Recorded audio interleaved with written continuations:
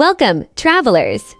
Today, we're jumping into the brand new Archon Quest of Genshin Impact 6.3, set in the icy land of Nod-Krai, covering Act 7 and Act 8. Big revelations, intense moments, and story twists await us. This is a full walkthrough, so let's experience everything step by step. If you enjoy Genshin content, don't forget to leave a like and let's begin.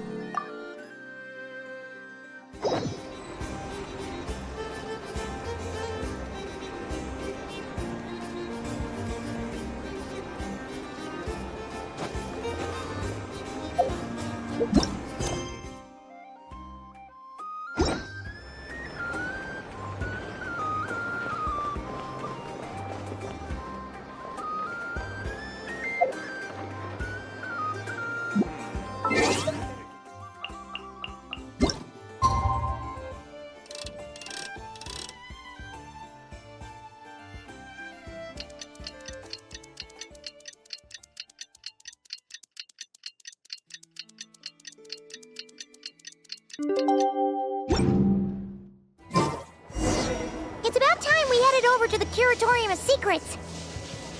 We have something super important to discuss. You remember, right?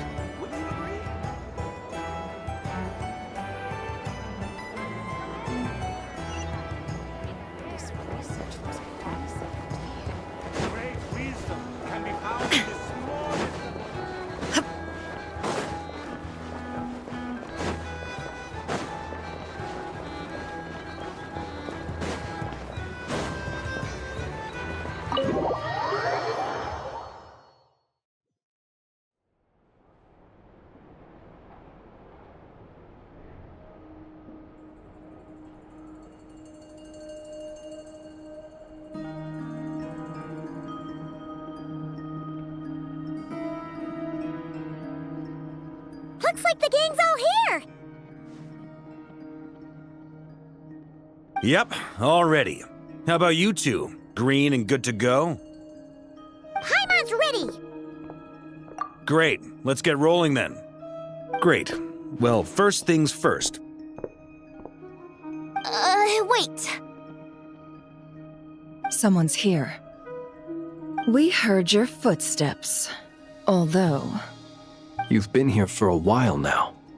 I take it you followed the Traveler, but I don't sense any ill intent in you. Come on.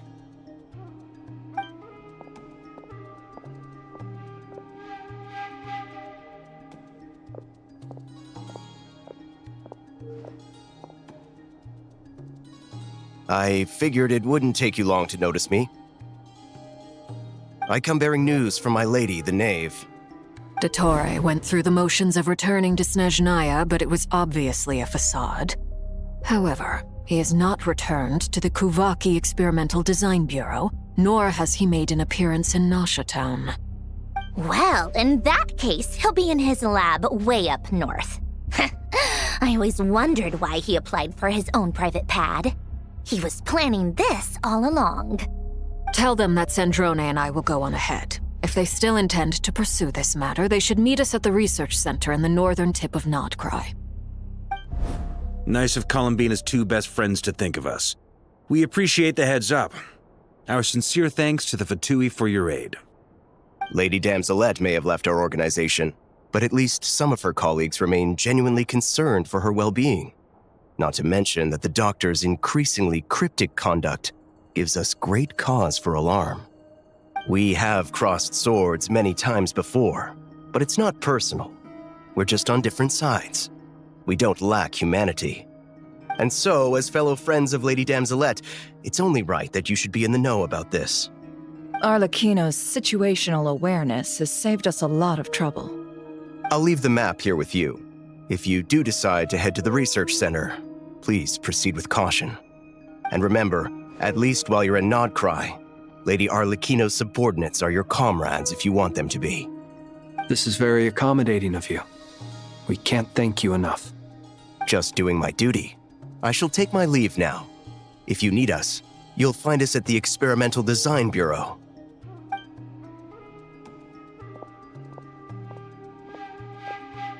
So, the doctors left the experimental Experimental Design Bureau and headed to some research center up north. Marionette seems to think he's been planning this for a long time. But when did it start? Before he even arrived in Nod-Krai?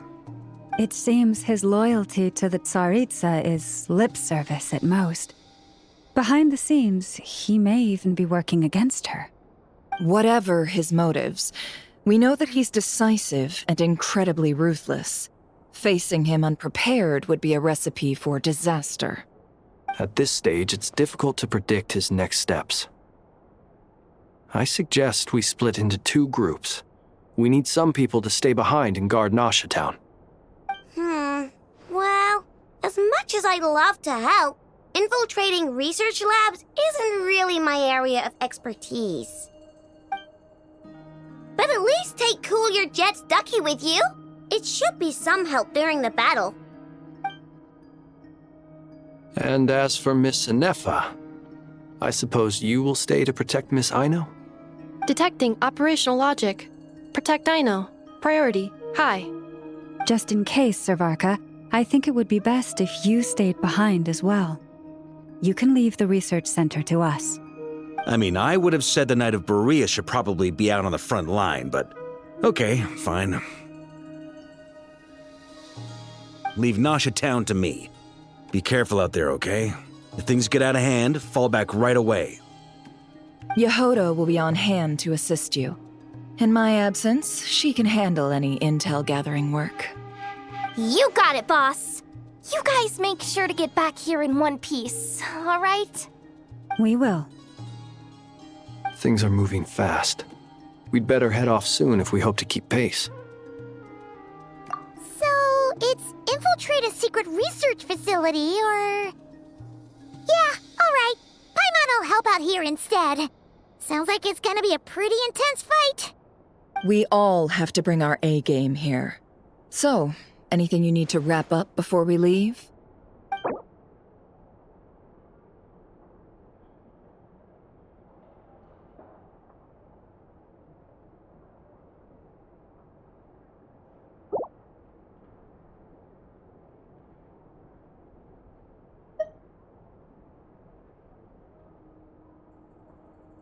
Okay. Well, we'll be good to go as soon as you're ready.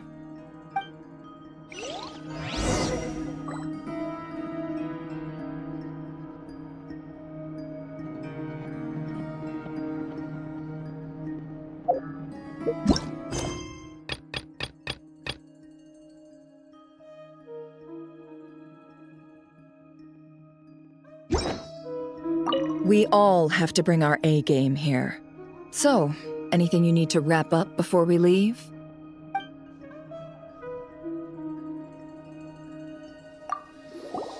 Then you'd better get going. Very well. All these broken machines on the ground. Someone got here before us. Could it be Arlecchino and Sandrone?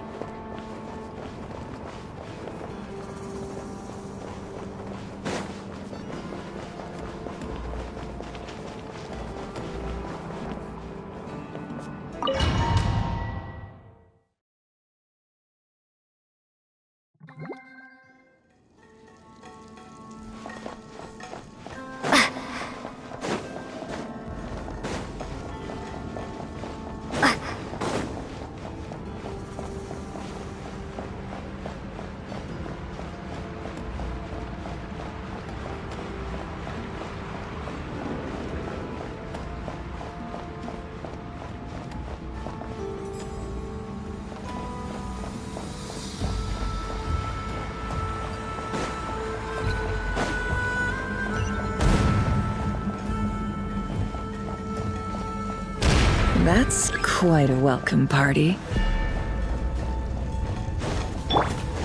Seek within. No more lies. Be silent.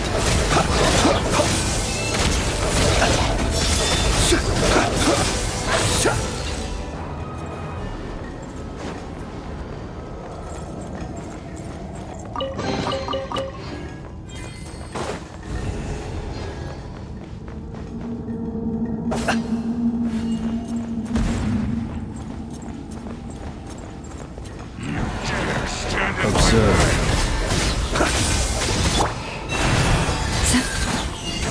It all adds up. Can't hide the truth. The night comes.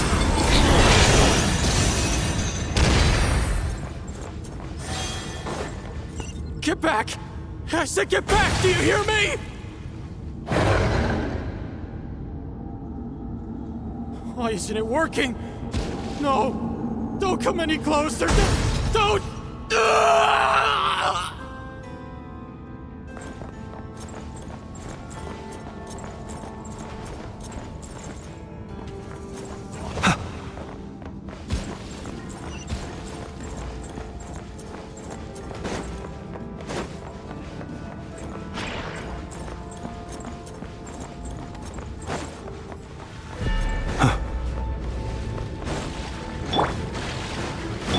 For the everlasting forest, you pour.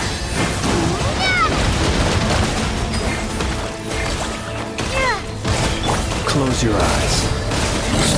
Poor soul. May your spirits find peace. Grab that key on the ground. We'll probably need it at some point.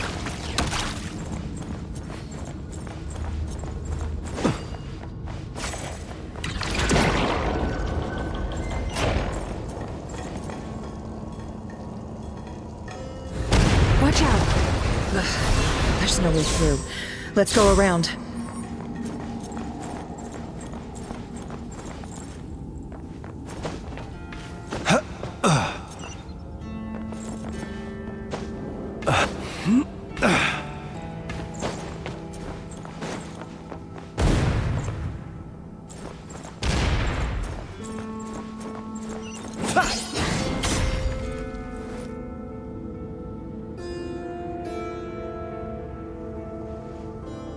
What the? Trespassers? Here? What's wrong with you people? We're looking for the doctor, and we understand he might be here. I see you're fleeing the facility. You looking to settle a score with a doctor? Good luck with that. I don't think you have many chances left. Perhaps. But you might have a chance to live if you start talking. 2 other Harbingers had the same idea as you. They're already inside. But what good is it gonna do? The doctor wouldn't do something like this unprepared. Seems to me that you're not too thrilled about being his subordinate. Also, is it just me, or do I sense monsters nearby? If you'd prefer their company to ours, that can easily be arranged. We need to know what the doctor is up to. Please, if you know anything at all, tell me. This is about more than us versus the doctor. His actions could have consequences for all of Nod-Krai. And perhaps even your homeland, Snezhnaya.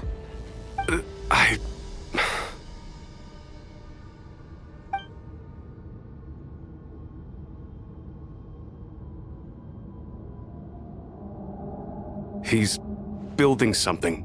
Ambitious doesn't even begin to describe it. Feels like this could be the big one. God knows how long he's been planning it. A while back, he told us he'd be returning to Snezhnaya. We weren't expecting him back so soon. This time he brought some gemstones with him, or something. 2 of them. The moon marrow spheres. He stole them from their rightful owner, Columbina. Oh, Lady Damselet? Last I heard, she left the Fatui. Before she went, she told us she'd finished what Her Majesty asked of her, and wished to focus on some personal matters. I remember thinking that leaving us might not be the best choice. I mean, I always looked up to the captain the most, and... Back when this all started, the higher-ups dispatched 3 units to Nod-Krai to execute their plan. They were led by the Doctor, Marionette, and the Damselet, respectively. I was a part of the Damselet's unit to begin with. She never really interacted with us much. In fact, she seemed sort of detached from everything. Not because she was distracted, just felt like she was indifferent to the world around her. Like she had no stake in anything that happened. She always seemed like she was staring off into the distance. Almost as if she didn't see anything worth living for in the present, so she had to look further afield. That's right. She always used to stare up at the sky. The doctor used to stand nearby and watch her. Apparently they got along well at first, but somewhere along the way, she grew wary of him and started avoiding him as much as possible. After she left, everyone in our unit merged with the doctors. He's similarly indifferent to the world, except when it comes to the moons. He seems to have big plans for them. Right now, obtaining the 3 moons is his #1 priority. He even said if he can only get his hands on 2 of them, he'll create a 3rd one himself. How would he create an artificial moon marrow? Maybe the knowledge he gained from the Hyperborean phantoms has something to do with it. Thank you for cooperating. We appreciate the level of detail. I get the sense that you'd serve under Columbina again if you had the chance. Would that be fair? No, she's no longer a harbinger. As a member of the Fatui, my loyalty will always belong to the Tsaritsa. I'm only telling you all this because I don't completely trust the Doctor. His actions do not align with the goals that first brought us to Nod-Krai. I understand. We'll do everything within our power to stop him. The Knaves unit is based at the Kuvaki Experimental Design Bureau. Maybe you can seek refuge with them. Well, now we know what's going on here. Artificial moon marrow. He's likely well on the way to completing it. Dottore's technological capabilities are far more advanced than I thought. I fear this could get ugly. Everyone, prepare yourselves.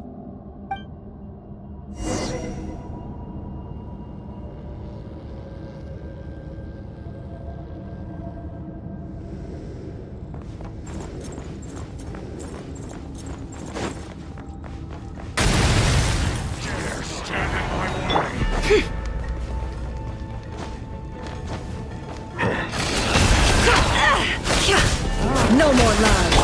Lush as the moon. Close your eyes.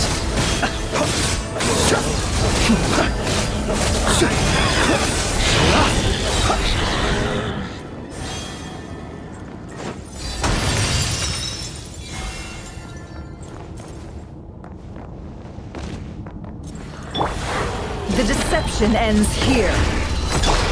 By the frost moon of old, leave this place. Go! Wipe out! The long sleep beckons.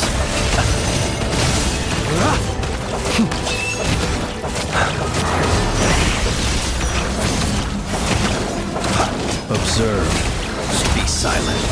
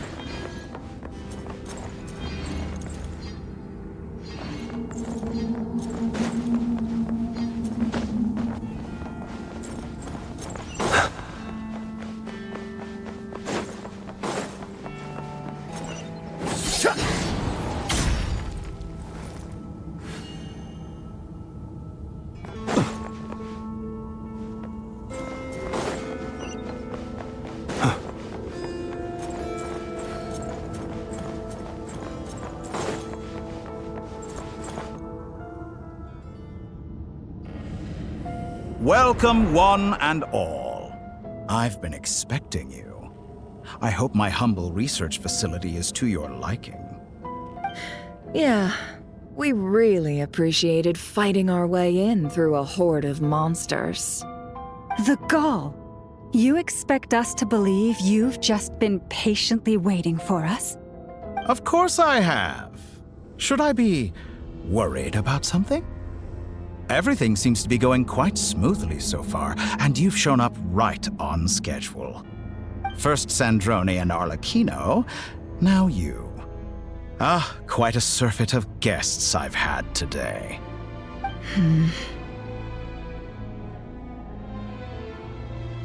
If you were looking for them, I should probably mention that Arlecchino disappeared as soon as she entered the facility. As for Sandrone, why, she stood right here only moments ago demanding answers from me at the top of her voice. Hardly out of character. She never was one for basic courtesy.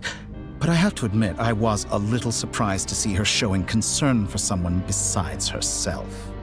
Does everyone you associate with undergo such a change in temperament?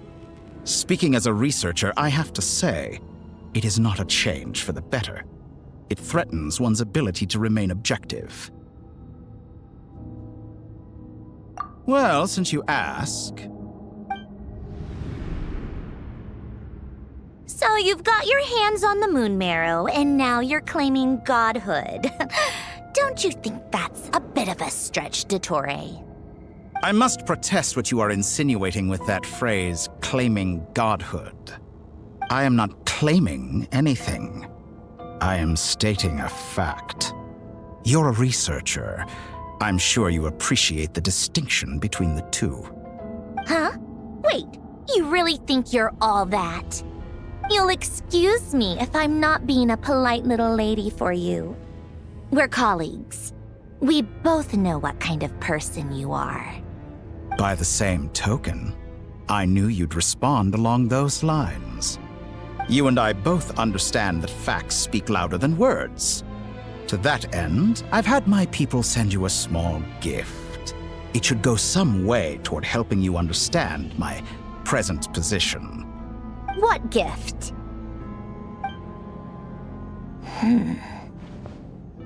Where have all your troops gone? Who knows? Perhaps they are already marching toward a new world, following in the footsteps of an unknown god. As vulgar and arrogant as you may be, dear Sandrone, I have no intention of taking out my displeasure on your subordinates. They will enjoy equal rights to my own. You sent your people to the Experimental Design Bureau? That's the Tsaritsa's property. Yes, and I am very mindful of Her Majesty's instructions. But you know full well that they do not conflict with my present goals. In which case, all I'm doing is conducting another one of my experiments. Is there a problem with that? Now then, you have a judgment call to make. Am I simply lying to stall you? Or is it possible that every word I am saying is the truth? In which case, your subordinates really are in danger. So now you've turned on fellow Fatui soldiers. You're completely insane. I have set a new rule for myself. Each person gets one chance. Naturally, that includes you, Sandrone. If you wish to leave, I won't stop you. We are colleagues, after all. Scumbag!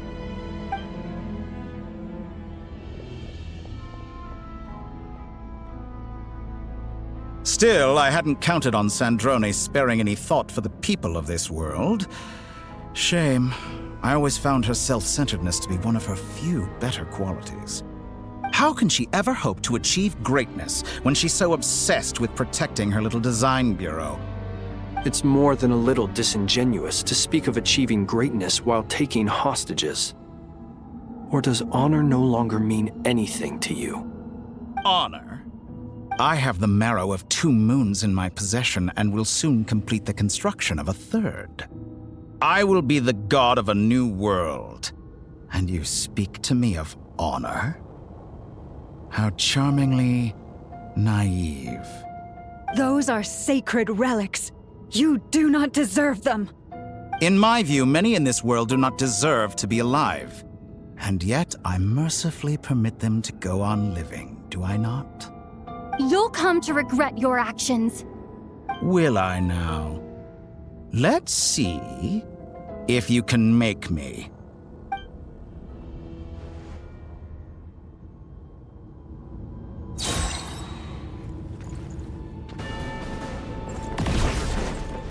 An exact practice. With one heart, we pray. Receive my blessing. Bombs away! Get lost. within. It all adds up. Your actions betray your fear of me. Close your Get eyes. lost. To dust. Observe. An exact practice. Can't hide the truth. No more lies. Branch into song, by the frostmoon of old. Arlecchino! Thanks for the assistance. Arlecchino? They see you as an ally. What a farce. Target you're clearly here to destroy my research, not me. I say your research is more valuable than mine. Am I wrong? It all adds up. The mystery unravels. Close your eyes.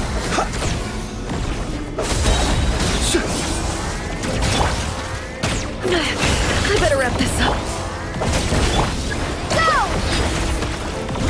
The night cometh. Is that the best you can do? Receive my blessing. Can't hide the truth.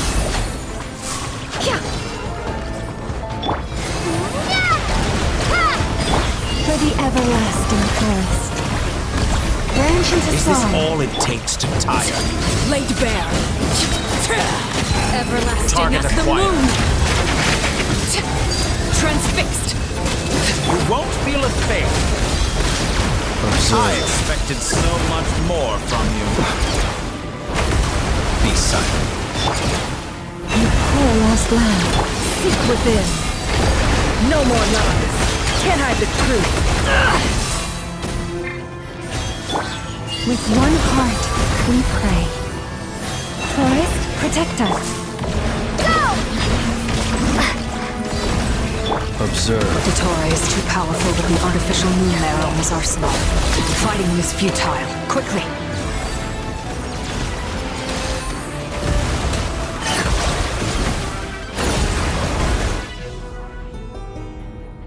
Let's go. I've always thought it is wiser to flee than surrender.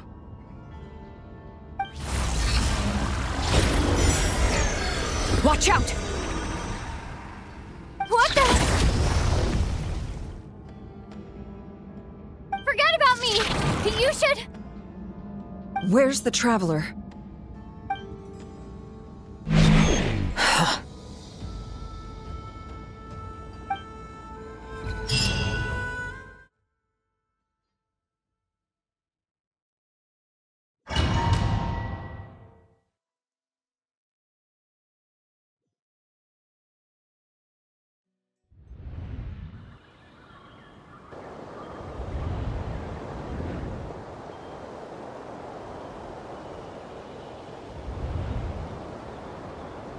What just happened? Nasha Town? How did I get here? Strange. I remember being trapped by Dottore during the battle, and now, all of a sudden, I'm here. Something weird is going on. I guess I'll start by exploring the area. Traveler? What brings you here at this hour? Huh? What are you in the mood for today? A hot dog? Or something else? We've got some special discounts at the moment. Want to see the menu? Sorry, I'm not hungry right now. Ah. Well, feel free to take a seat for now. Let me know if you change your mind. Everyone seems to be acting normal. Am I just overthinking? Oh, darling, look who it is. One of our regular customers. Get the traveler something to eat, would you, dear? Wait. Why is he talking like that? Well, I'd love to, but can't serve a customer unless they order something. Anyway, I take it your business is wrapped up? Yes, thankfully. It was a long trip, and it's left me feeling pretty exhausted. But the upshot is, I won't have to leave again for a good while. We can have some quality time to ourselves. Wait. These two are a couple? I see some kids around too. I didn't know they had a family. Hey there! I haven't seen you in ages! What's keeping you so busy? I've been looking forward to playing with you again. You forgot already? You're silly. Daddy brought you over to our house recently. We had some snacks together. What is she talking about? We've had a lot of customers over the last few days, so we've been real busy. And like my mom always says, some people are more than just customers. They're friends. Oh, another customer's arrived. I better go see what they want. This is all wrong. I never once heard the owner of this restaurant talk about their family. It certainly isn't a family-run business. And that child, I don't recognize her at all. Could this be a false memory? Very good. I knew you had it in you.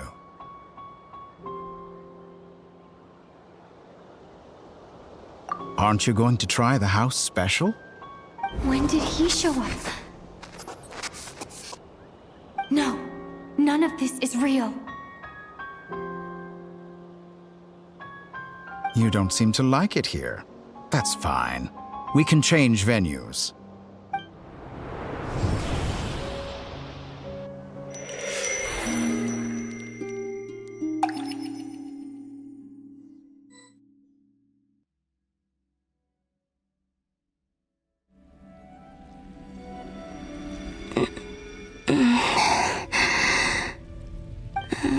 I'm still alive. Where is this place?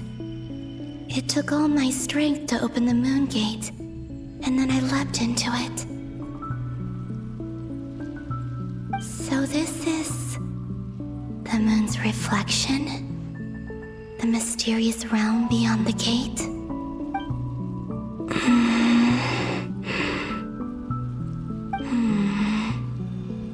I can't sense anything. I guess I could try opening the gate once more.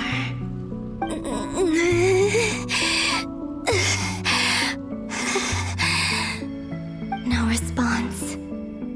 Maybe this space can't be opened from inside. If this was the space that killed both Revier and his lover, then why am I unscathed? Or... no, I'm not unscathed.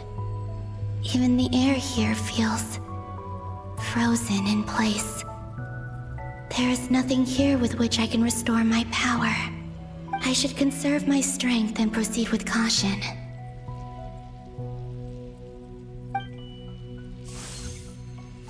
I don't believe Dotori's scheming will stop just because I escaped. If there is any chance that I can get back to the others, any chance at all, I must return.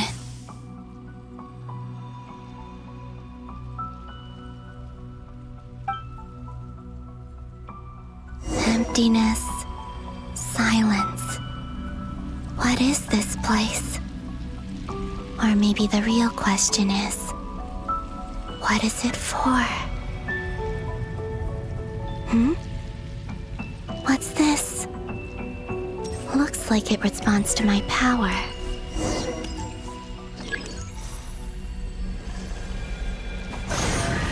Golden. Like Kuvaki. Is it some sort of guide? And why does it feel so familiar? I might as well follow it.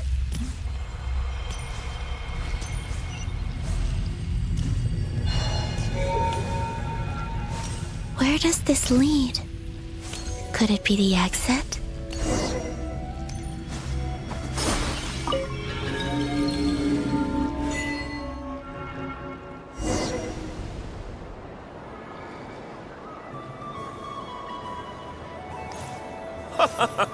Welcome home, Moon Goddess.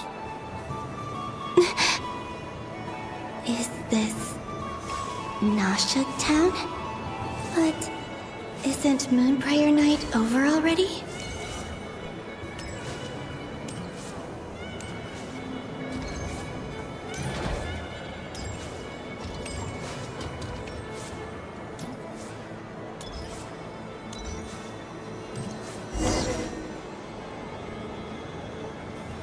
Goodbye for now, Columbina. I hope you have a wonderful night. I will. Everyone else, and me? Are these my memories?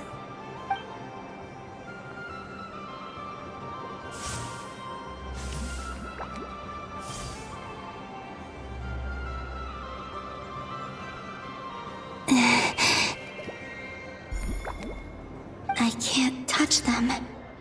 It's as if we're separated by some impenetrable power.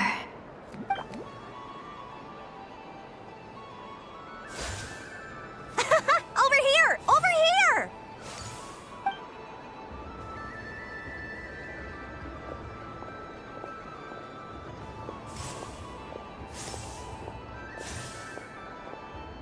But the people in these memories pass right through me. Just like when I disappeared. If only I had known what would come to pass after that. Even so, I should still take a look around. Just being back here. It gives me the strength to keep going.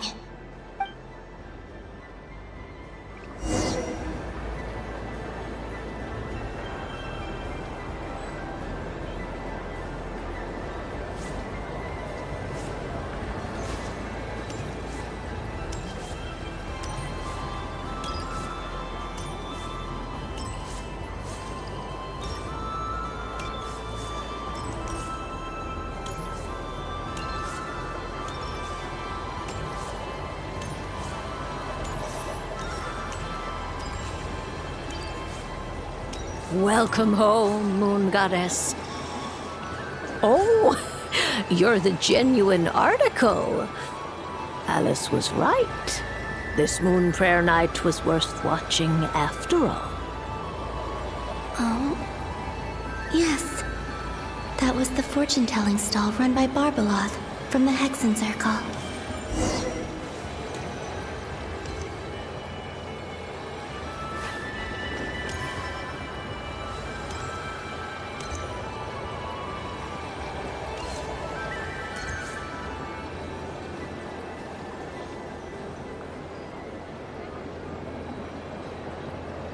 Please, draw the first lunar arcana. This represents destiny and is the foundation for the divination as a whole.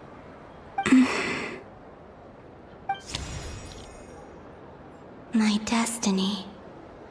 I believe the card I drew was the moon.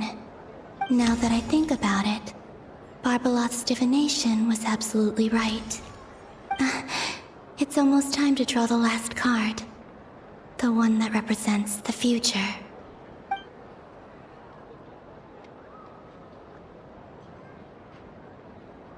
That was the card that popped out on its own. From here, I think.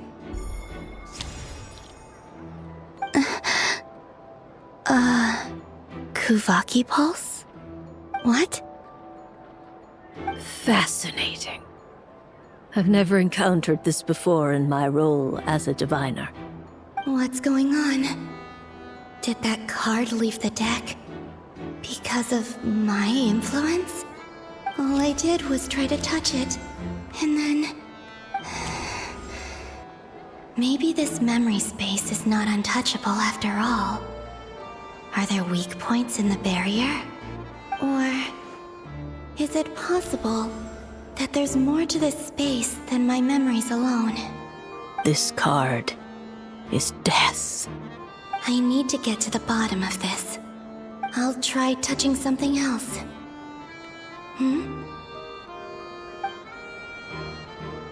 Is this... the wind? No, it's gravity. It's pulling me outwards. No, Traveler!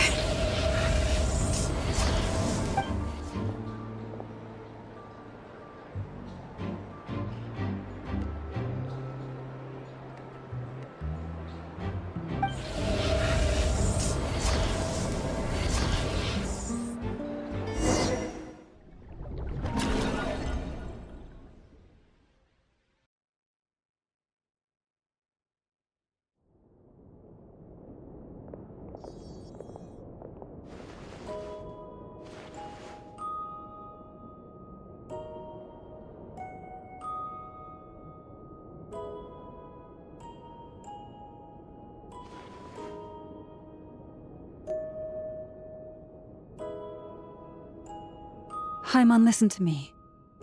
From the bottom of our hearts, we are so sorry.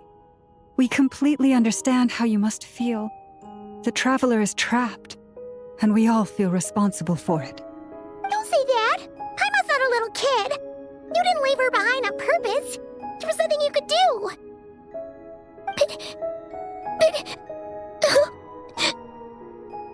She's all alone in there! What if something happens to her? What are we gonna do then? We've barely spent any time apart since we met. Is she gonna die? We must find a way to rescue her. We were all involved in the operation where she was captured, and we do not abandon our comrades. That being said, it won't be easy.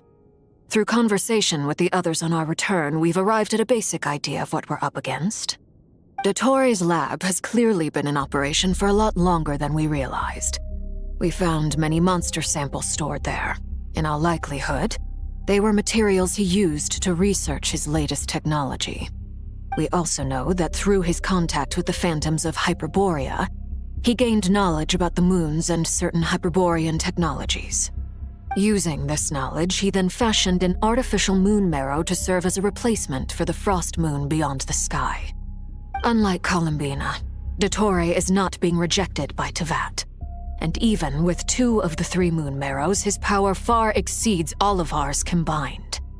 Once his 3rd moon marrow is complete, Dottore will have completely seized the authority of the 3 moons. Teyvat's most primordial powers will then be in his grasp. Does that mean... I'm afraid so. No one could have predicted this level of insanity, not even from Dottore. And unfortunately, his insanity is coupled with an intellect and ambition that not even his peers in the Fatui can match. This is dire. Sounds like the world is done for. The 3 moons' authority can influence the very fabric of time and space. I dare not imagine what a monster like him would do with that kind of power. The trouble's already begun, I'm afraid. On our way back, we discovered that part of Nod-Krai is being enveloped by an unknown energy. We cannot ascertain what is happening inside. I'm convinced this is Dottore's doing. Not that there's any way to prove it. The issue is, we have no idea what his intentions are. The only thing more frustrating than facing down evil is knowing that it will surely come, but not knowing when. The Doctor is guilty of numerous crimes in Mondstadt as well. One of our knights, well, former knights, his father was murdered by Dottore. His ideology and methodology are a danger to everything in his path, from individuals to entire nations. He does not feel guilt, even when he acts against his own people. He doesn't see them as his own people, that's why. People like him see everyone else as beneath them. Right. He views other people only in terms of how they can benefit him. That's the basis of all his social connections. Granted, he's hardly the only harbinger to pursue their own interests. We all do. And Her Majesty is gracious enough to permit it. Still, her mercy has its limits. Dottore's actions have gone beyond even what the Fatui could have imagined.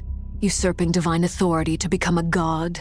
For a servant of the Tsaritsa, that goes beyond being disloyal. It's treason of the highest order. We can't expect him to heed the Tsaritsa's will once he gains the 3 moons' authority. Even we harbingers consider him the most self-interested among us.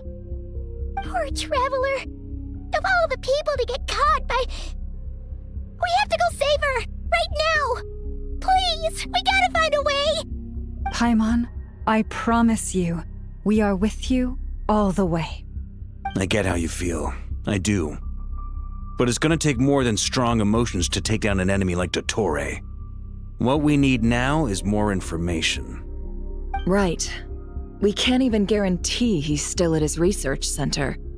Before we can think about mounting a rescue operation, we need to confirm the Traveler's location. I'll find a way. Paimon knows, but... She's so scared. If anything happens to the Traveler... She might be the strongest person Paimon knows, but she's still human. She feels pain and bleeds just like anyone else. Then think things through before you stick your neck out. Unless you want to lose your head. Sandrone.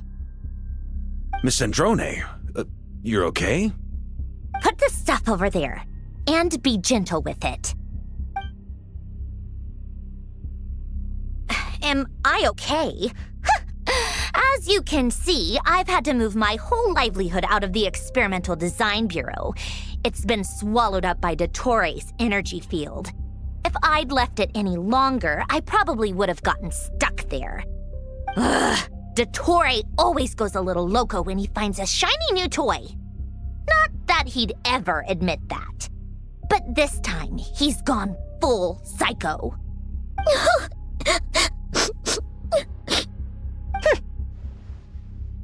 Just go ahead and cry already. Sorry. Paimon's not trying to make it seem. It's just... She can't. Oh, Paimon. Let it all out. There's no shame in it.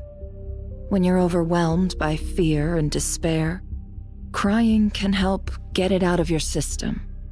You'll feel better for it. Okay then, while the baby of the group is having a moment, how about the grown-ups get to work? Give me your hand. You've made a discovery? Polonia, scan.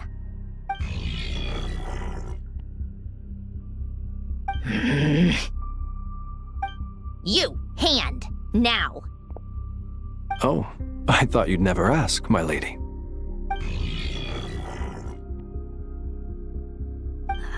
Curses! You're next, then you.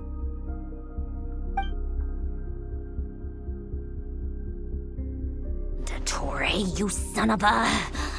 He's done something to us! Everyone who entered his research center has been implanted with some sort of curse. I don't feel anything unusual at the moment. Does that mean it hasn't activated yet?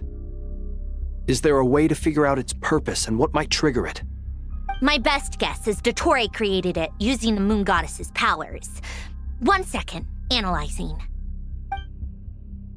Ugh! That friggin' maniac! So, what twisted game is he playing this time? The moment I analyzed the energy composition, some encrypted text appeared in my mind's eye. And when I deciphered it according to the Fatui standard encryption protocol, I got the following message. Feel free to run, or you will perish in Nod-Krai. He's mocking us. Yep, he loves to toy with people. Only in this case, there might be more to it. But I didn't detect any murderous intent or malice either in the message or the curse's energy. As if this is him at his least malicious. Or perhaps all people are cowards in his eyes. Maybe he thinks the threat alone will be effective. What a despicable person. And he has the Traveler in his grasp. If I may, as unhinged as Dottore may be, he has always exercised great patience with the objects of his interest. I remember a comment he made when we first arrived in Nod-Krai. He said, "This world is, on the whole, an exceedingly dull place. But at least there are a few intriguing features, such as the gods, or the Traveler. Presumably, they interest him because they're unknown quantities. He wants to understand as much as he can about them." Agreed. The Traveler is Tevat's 4th descender. All Harbingers are aware of this. Since Dottore took such pains to capture the Traveler, he is unlikely to kill her right away. Okay, but we still have to do that rescue operation.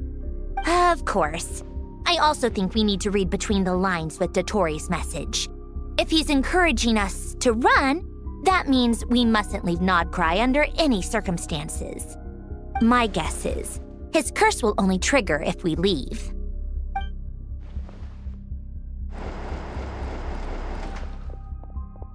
We've discovered multiple energy fields. Albedo is still attempting to analyze their structure. He told me to report back first. Each field is slowly growing, swallowing up more of the surrounding area in the process. And the pace of their expansion has increased since we first examined them. He's probably trying to swallow Nod-Krai whole. His nefarious ambition knows no bounds. If this continues, the whole of Tevat will be in trouble, not just Nod-Krai. The loss of Columbina could not have come at a worse time. Do we think she's truly gone for good? She entered the space beyond the Moon Gate, knowing what became of Rerir and Thalindus. I'm sorry, but I fear the odds aren't good. Don't be ridiculous.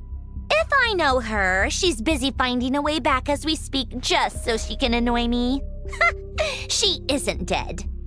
Whatever has become of her, the fact remains that we are two comrades short on the eve of a decisive battle. We need to find out the Traveler's location. But there is also other work to be done. Agreed.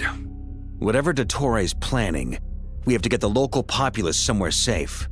So, as well as a rescue mission, we have to organize a mass evacuation at the same time. It would be best if someone could approach leaders of neighboring nations and negotiate emergency asylum for Nod-Krai's inhabitants. Can anyone handle that? Snezhnaya is one option. I'll see what I can do. It'd be so much easier if the Traveler was here. No! Stop thinking like that, Paimon. Paimon will join you.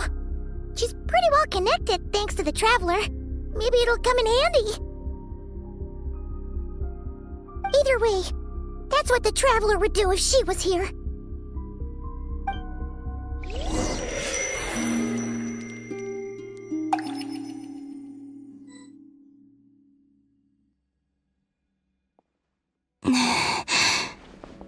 Back here again.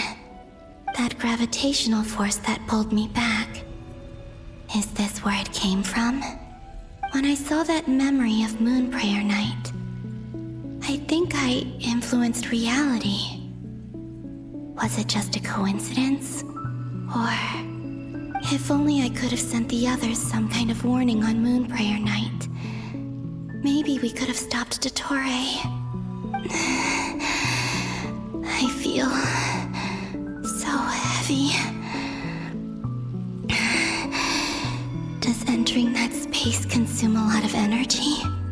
Well, even so, I have to keep moving forward. Back to emptiness and silence again. I should try and find my way back inside that memory.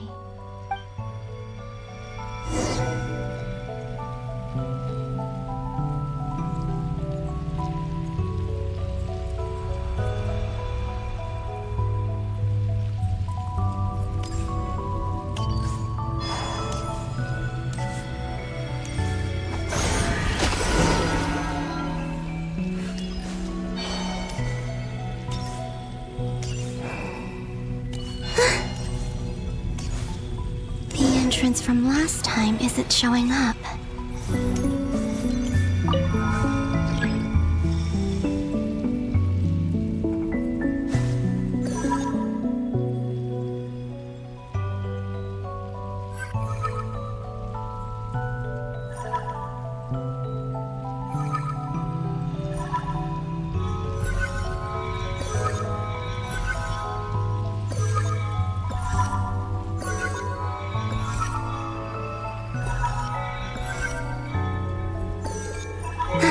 It worked!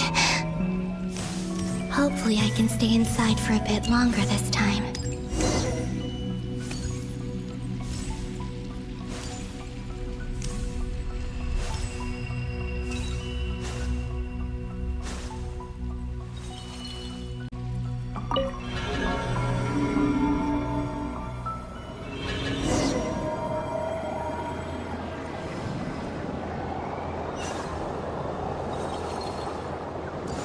Ad Astra Abyssosque. Welcome to the Adventurers Guild. What? This doesn't look like Moon Prayer Night. Extra, extra! 2 of the Nausea Express! I don't think I've ever been here. Maybe this space isn't comprised of my memories after all. There aren't any festive decorations around. Is this Nausea Town after Moonprayer Night ended? Did Dottoro's plan not affect the town? Or is no one aware of what happened because he used the Three Moons' authority? Let me see if I can influence anyone else. So, what do we do next? Wait, that voice. Paimon? The most important thing right now is to find that mage. Lauma, the Traveler, and Mr. Varga are here too. I'd better go pay the Fatui a visit. Traveler!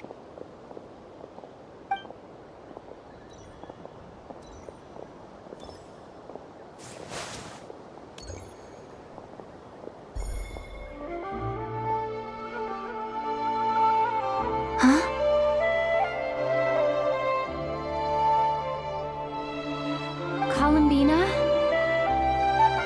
I made contact. It's me, Columbina. Huh?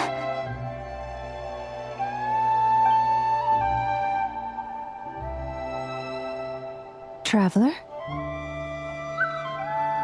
Let's go! This is no time to be spacing out! Huh? Huh? Wait a moment. This has happened before. Huh? This is what happened when I disappeared.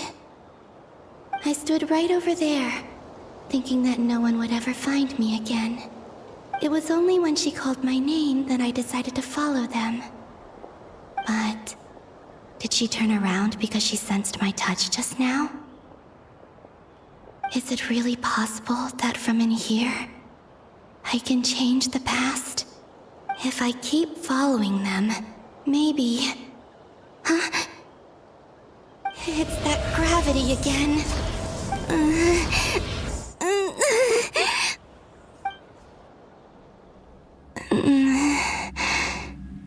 Every time I influence reality within that space, this force intervenes and pulls me back.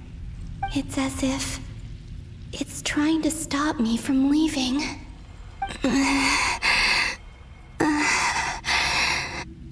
I'm getting weaker and weaker. I'll just have to try another approach next time. Come on, Columbina. Keep going. You have to tell everyone what happened.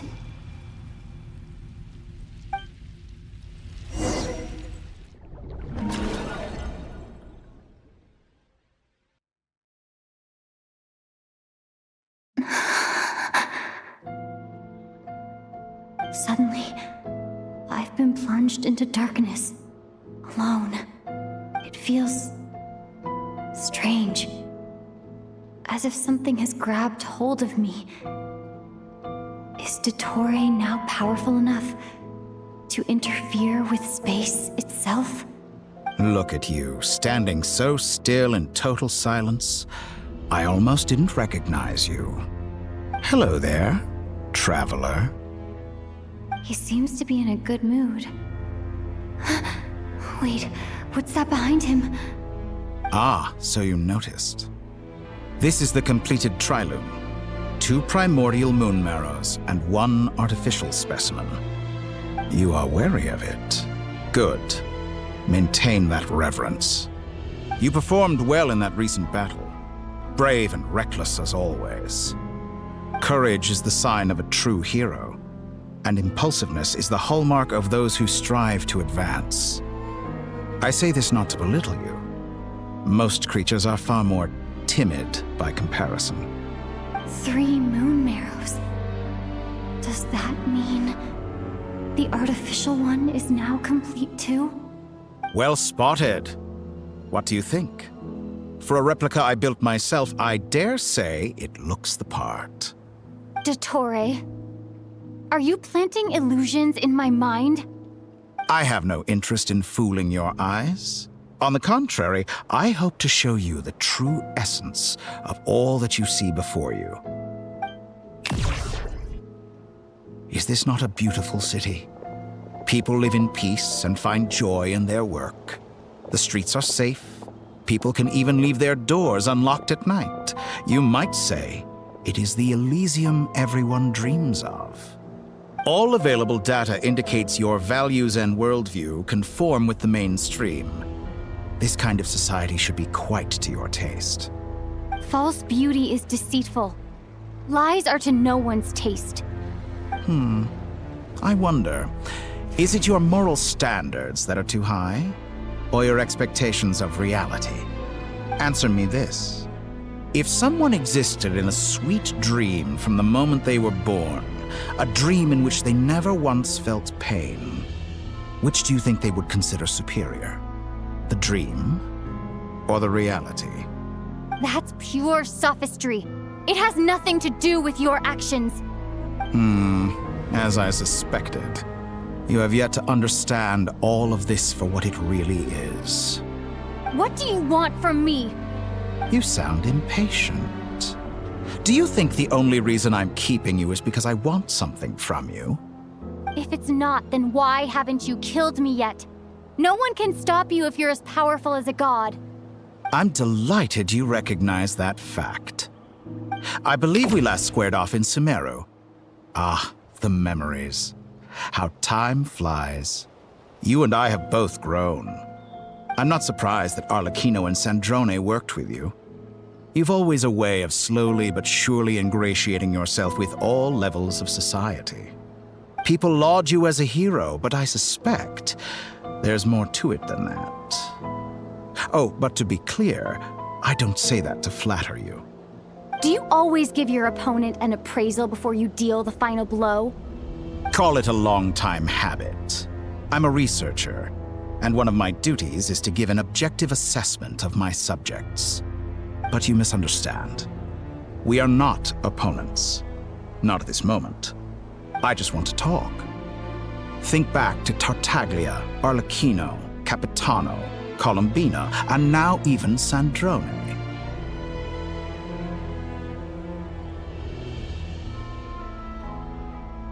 You've worked with each of them in the past. I believe you can work with me as well. What makes you so sure? Well, why not? Should the good associate only with the good and the bad befriend only the bad? I like to think we could have a more mature relationship than that. Surely you don't think all your relationships are grounded in friendship or shared ideals. People come together because it benefits them to do so. If you think of the people you admire, you must surely admit that they have provided some benefit to you. Morality, ambition, dreams. People have plenty of words to embellish the nature of their relationships. But once you break free from those ethical frameworks, you will see that the only thing connecting the two of you is mutual benefit. And that is what I'd like to talk to you about. We're finally getting into it. He's probably been planning to kidnap me for a long time now. But for what exactly? He has the authority of all 3 moons. I won't be able to gain the upper hand in a fight. Best if I pretend that I'm willing to negotiate for now. You say you're a god, but you also speak of mutual benefit. What could a god want that the 3 moons cannot provide? Excellent question. But before I answer, I would ask you the same thing. Gaining Colombina's allegiance was a rare and extraordinary feat. But the Moon Marrows are now in my hands, and I have the edge over her. For this artificial moon is not being rejected by Tevat. Her identity and lineage may have been a thing of glory in the old world, but they were also shackles that prevented her from ever integrating into Tevat.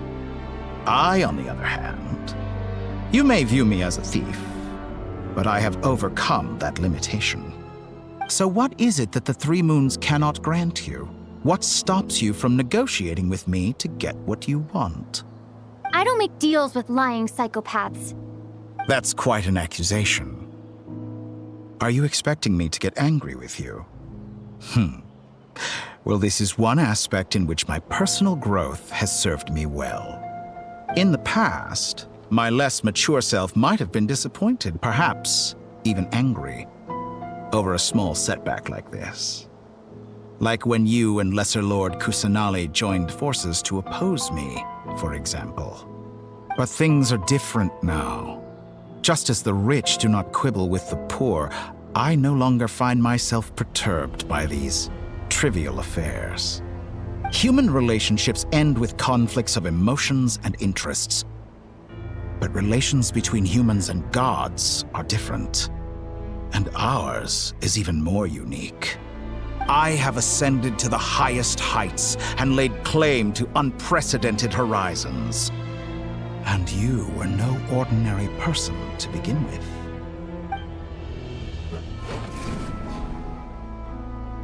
Allow me to show you the world, Descender.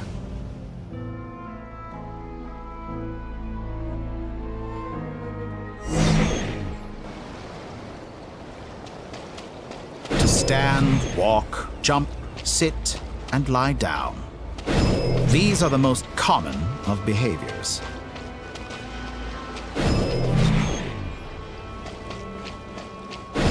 Have you ever wondered why we were born following such laws? Who stipulated that we could not fly instead of walk?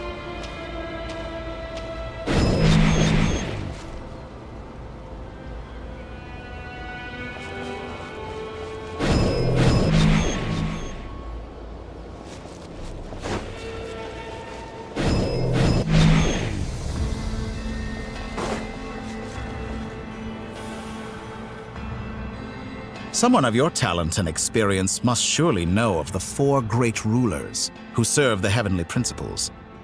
They govern life, death, time, and space.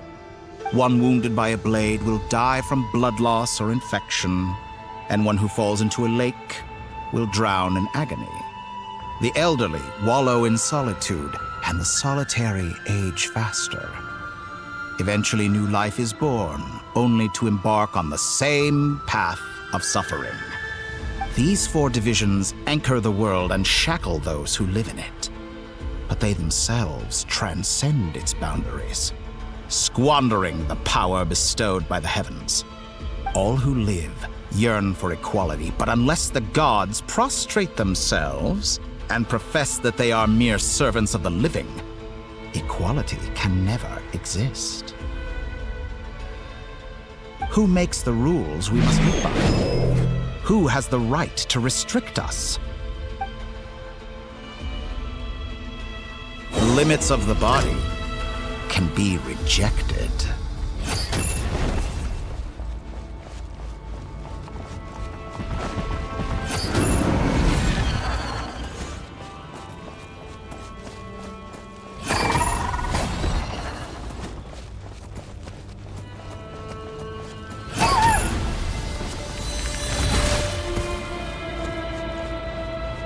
How does it feel to be among those with absolute power? You cannot conceive the extent to which your flesh hinders your mind and spirit.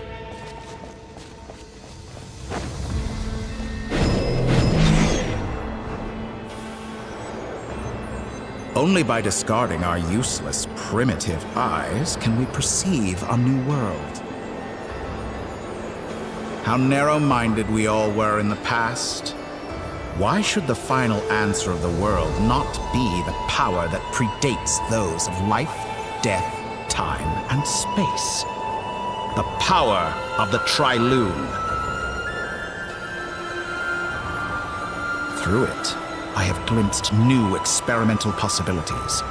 Nature suppressed, authority exiled, souls controlled.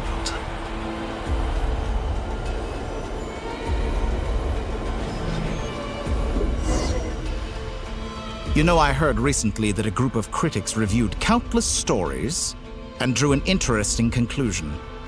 They found that it is more often than not the villains who strive tirelessly to push the boundaries of progress. In fact, Long before this, someone voiced a similar idea in an academia editorial. I felt a great affinity with this perspective. I have never been afraid to step up and play the role of the villain. Fanatics are trampled down for their transgressions, and those who transcend are rebuked for their audacity. And so, the majority of creatures are too timid to follow my lead. But all sacrifices made during my experiments have been worthwhile, as you can now see.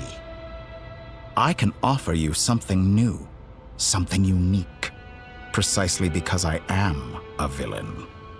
Think about it. We are eternally bound through mutual interest. Can you truly say you would never turn to malice if it could give you the life you dream of?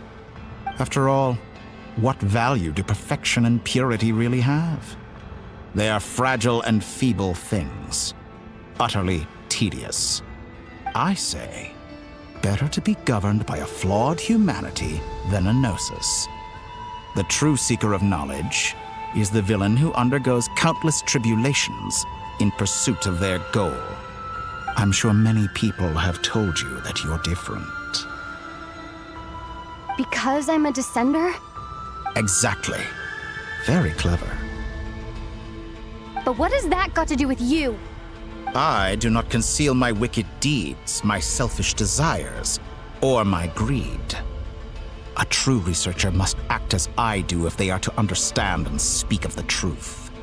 And yet, a knowledge seeker like myself will inevitably grow tired of studying Tevat beyond a point. You have traveled to all corners of the world and met many people. Along the way, there have been moments when you were misunderstood or even became a wanted criminal. And all the while, you have spent your days doing some of the most mundane jobs in the world. You fight and toil, claim minuscule rewards from my friend Pantalone, then you fight some more, winning some battles and losing others as your search goes on. And this cycle continues, with no end in sight. Surely you must sometimes grow weary of being stuck in this same loop day after day.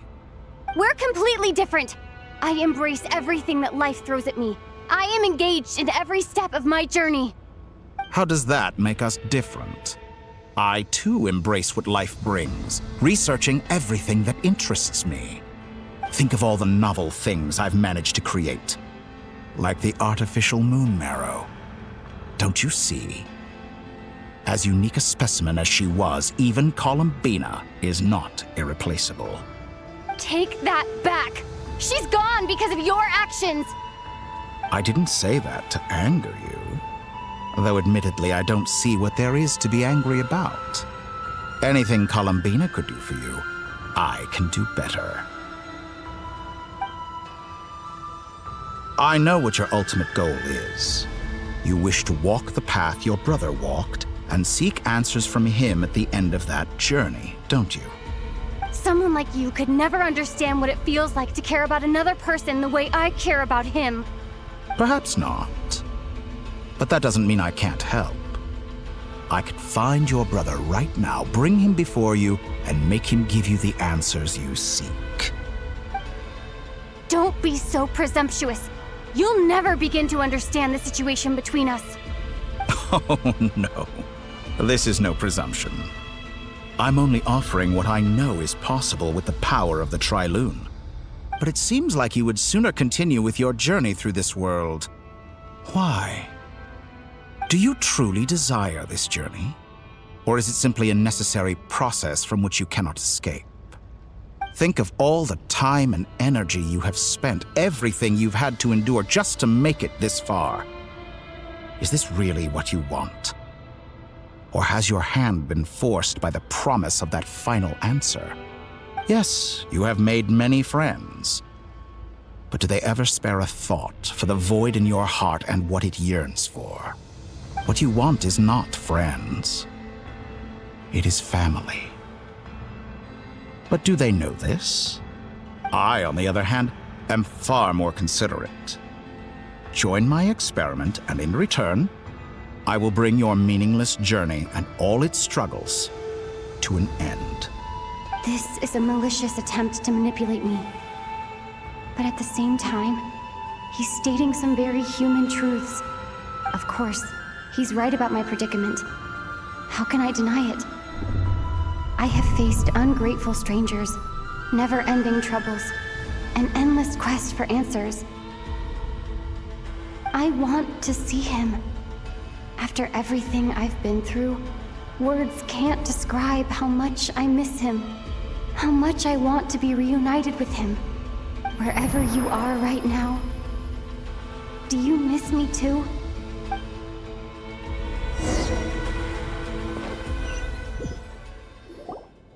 All right, everyone. Our next mission is clear. We need to contact all the major organizations, explain the situation to the public, and then begin the evacuation. The residents of Nod-Krai are quite dispersed. The two most populated areas are the Southern Isles and Pyramida. Miss Lauma, I will leave Hisi Island and Nasha Town in your hands. I will liaise with the Fatui and Pyramida. Agreed. We will reach out to Natlan and Snezhnaya. Anyone found north of the Experimental Design Bureau should follow the Fatui to Snezhnaya. As for those dwelling south of that line, I will ask the Voynich Guild to help persuade them to leave. Then I, Mr. Varka, and the Frostmoon Scions will escort them to Natlan. The Voynich Guild has dealings with the Curatorium of Secrets. I will send them a letter vouching for your credibility. Yehoda, you should help Lauma. This is too big of a task for one person. My wish has come true. You're willingly lending me your most capable employee for the day. Well, good for you if all this only takes a day. Of course, if it takes any longer, I'll be charging a fee. Boss, wait! Don't I get a say in this?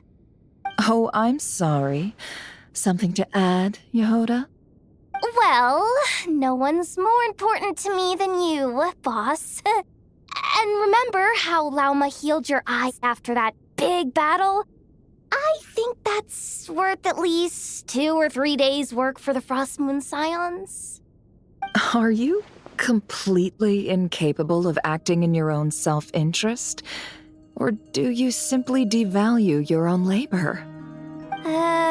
Are you sure you don't want to come with us? Who will see to our other work if we're all busy evacuating residents?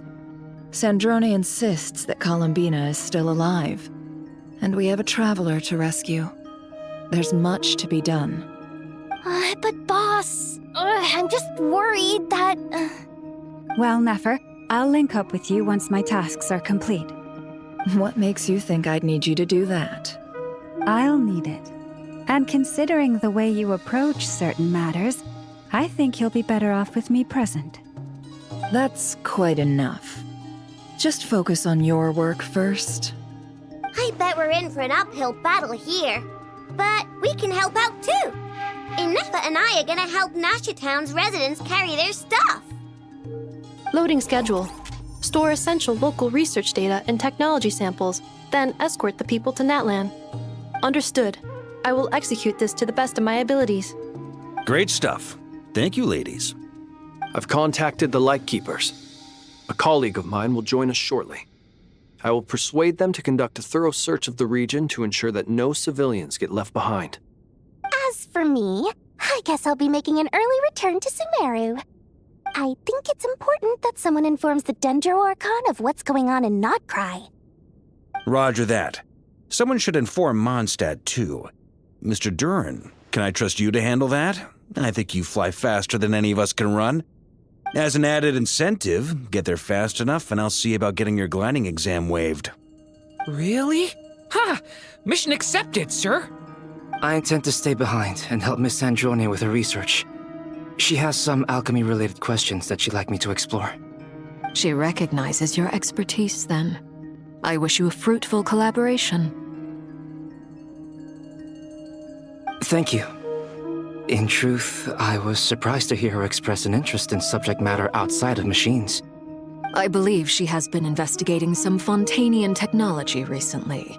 She made a point of bringing the relevant materials with her when she left the Experimental Design Bureau. She's sorting through everything in her room as we speak. I should mention that we have one other friend who isn't present. He hasn't made his position in all of this clear. But if we know anything about him, he's likely investigating on his own. Paimon's been very quiet today. But I know how close she and the Traveler are with the Natlanese. She should come with us to the border. Okay. Paimon will do her best. Make sure to heed Sandrone's warning. Many of us have been cursed by Dottore. As such, under no circumstances should anyone cross national borders. Remain within Nod-Krai. That aside, personally, I have faith in Columbina. Things look grim, sure, but who knows how it'll play out. Same goes for rescuing the Traveler. Both of them are important allies and friends. We'll be counting on you to gather intel on them, Miss Nefer. Ah, wonderful. You're all here.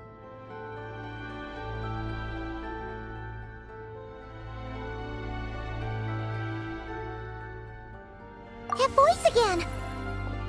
Nicole? Whoa, that was loud! And it came out of nowhere. So mysterious. Sorry, this is the only way I can speak to you all right now. Please accept my apology. Anyway, time is short. I'll cut to the chase.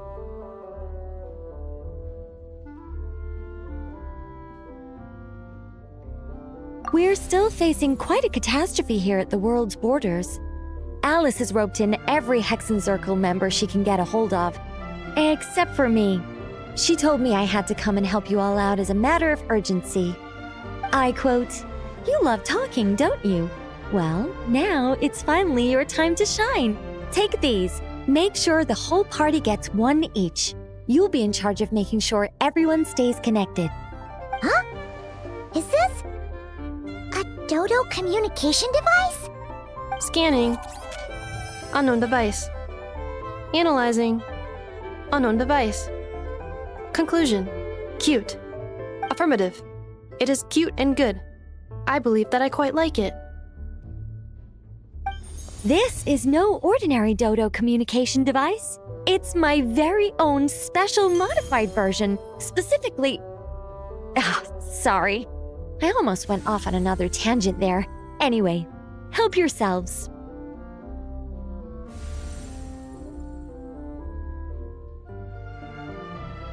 It will allow us to communicate over long distances within Nod-Krai. No more worrying about shuttling messages back and forth.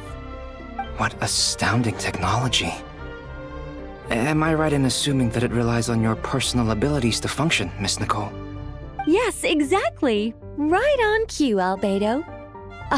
I'd love to brag to you all about how it all works. But no, next time. Anyway, I'll be right with you all, serving as a communication hub. That's all from me. Head off as soon as you're ready. I'll be staying here to keep watch, and I'll be sending you my blessings.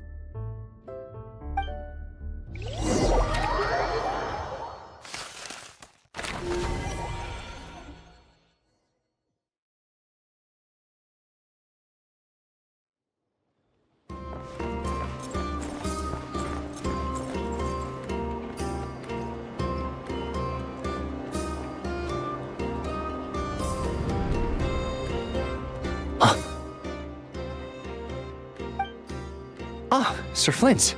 Perfect timing. I just arrived myself. You are most considerate, Master Ilua. But in fact, I know you have been sitting here for quite some time. If you saw me, why didn't you say something? I was curious to see how long you could sit still for. Also, shouldn't you have managed to sense me approaching? That would be a first. You always seem to appear out of thin air without making a peep. Also, how many times do I have to tell you not to address me as master? I don't qualify. I beg to differ. Why should a young man so well versed in social graces as yourself not be worthy of that title? Please, Lord Flint's... Sir Flint's. I'm begging you, don't flatter me into complacency like you do with everyone else. You understand me better than most. My newest acquaintances tell me I love complimenting others. What do you think? I think they don't understand why you do it. You just love puffing people up till they're a big, happy ball of hot air that floats away into the sky. In all sincerity, I can only hope that they bring good tidings when they come back down to Earth. Is the situation that bad? We just held a strategy meeting. Let me fill you in.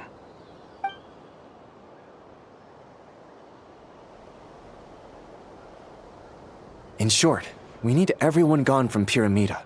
We also need a team of Lightkeepers to scour the more remote regions of Nod-Krai for civilians to evacuate. I only hope we have enough personnel. We do. Old Man Nikita will definitely help, and we can recall anyone out on patrol to focus on this instead. Good. I'm sure you and the others will make short work of this. Now, don't forget, once you've completed this task, make sure you and the rest of the team evacuate to either Snezhnaya or Natlan as well. Flint? If you've got something to say, Master Ilua, why not guess what I'm thinking right now? You mentioned that you have something else to deal with later. How difficult is it going to be? I doubt it will be easy. I know you're a Lightkeeper, and it's your duty to protect others in times of crisis. But I have a feeling that you'll be walking into grave danger. However bad things have gotten in the past, Nod-Krai has never faced a mass evacuation before. But from the sounds of it, you don't intend to come with us. I don't mean to pry, and it's probably none of my business. But whatever it is you're intending, you don't have to go through with it, you know. I've been afflicted with some sort of curse, and I'm told it may well trigger if I set foot outside of Nod-Krai. As such, I cannot leave.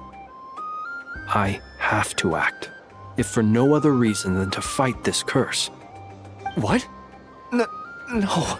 Why? Why would anyone want to curse you? There are plenty of people out there willing to trample over others in pursuit of their own goals. Frankly, Sir Flint, I am furious. You're making light of what is an incredibly serious situation. Indeed I am. And? And what? I told you, I'm furious about this. Nothing I can do about it, I'm afraid. Things happen, and we just have to deal with them.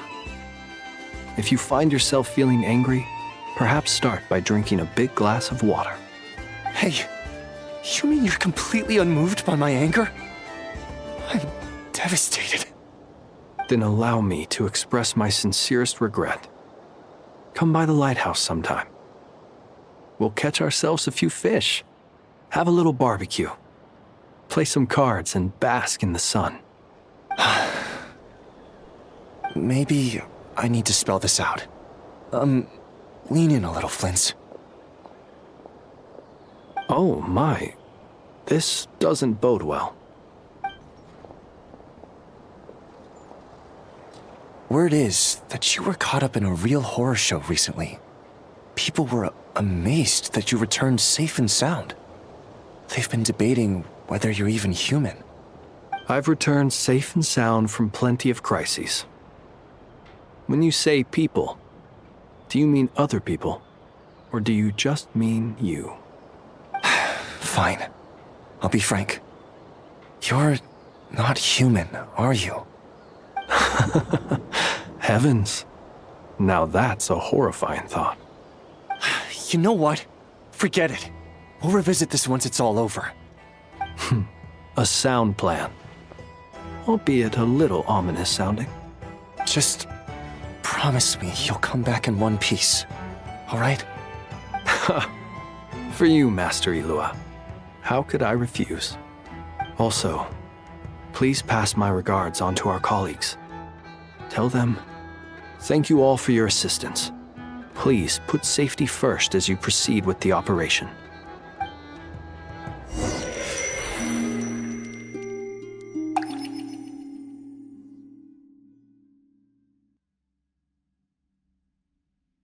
have to keep searching for a path toward reality.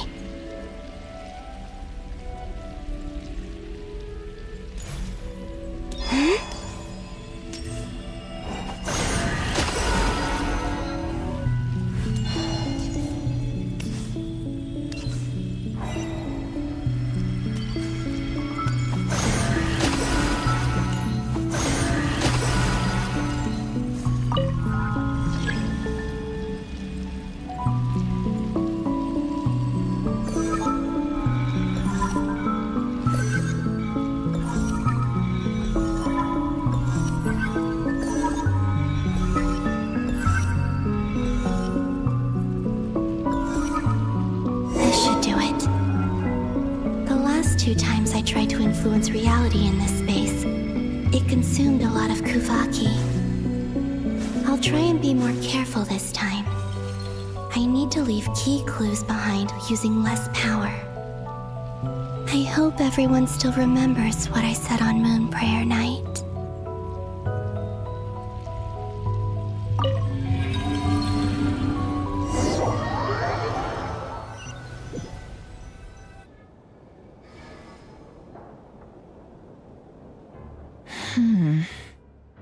Nothing here either.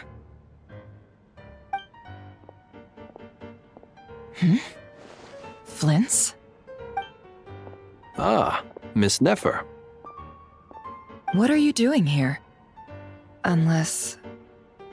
I just spoke with Itlua about arrangements for the search and came for a walk nearby. As for you, why would... It appears we think along similar lines. And neither of us likes to accept things at face value. As well as figuring out how to gather intel on the Traveler, I wanted to confirm some of my own suspicions.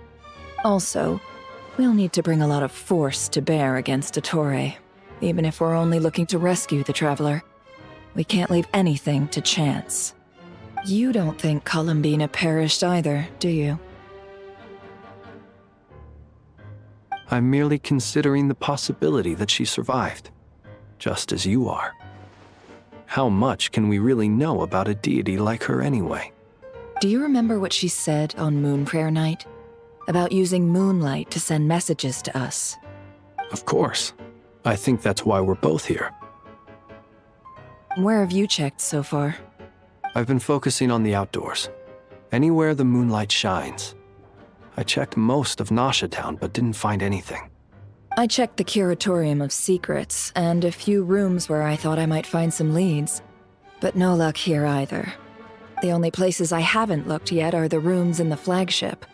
But process of elimination isn't the only thing that brought me here. Oh, really?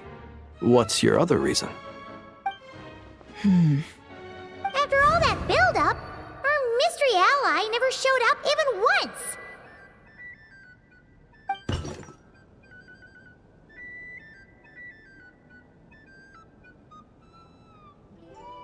Huh?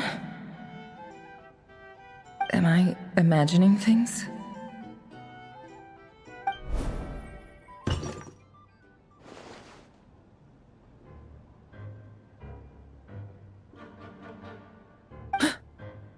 Come on, let's see what's going on. Oh no. I knocked over a vase as soon as I came in. It must have been caused by a Kuvaki fluctuation when I entered the space. Although, it seems like I'm not about to be pulled away this time. It looks like as long as I'm careful with my actions, it doesn't count as influencing reality. Anyway, is this the flagship? The Traveler mentioned that's where she was staying. I only went into the lobby last time, so I've never actually been here before. How does this space work? If nothing else, I can now be sure that it is not simply memory. She mentioned where her room was. I think it's... this one.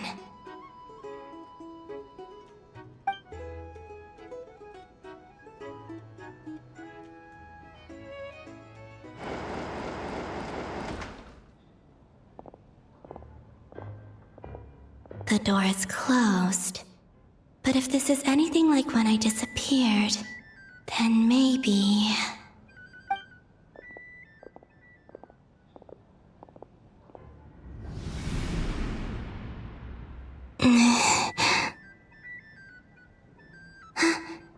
I'm in. She and Paimon aren't here at the moment. I hope she's okay. I wonder what happened to her after that battle with Dottore. Best not to dwell on that for now. I need to try and leave them some clues.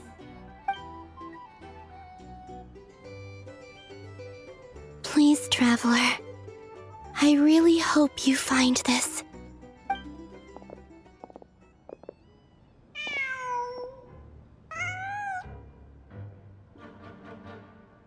Huh. Just a cat. Nothing else here strikes me as noteworthy. Didn't you stay here for a couple of nights once? Before Rerir showed himself, yes. It's also where the Traveler and I first met. Did you notice anything unusual during your stay? I remember thinking how much noisier the flagship is at night compared to the graveyard. Other than that, no.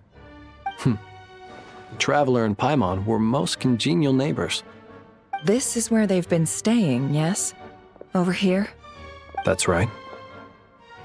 I wouldn't usually condone breaking and entering, but we can make it up to them later. Focus now. I have to write a message on the wall using Kuvaki, just like I said on Moon Prayer Night. Simply open your windows on nights when the moon shines bright, and the moonlight will naturally flow towards the words I have written. Here goes. I'll need to carefully control my strength.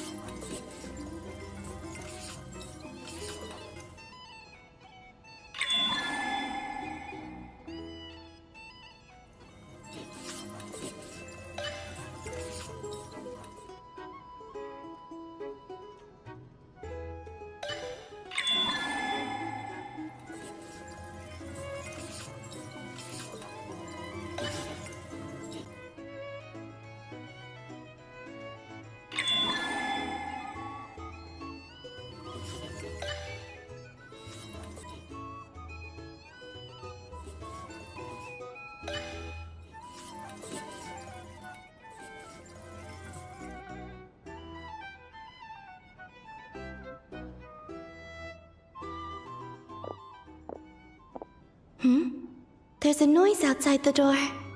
Is she back?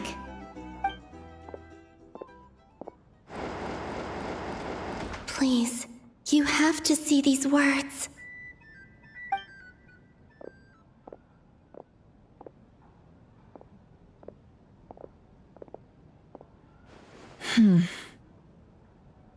Well, do you sense anything? Unfortunately, no. And this place was our last chance. Not necessarily. We've only looked in Nasha Town so far. Miss Columbina said she would leave messages at her friends' dwellings. It's still worth checking where Miss Lauma lives and where I live. Let's try and make some time to look into those then. Wait. What are you waiting for? Paimon might have overeaten slightly. What's that look for? This is a victory feast. It's normal to eat a little more than usual. The Traveler and Paimon. It's really you. But why are they talking about a victory feast?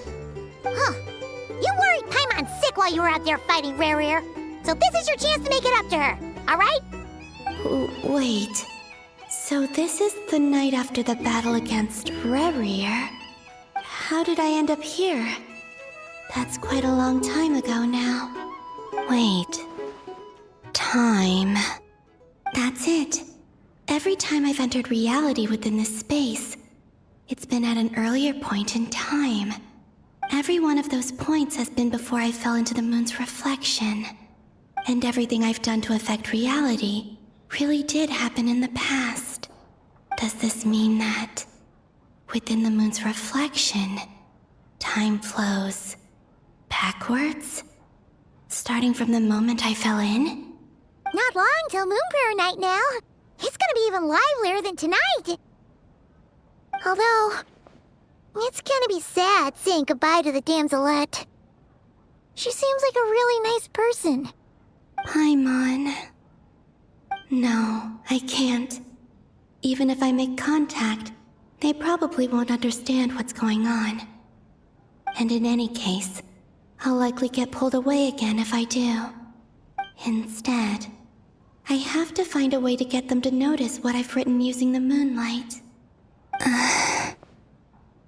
Wait, even I hadn't thought of doing that before Moon Prayer Night. They'd never conceive of that possibility. Is there truly no other way? Don't lose heart. We'll find a way somehow. Huh? Oh, you say that, but the Frost Moon is beyond the fall sky. If we wanted to go visit her, how would we make it through to the other side? We might not have all the answers now, but I'm sure we'll find a way one day. Huh. Guess someone's gotta be the optimist. The present. The future. That's right. There are still things I can do. What's your plan? Flint's, when you were staying next door, did you ever open the window? No. The rooms here are dark and damp, and there's such a buildup of dust on the windows that the moonlight can't even get in. I didn't think it was worth the trouble. The moonlight. Ah, I think I see where you're going. One moment. I'll see if the owner is available. Don't bother. Time is of the essence.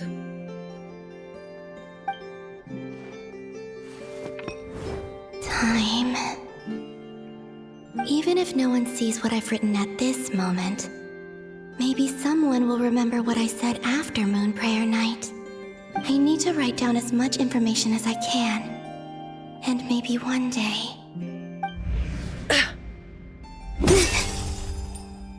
Huh? What's up with you? You can't even hold your cup steady. Are you getting tired? A little. Well, you should probably hit the hay then. You've had a really tough couple of days for you.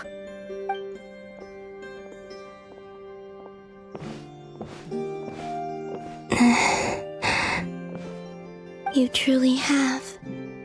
You helped defeat Rerir, helped me reclaim my name, and you helped the others organize Moon Prayer Night.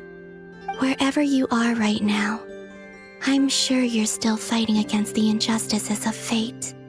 This is all I can leave for them. How I wish I could stay here.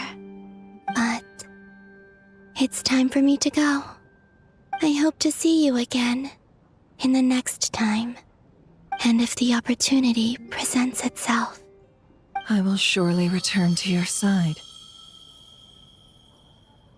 Huh. Columbina. She's alive. Not only that, but she's left us an entire wall's worth of clues. She even wrote down what would happen on Moon Prayer Night. It's just a shame we found it too late. I am here. Time in this place flows backwards. I am constantly moving forward. It sounds like she's found a way to influence the past using Kuvaki. But her future is our past. So, these words have been here ever since we defeated the Ray hero Solnari. We just never discovered them. Which came first, the chicken or the egg? Do you ever mull over questions like that?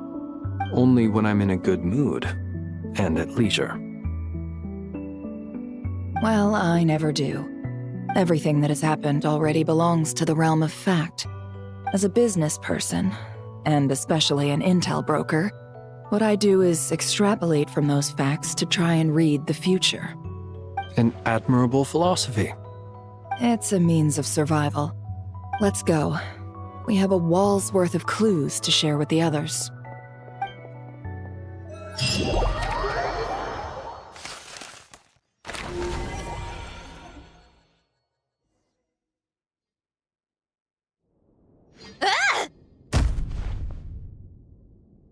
It appears that the doctor's energy signature has changed to something similar to Kuvaki, but not like the Kuvaki we're used to. Nod-Krai's Kuvaki devices will only have a limited effect on it. I can see why you've chosen to place your hopes in alchemy instead. Also, I must say these books are rather profound. My subordinates just shipped them in from Fontaine. Some of them are from the Narcissenkreuz Ordo. Some are incident reports from Petrichor, and then there's a few test reports for these junk machines. Additionally, after some further scanning, I've discovered something extremely annoying. What's that? Tevat's skies contain multiple moons. A long time ago, when I did my first scan, I detected 3, just as the legends say. But when I checked again just now, I detected 4 moons. So there's one extra? Yeah. Originally, I thought that if I could still find 3 moons, that would at least mean Columbina's still alive. But then it occurred to me that apart from the frost moon, Tevat's moons are just husks. And husks surely shouldn't show up in the scan, since they're not alive. It's weird, isn't it? If we can't even distinguish between a dead and a living moon, how are we supposed to know whether a moon goddess is still alive? Or does this mean that the moon marrows are equivalent to the moons themselves? It's certainly possible. In which case, the 4th moon you detected may be Dottore artificial creation. So he wasn't bluffing. He really built his own moon marrow. Ugh! I'm so mad right now! It's easy to get overwhelmed when you have too much on your plate. Maybe you need to relax. Perhaps try going for a walk, or simply take a few deep breaths.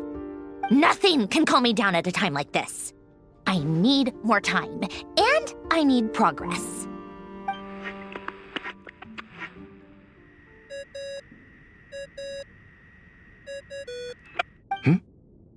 It's Mr. Flynn's. I really hate that ringing tone. Ugh. First the 4 orthants of the Narcissenkreuz, then moon marrows. Now what? Oh, sorry if we're disturbing you. Might I ask what's troubling you? What do you want? We're busy. Are you still at the Curatorium of Secrets? Yeah. Look, everyone else is still out, so there's no hurry. Plus, I'm busy, so I would appreciate if you gave me some space. Even though we have crucial intel to share? Fine, I'm listening. Do you intend to share it via the Dodo communication device? Ordinarily, I would, but this is a unique situation. I think it's best that we discuss it in person. See you at the Curatorium.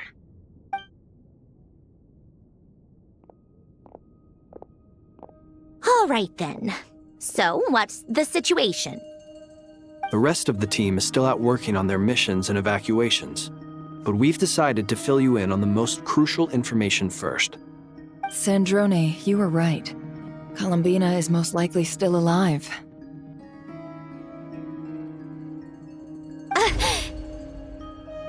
That's the best news we've received in a while, by a long way.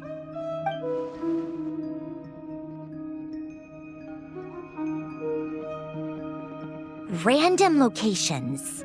Appearing in reverse order? Are you serious? So not dying isn't enough for the moon goddess, huh? She has to show off too.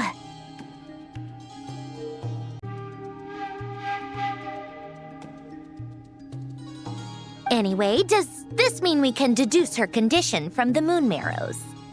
Miss Androne, there's nothing wrong with simply admitting that you're happy to hear the good news. I'm not. And she's the least of our problems. We're facing a huge crisis. If she can't control the flow of time in there, she's just gonna keep moving backwards. Different points in time won't intersect, and she'll never find a way out. Let's say life begins with a drop of water.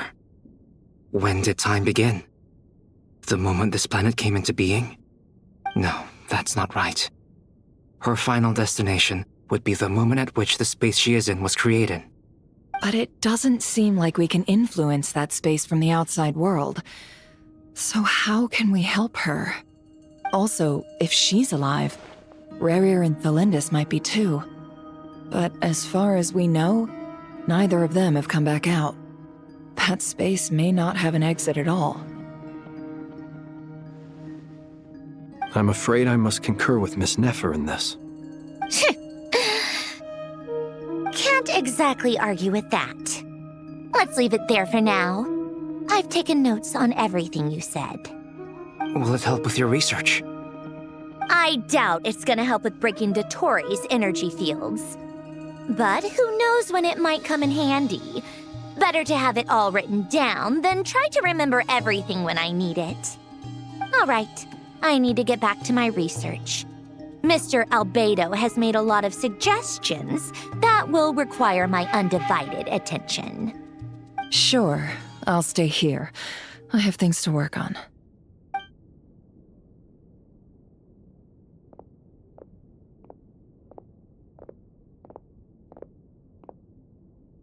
Paimon, are you there? Oh, right. She went with Varka to Natlan, didn't she? Good thing we've moved her and the Traveler's luggage in here. Speaking of the Traveler, where could they be? There's a note from Paimon. Paimon here. Not in at the moment, but if anyone needs to borrow her stuff or the Travelers, go ahead and help yourself. Paimon won't be mad. Also, Traveler, if you get back before Paimon, make sure to get some rest. Paimon misses you a lot, but put your health first, all right? How sweet. Well, since you offered, Paimon, don't mind if I do. This is the Traveler and Paimon's luggage. All the items they use day to day are here. It's well organized. I wonder which of them is responsible for that. What do we have here?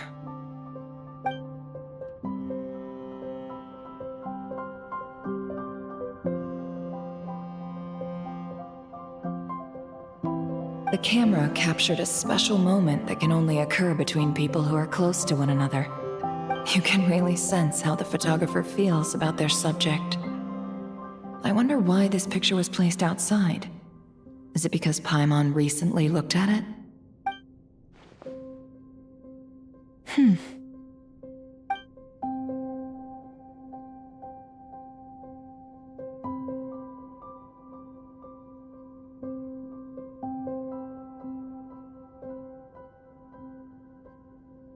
This must belong to the Traveler.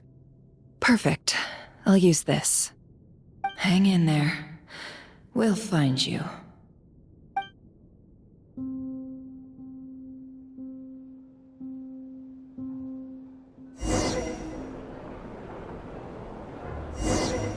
Polonia. Search keyword world formula and bring me all relevant books.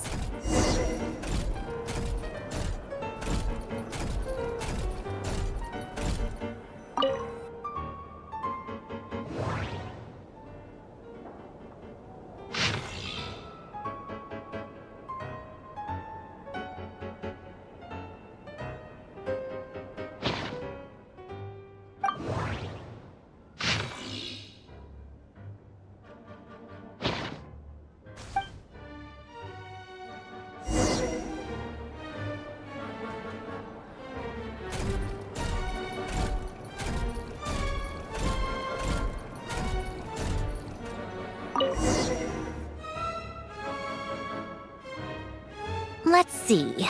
This one is on Tonki's sermon dictation concerning the apocalypse.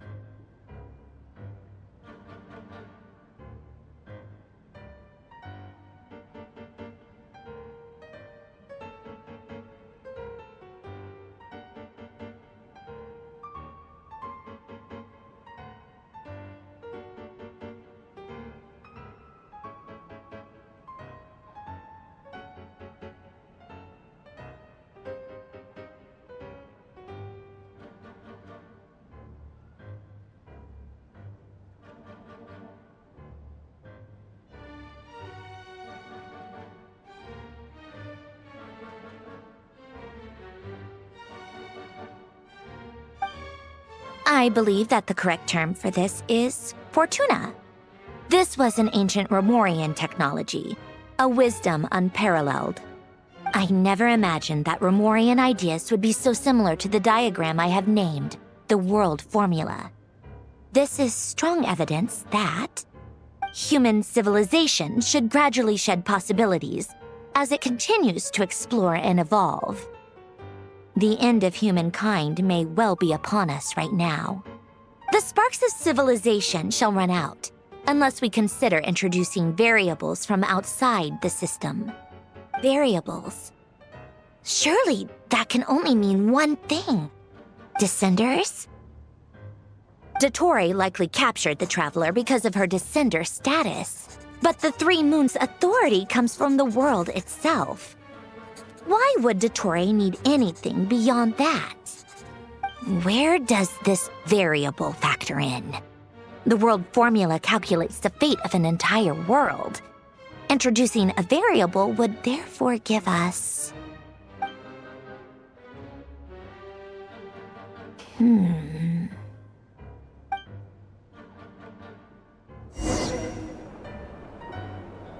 Polonia, search keyword pathway and bring me all relevant books.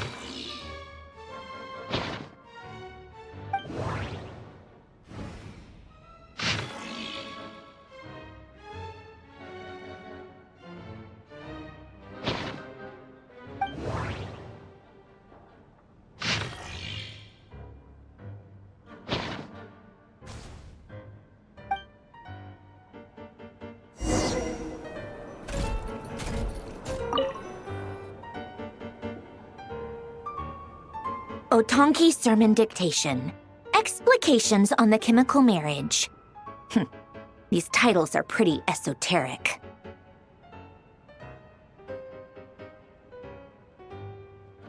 Observe and compute the pathway displayed in the guidance diagram.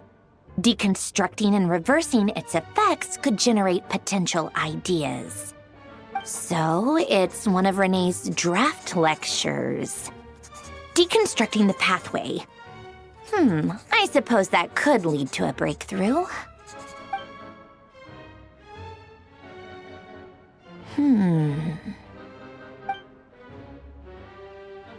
This is so long. This guy sure loves showing off his knowledge.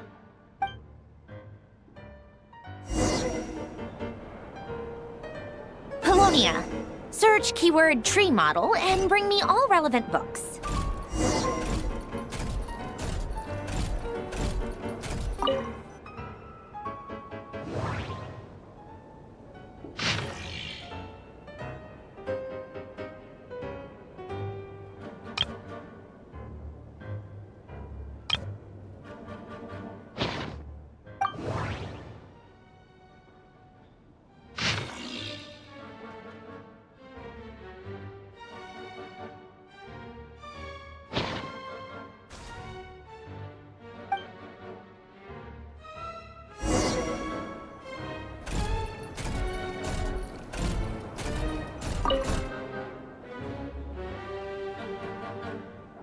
Most of the experimental devices proposed by the Lilia Crucis Ordo are built based on the simple and basic logical structure of a tree model.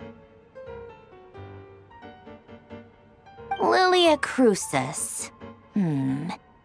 Guess they were trying to cover up the name of the Archon Quest Ordo? When Duke St. Germanus departed, he said, "It seems that there's no going back." Alas, he is only a genius when it comes to machines. In all other things, he is but ordinary. Excuse me? I'm sorry. That's just ridiculous. What kind of book is this? Great Detective Herlock, The Alchemist and the Clockwork Saint? Isn't this a novel? Come on. Still, the author swears that they knew Renee well. Whatever. I guess it's not beyond the realms of possibility that Renee would say nonsense like that on occasion. Memory, wishes, souls, and persona.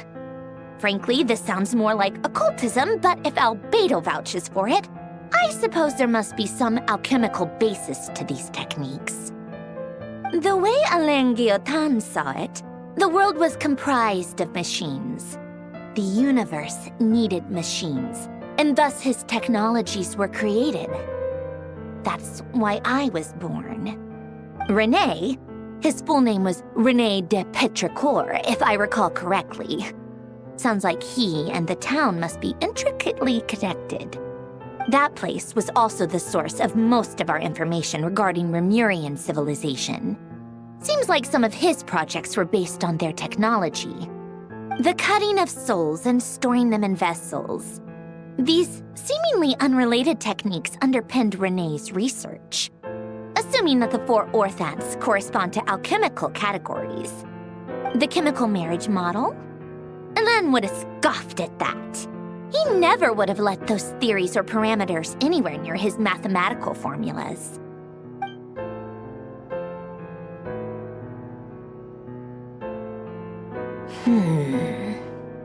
What was Alain's view on Renee? I know he mentioned the name, albeit very rarely. Oh, now I remember. Alain's old notes are here too. They mentioned Renee once. Renee seemed most out of sorts when he spoke to me. A lack of sweet foods has dulled his mind, I should think. Either way, his words are not to be believed. Yep, that sounds like Alain. My subordinates actually did a half-decent job digging out all these materials. Makes a change. Good for them. Some of Alain's old files are completely consistent with these records. He must have gotten them from the Tower of Gestalt. I never knew he got his hands on René's records that early. He may have kept them, but he never even attempted to use them.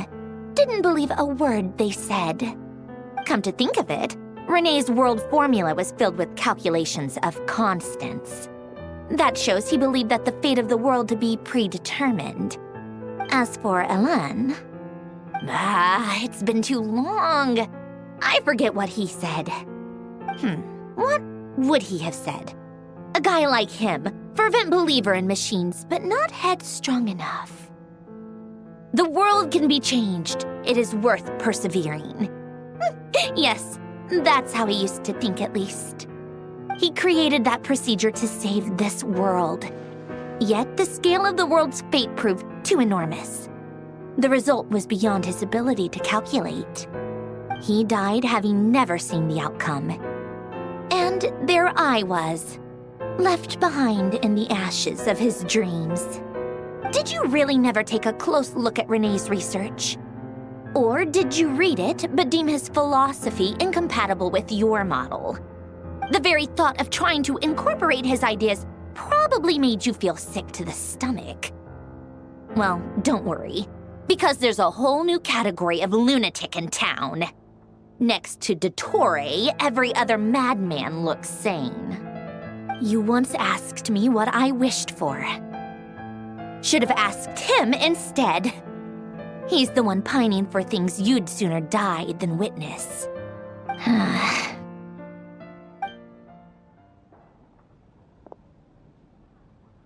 Even the tiniest variable can make big waves in the present. Now then, Allow me to put these incompatible fragments together in your stead. First, establish and verify the existence of the Great Circle. Absolute nihil on one end, absolute reality on the other. Now, search between these two extremes. Then, the construction criteria. Variables. The sparks of civilization shall run out unless we consider introducing variables from outside the system. Input variables. Traverse the world, space-time, and civilization. Then extract the essential nodes from the records to determine which variables they point to. The primordial power that differentiated itself from the void. The power of light. Yes, light. Records. Hyperborea. This is horrendously complicated. After all that, I'm still missing a few variables. I need to think this through again. How do you think it looks, Polonia? Like the frenzied scrawlings of a madwoman? Fine, keep it to yourself. It's not like you can talk anyway. I'll assume you gave it a passing grade. I jest. But true madness does often start with trying to save the world. What would Arlecchino and Columbina think if they saw this incomprehensible hen scratch? They'd probably have me institutionalized. So would Rosaline. She's been dead for a while now. When I close my eyes and think back, I can still see her face. And that enormous dress she used to wear. Such a bizarre choice. What possessed her? Oh, and the clack-clack of those heels used to drive me insane. No one's asking me, obviously, but I hope you all know that I never wanted to save the world. I'm not crazy. I don't have delusional ambitions, and that's a clinical fact. The world needs a solution, but I don't need the world's validation. It's the world begging me for answers, not the other way around.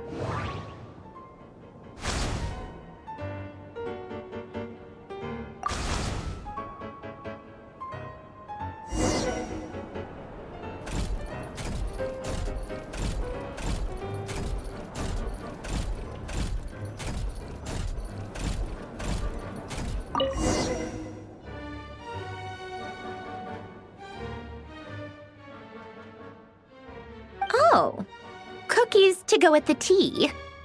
Let's see. They must be from that person who brought those documents. I see they're from Hotel de Boer. Something's written on the box. We are proud to present this homage to the Fortress of Meropede's fun-filled mill collection system. Fortune cookies. Have a lucky start to your day. Sounds like a dumb gimmick to me. Be early to bed and early to rise. Get plenty of sun and drink plenty of water. Then things will surely go well for you. What? Are you kidding me?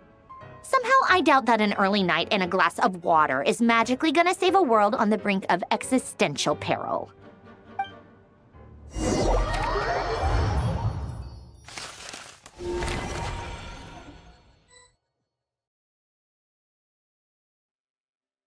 Lady Arlecchino, word has reached us that Lady Marionette's troops are all in position. They are ready to act as soon as the order is given.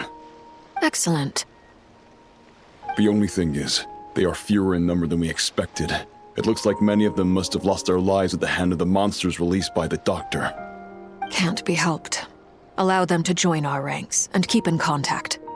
As you wish.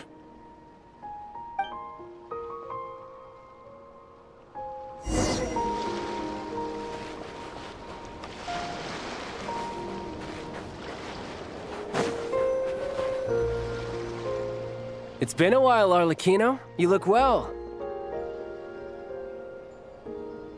Did Dottore really have to build his lab right on the sole path between Snezhnaya and Nod-Krai?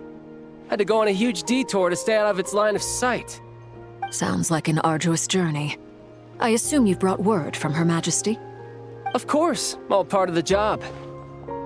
Firstly, the Tsaritsa has authorized Fatui Internal Affairs to review Dottore's case.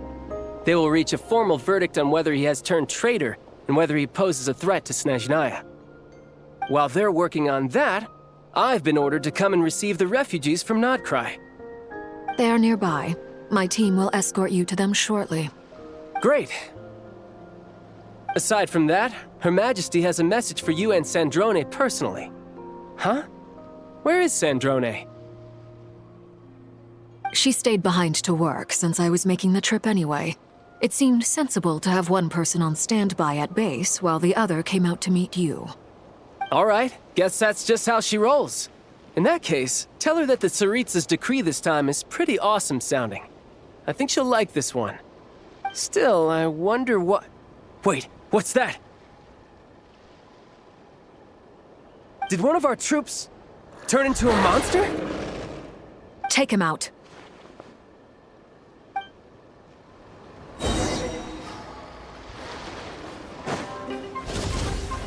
Laid bare. You can run, but you can't hide.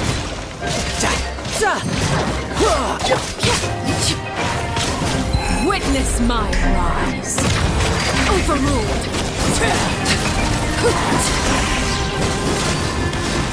You've gotten stronger, Arlecchino. Nice. Stop that right now. I appreciate the praise, but I am not fighting you today. I knew it.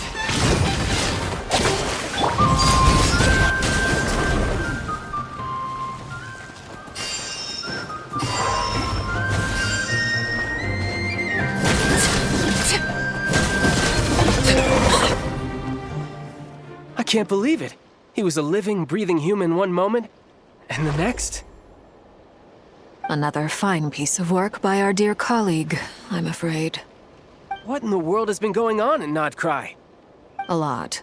But long story short, Dottore stole 2 moon marrows that should have belonged to Columbina, then built a 3rd moon marrow of his own to concentrate the Tri-Lunar Authority in his hands. What? What do you mean he built a moon marrow? People build roads and houses, not moon marrows. What's his next DIY project? He's gonna build a god? You could stand to be less surprised. We are harbingers. The work we are engaged in makes the creation of gods seem mundane by comparison. I tell everyone who asks that you once crossed swords with Rex Lapis while serving as a key supporter for Rosaline's plan. But right now, you're acting like a common adventurer. Thanks for speaking up for me. Those 2 really took me for a ride back then. Then again, surely no common adventurer would manage to get tangled up with them the way I did. That's gotta count in my favor, right? It almost sounds like you wish to repeat the experience. I might have to lower my opinion of you. No. I'll stop talking. Please, go on. Dottore is currently still experimenting with his newfound power in ways that continue to corrode the outside world. As for the human mutation, I believe this is simply a consequence of his experiments, and not a strategic move. That radiant beast was once a subordinate of Sandrone's. I suspect he was only allowed to live so that he could become an experimental subject. Also, those of us who fought Dottore have been afflicted with a curse. As such, I cannot leave Nod-Krai. This is so much worse than I thought. No wonder Her Majesty's decree is so extreme. While these exceptional circumstances persist, the Harbingers are hereby authorized to use unilateral executive powers. Should Dottore pose a threat, Arlecchino and Sandrone are permitted to eliminate him. My thanks to Her Majesty. I will pass these good tidings on to Sandrone. Her Majesty has also declared that she will refrain from launching an attack on the now evacuated Nod-Krai due to the presence of unretrieved research material. A wise decision. By the way, how's my old partner doing? I'm assuming they're with you? Partner? You mean the Traveler? I'm afraid I have bad news. She was captured after our failed assault on Dottore lab. Her whereabouts are currently unknown. What? Why? Since when does Dottore have a bone to pick with her? That is indeed the question. I'm not sure he does. He must have some other goal in mind. This won't do. I have to rescue her. You can't. We have no idea where the Traveler is. What am I supposed to do then? Stand here twiddling my thumbs? Sandrone is working on it. The best thing you can do right now is complete your mission. Fine. I guess I'll leave this to you then. One last thing. Tell the Rooster to get the message out to the gods and citizens of every nation in Teyvat. Beware. An uncontrollable pollution is spreading forth from Nod-Krai. The source of that pollution is a madman drunk on the success of his experiments. The Fatui and our allies will endeavor to contain the threat. However, if Nod-Krai falls, things are likely to escalate. Considering Dottore is one of our own, all Fatui stationed in Nod-Krai consider it our duty to stay and fight him to the bitter end. Whatever the cost. Hey, don't be too pessimistic. If it comes to it, I'm sure Her Majesty won't stand by and do nothing. I hope you're right.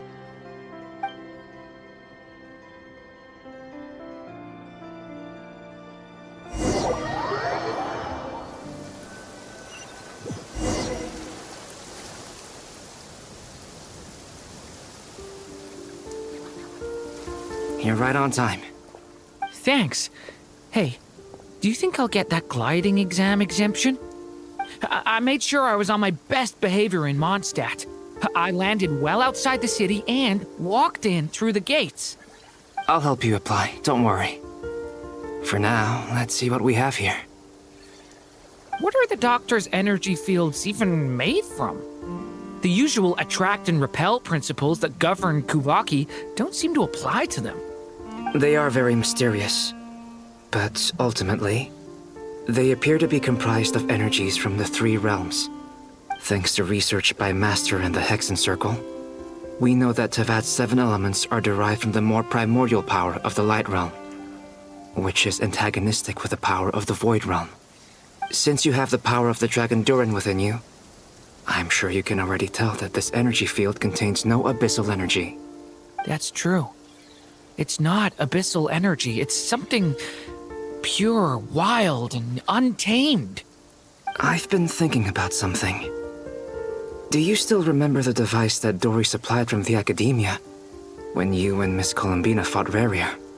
That was one of the most marvelous feats of ingenuity I've ever seen. The design, the craftsmanship, the material selection. I couldn't fault any of it. Not to mention the operating principles. Surely the most ingenious feature of all. Dory didn't go into detail on how it functions, but I have a working theory. The clue was that Miss Columbina was somehow able to use the pyro energy that you provided, despite the fact that, as a moon goddess, she should only be able to use light realm energy in principle. Now, all elemental energy is, of course, derived from light realm energy to begin with. Hence, I suspect that the device works by restoring elemental energy to its original state. This presumes a theoretical model of the 7 elements akin to that of light refracted through a prism. Perhaps it is no mere analogy. Maybe there is indeed a prism in this model. I almost wonder if the idea for the device was conceived based on direct observations of said prism. It would explain how such an ironclad design concept was achieved. It is at once a masterwork of engineering and a groundbreaking application of the Academia's latest elemental theories. I suspect only Lesser Lord Kusanali herself could have devised such an ambitious technology. But back to the energy field before us. If this is pure light realm energy, its relation to elemental energy is one of integration versus division. Or you could say that the former contains the latter. Could this mean that elemental energy can dilute the power of the light realm? Should we give it a try? We should.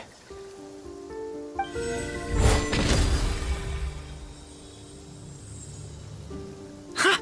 It works! Clear signs of disruption were detected at the periphery of the energy field. This indicates that elemental energy can disturb or even negate the field. Now you try. All right, here goes. It's working! Switch to abyssal energy and attack again. No surprises there. Abyssal power drains the energy field to a significantly greater extent. I now feel confident in asserting that the energy field is indeed pure light realm energy, and that elemental energy can dilute it. But the energy field is huge. How much elemental energy will it take to neutralize it? We don't have to neutralize it completely. We can try other approaches. That's all for theory. Would you like to continue watching? So you knew I was here. Huh? When did you get here? A while ago. But Albedo sounded like he was working on his thesis defense back there. Back in Sumeru. You can end a person's whole career by interrupting them mid-speech. Very thoughtful of you. I'm truly touched. Could I ask you to lend me a hand? With what? A little test. Try using Animo to unleash a concentrated assault with circular blades, with the goal of breaking through at a singular point. Nice! This time it tore through the field. Tremendous. This is a major breakthrough. Should we go through? We probably shouldn't risk having mutually antagonistic energies in such close proximity. Durin, you stay here and watch the entrance. Hat Guy and I will go in to investigate. Sounds sensible to me. Keep your eyes peeled, Durin. Don't worry, I got this. You two be careful in there.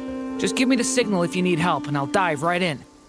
What do you mean, signal? It's based on a new alchemical concoction I developed last month. When 2 bottles of it are smashed on the ground together, they emit a blinding burst of light.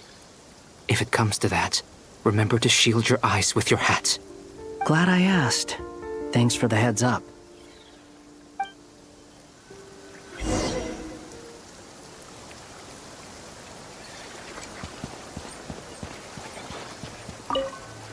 Like I thought.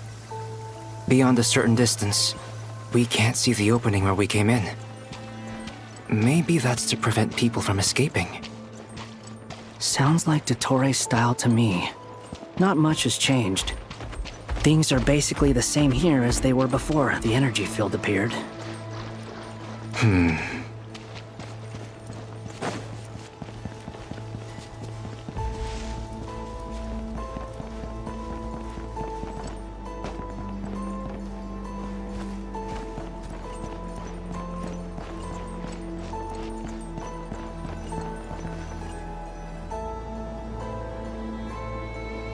They have no heartbeats and they're not breathing. We can only assume they're dead. But there are no visible wounds. Also, there's an animal squatting next to each body. It's watching us. That's not an animal's gaze. What are you trying to tell us? Doesn't seem eager to talk. I guess maybe it's just an animal after all. Let's keep looking around.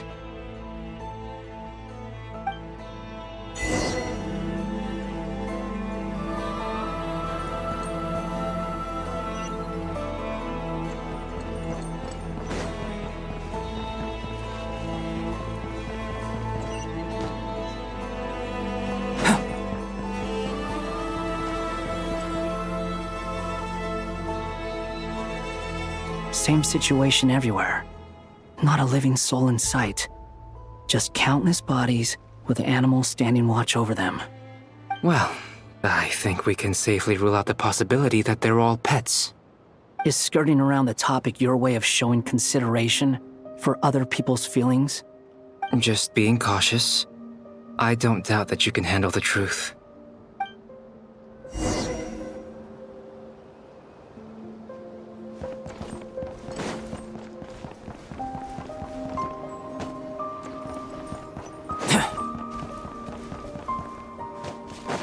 Careful. Please, help us. Please. Over there, I hear a voice.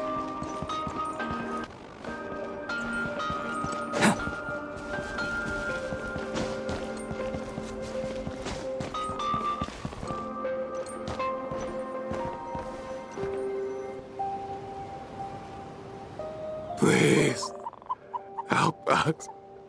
Please. What happened here? I don't know. Suddenly, everyone collapsed. Then my line of sight got lower. I still have some of my senses left. I gotta get out of here.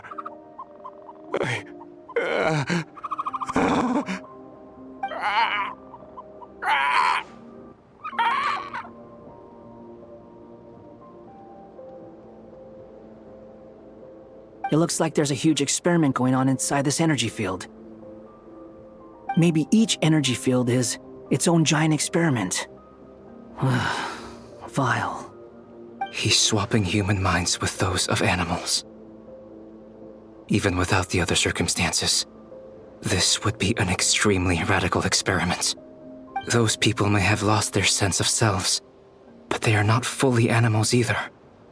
If they were, they would have left. But instead, their instincts are driving them to remain by their dead bodies. We should go. No sense in sticking around here longer than we need to. Agreed.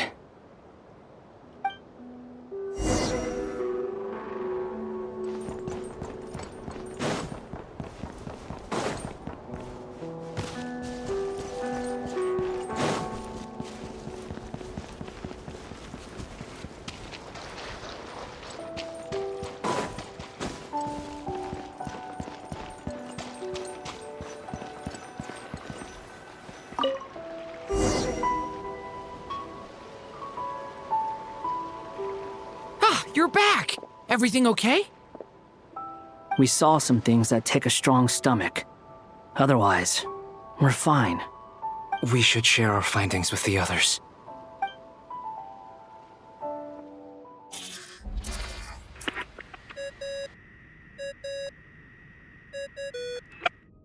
Yes? Who is it?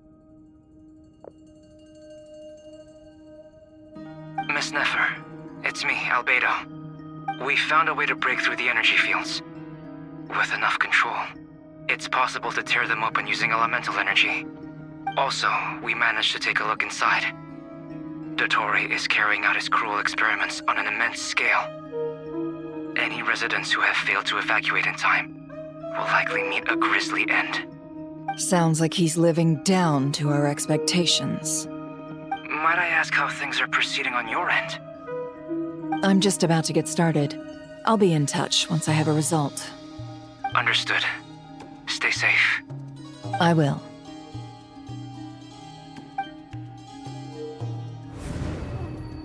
Well, Nefer, I'll link up with you once my tasks are complete.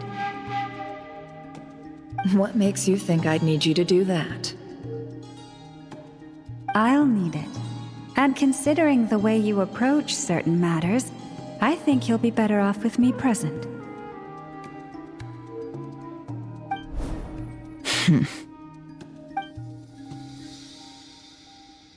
Let's begin.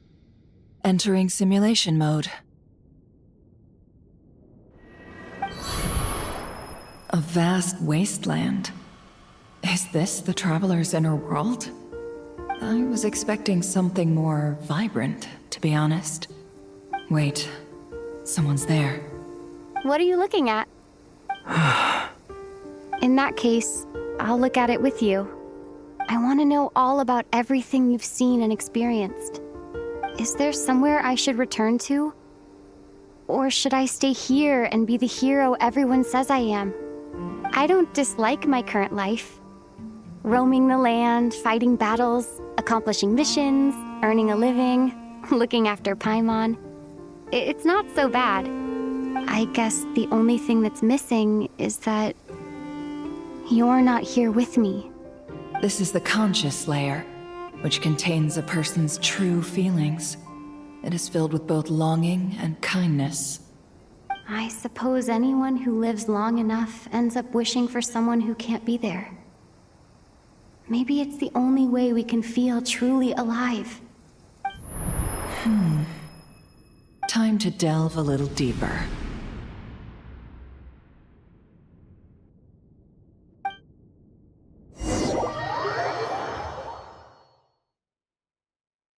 Nasha Town is hardly the optimal choice for a place to live, but it has character and a reasonable population density. What are you trying to say? Oh, don't be nervous. I was just thinking where might make a good starting point for your journey. Perhaps I should send you further afield. Conria, perhaps. Conria ceased to exist long ago. Once again, you fail to understand the possibilities that the Tri-Lune creates. Anything that has existed in the past, I can now recreate. You simply do not wish to see that happen. That might be because you miss your sibling and fear getting answers that you are not ready to learn. But this is not for me to judge. If we are to collaborate, we need to maintain an amicable relationship. In a moment, you will be able to... Oh no. What are you...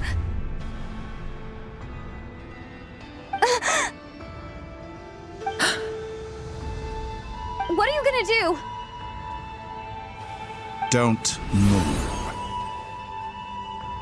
Something unwanted has crept into... Oh? Gone as quickly as it came.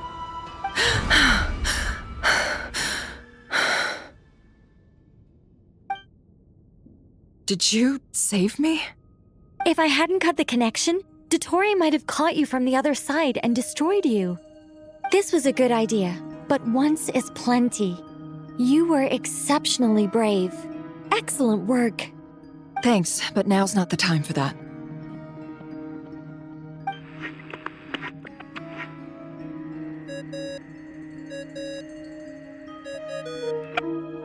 Albedo speaking. I think I know where she is. What is this endless darkness? I can't see anything, even though my eyes are wide open. But why? What happened? Ah, sorry about that. I take it you didn't notice. Just now, a friend of yours took a little peek into your mind. Could it be Nefer? How did she do it? Did she use something as a medium to connect to me? Do you think she's aware of your current circumstances?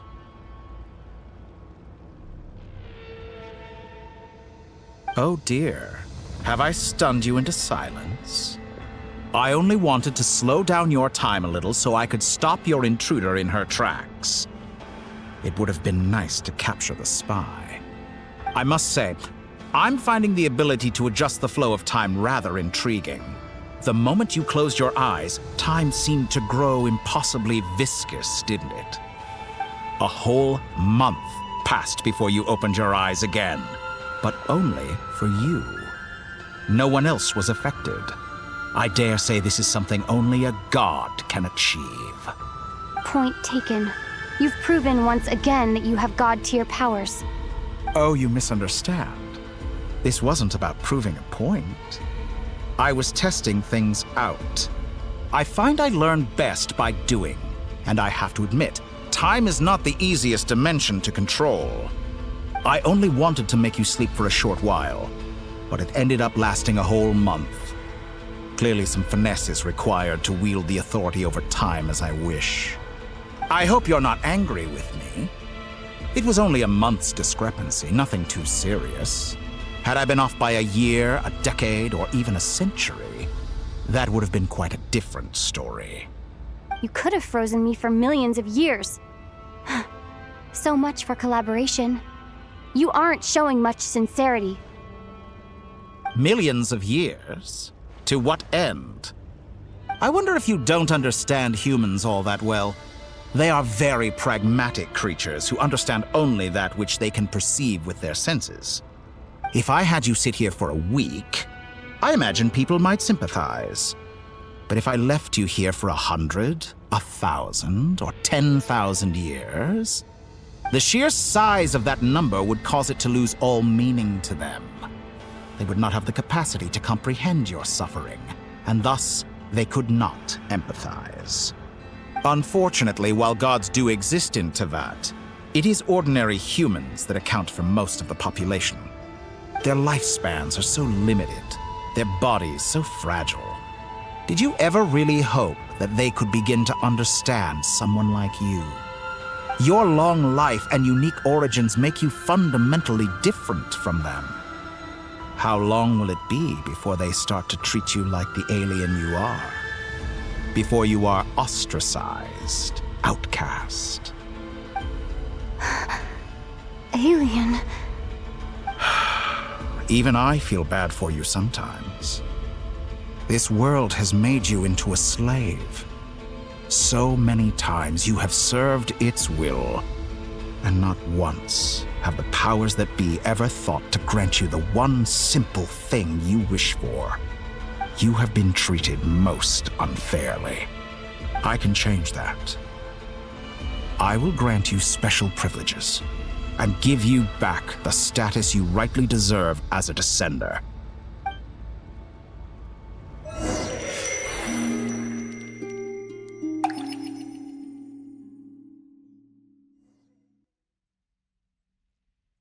I've entered the past 3 times at this point, but I still have so many questions.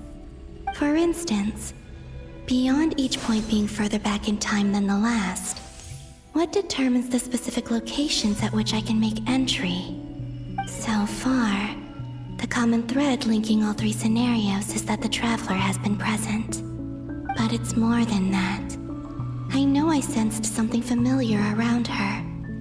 What was it? I'll keep this question in mind as I carry on.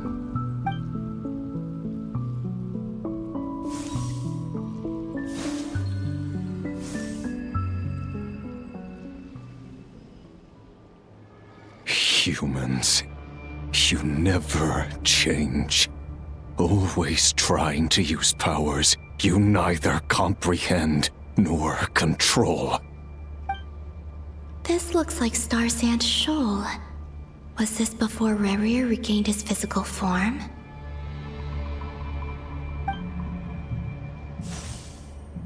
You've messed with the cannon again, huh? Sorry, but this round's not gonna go your way. The cannon. That's right.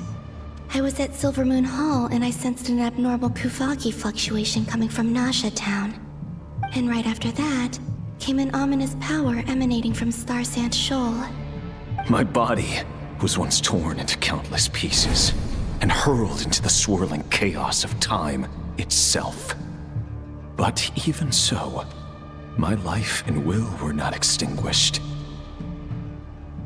I wonder if I could try to prevent his resurrection. But how would I do it? What can I do, here and now? Traveler! Behind you! Look at that light!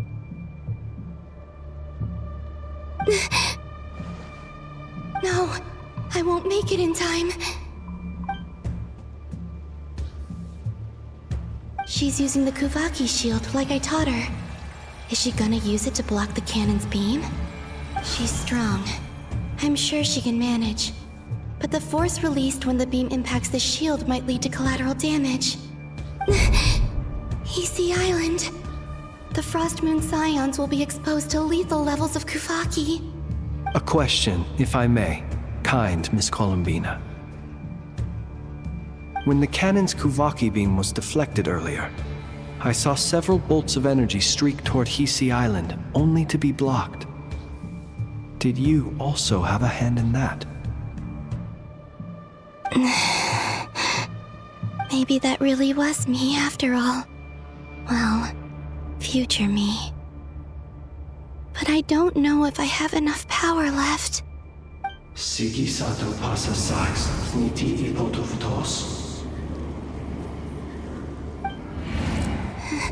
There's no time. Osestikos paratin tiram to risuriku, to pirto aithion feraton. I have to make it. Oh, Frost Moon. Oh, great land. Oh, slumbering moonlight of Nod-Krai. If you can hear me, if you can sense my call, then please, heed me once more!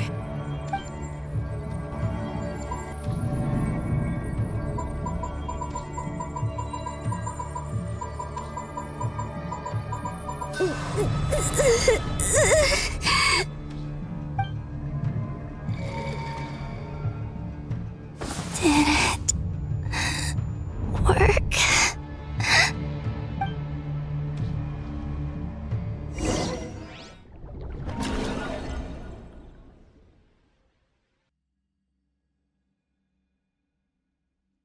Hey, wake up. Hey, did you hear me? Columbina, I said wake up now! Oh, good morning, Sandrone. It's 3 in the afternoon, actually. And could you kindly not use my quarters as your personal nap room next time? But I feel so safe here. And your coffee, right? It's so bitter, but it smells lovely. It's like you were raised by wolves in a forest or something. What did you drink growing up? Grass tea? The Frost Moon Scions certainly led a more frugal existence than the Fatui. Then I'll bet you've never eaten one of these before. It smells delicious. That's because it's a Fontanian recipe. I had a little free time today, so I made a batch. Rosaline will be here shortly, but if you really can't wait, I guess you can go ahead and... Hey, at least let me finish before you start eating! Did the Frost Moon Scions not teach you basic table manners? Or did the rules not apply to you because you're the high and mighty moon goddess? These are so tasty. Of course they are. I made them. I was worried they might contain traces of machine oil. What?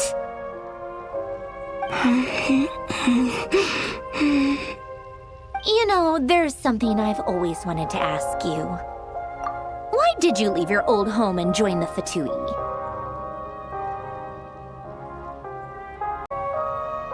I mean, I'm sure their food was awful.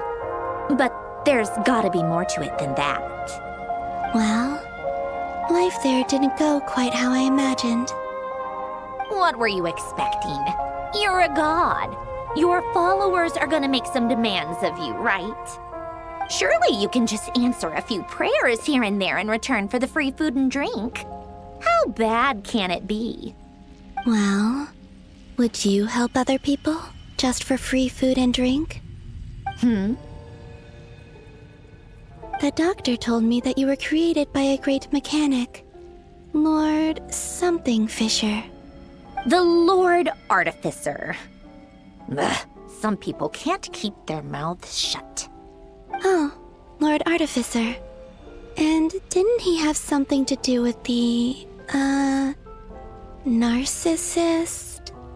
Narcissenkreuz Ordo. Yes, that was it. Narcissenkreuz Ordo. So, Would you try to fulfill their wishes? You must be joking. I wouldn't go even if they paid me. I don't even know them. Exactly. Well, I felt the same way. I did not know the people who made demands of me. What do you know? We're on the same page for once. In his later years, Alen did ask me if there was anything I wanted to do. If I had any wishes of my own. Well, I don't. And I'm not in any mood to fulfill someone else's either. Who's Alen? He was the... You know what? Never mind. You're not gonna remember. Anyway, the point I'm trying to make is, neither of us is the self-sacrificing type. Let me ask you this. What sort of place would you like to live in, if you could choose? A place where people don't ask me for things I cannot give them. Where they don't worship me, or fear me, but just want to chat with me like a normal person. I'd also like the freedom to come and go as I please. And ideally, it would be somewhere with the smell of coffee and snacks. Not to burst your bubble, but no such place exists in the world. Now, take your snacks and scram.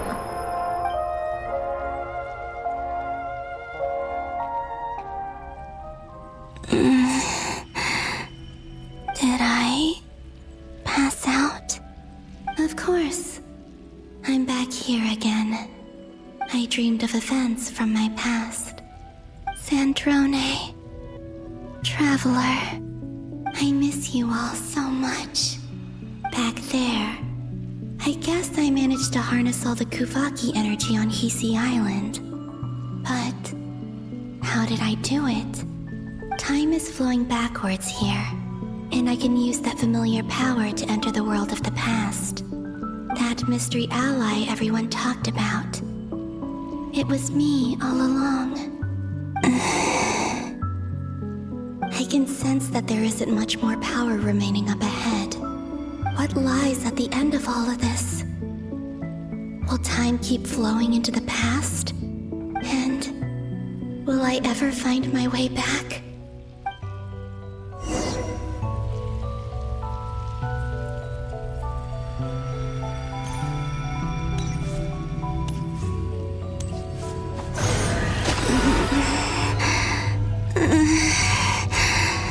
It's getting harder and harder to use my power.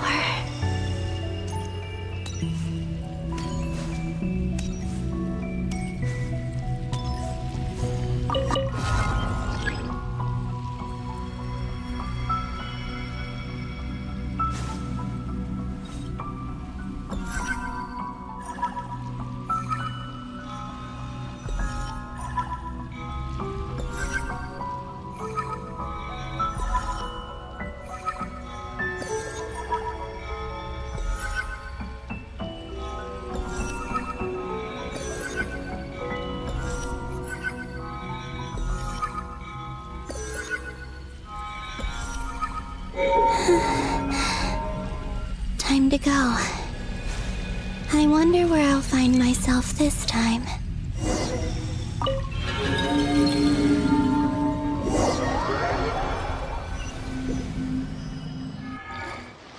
The Final Night Cemetery. This is where Flint's is based. Or not! How are we supposed to read through this many files? Difficult, yes, but it is also our most efficient option. Seems like they're searching for information. Oh, I remember. Flint's and Varga talked about some files on the Wild Hunt. Was this my doing too? To expose the true intentions of this Rarir, we need to dive into Nod-Krai's history. Are my actions changing the past? Or are they simply completing a process? Is all of this inevitable? Or am I the one making these decisions? If I choose not to help them now, will it change how things turn out? Hope we don't land on our heads then. They're my friends. I can't not help them.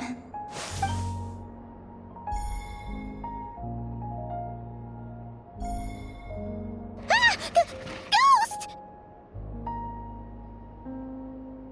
And the other one was... here. Hey! Another file's moving!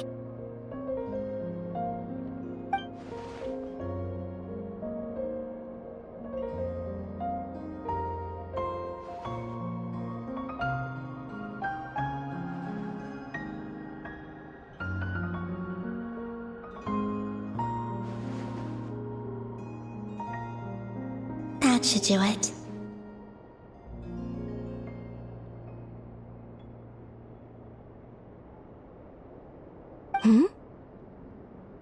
Luanatar? You can sense my presence? Wait!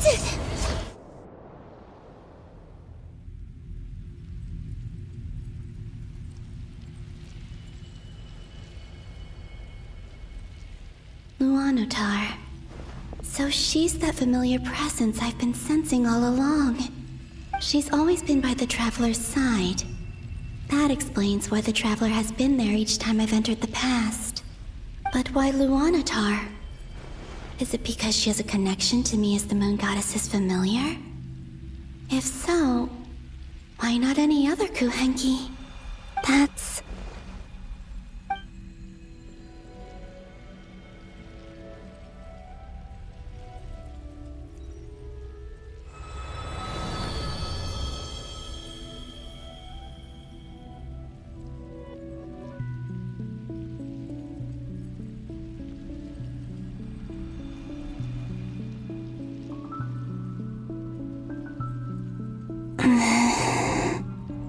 I cannot sense any power up ahead. Just a void, stretching out into infinity. This is likely my final chance to enter the past. It's now or never. I have to find a way back.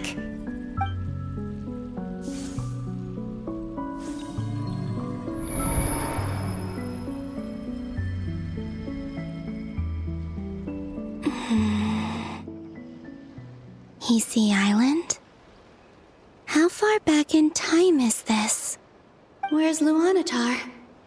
I can't sense her presence this time. Oh, seeing Enefa and Aino reunited like that sure was heartwarming. Traveler, Paimon. No, stay calm. I don't have much power left to change things. I don't even have that much time left here. Think, Columbina. How do I find a way back? A way back... to where? Do I go back to Moonprayer Night? Or to the future that followed? And if I return in my current state, what will become of me then? Dotori's actions that day proved that he'd been planning that for a long time. He had already seized the power of 2 moon marrows before capturing me. Even if I managed to get back, how can I fight against him when he wields the Tri-Lune Authority? I can't.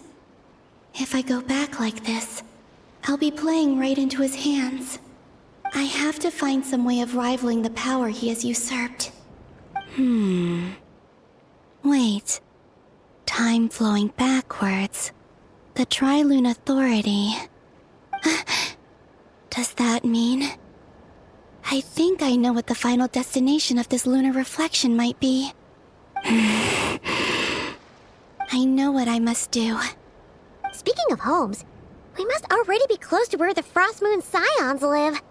The vibe here feels different, just like the scenery. But how do I communicate my plan to my friends? Should I write it down here? No. Someone else will see it. I need something with a close connection to me.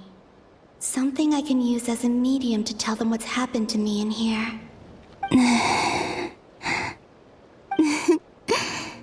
Now it makes sense.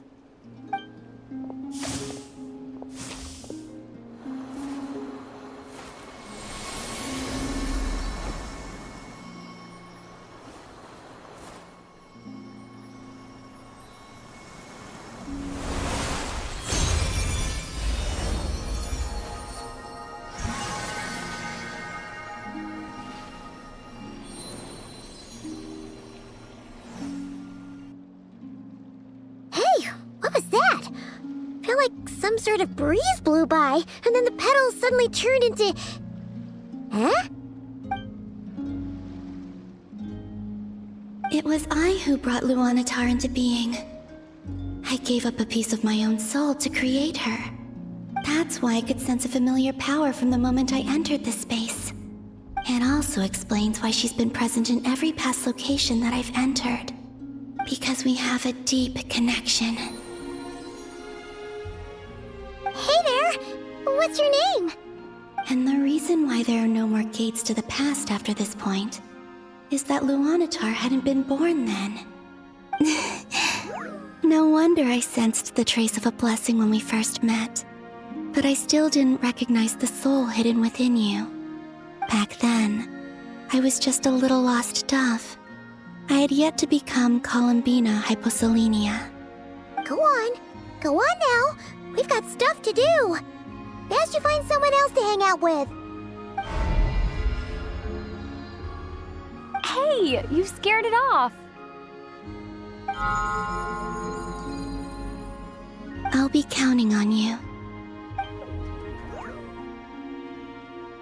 Remember to stay by the traveler's side, guide her, and help her in my stead. Oh, and bring her to the garden where the moon prayer blossoms grow. There's a little lost dove there who will need her help.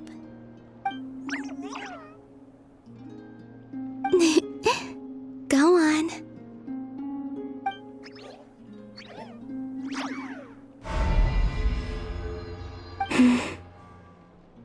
You too. Go and live your story. As for mine must go in a different direction.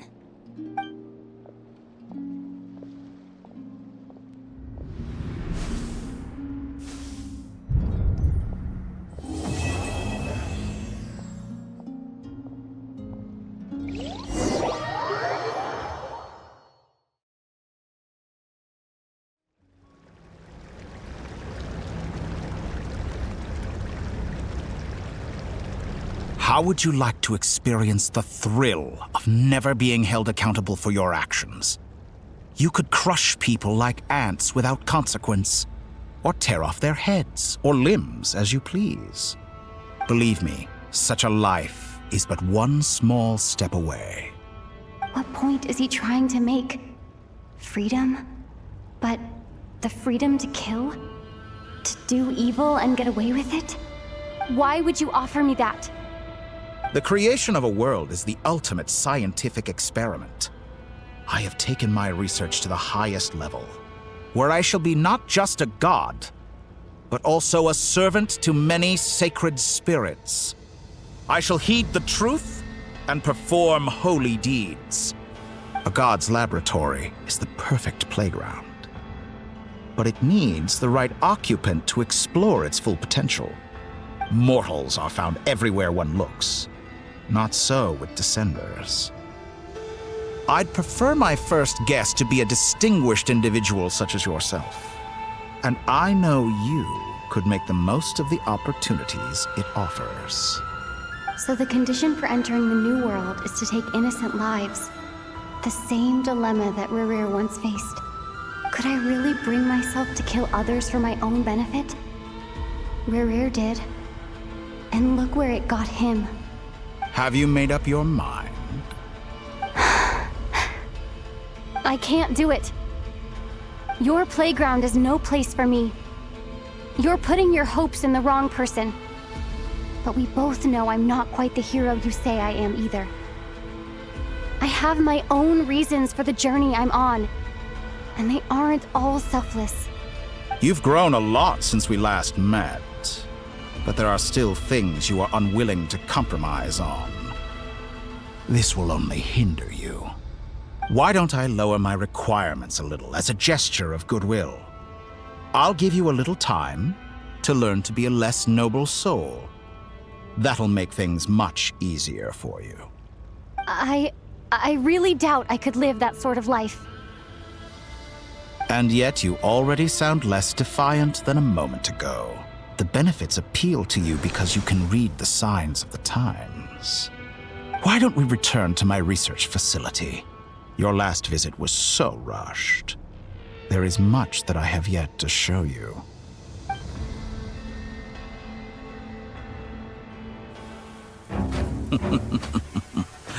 Now to that question, Heroes don't attack from behind. Guess I'm no hero. This is most disappointing.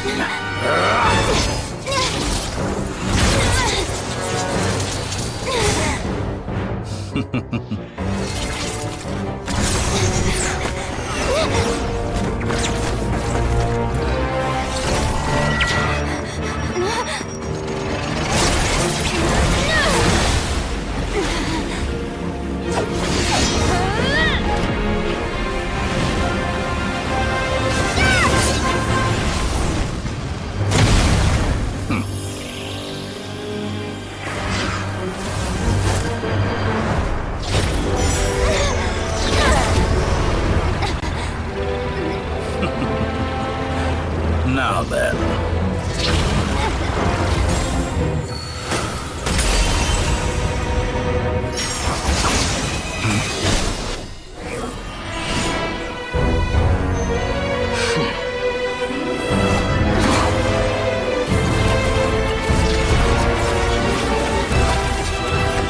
A new face. Interesting.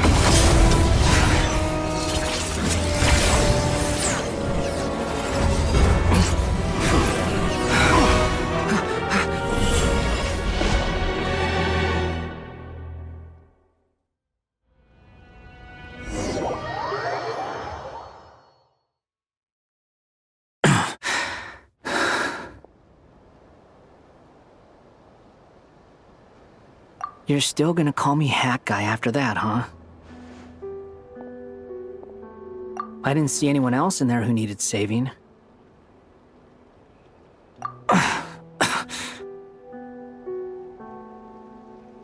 It's nothing. I'll be fine. Why are you looking at me like that? Is it that shocking that I'd come to your rescue? I owed you a favor back in Sumeru. Now we're even. Distracting Dottore was tough, I won't lie. He's not gonna fall for the same trick twice. That was my one shot. I'd hoped to use it to take him out. Ugh. I never wanted to obliterate someone more than I do right now. Dottore doesn't recognize me, but his segments were originally made based on an analysis of my operational principles. I expect it's only a matter of time before he figures out what I am. So Dottore doesn't recognize Wanderer because he deleted himself from Irminsul. Did he really miss his only chance for revenge by saving me? Why the long face? Hey, I'm not blaming you, okay? And I'm not complaining either. Rescuing you and killing Dottore are equally important goals. Everyone would be pretty stuck without you. It's best you live to fight another day. How are you holding up? Are you all right? Hat Guy said to put safety first, so we agreed to run as far away as we could after leaving the energy field and only meet up once it was safe. You don't look injured. It seems that Dottore didn't do anything to you. All right. Rescue operation complete. Let's head back. There's a lot more work to be done before this is over.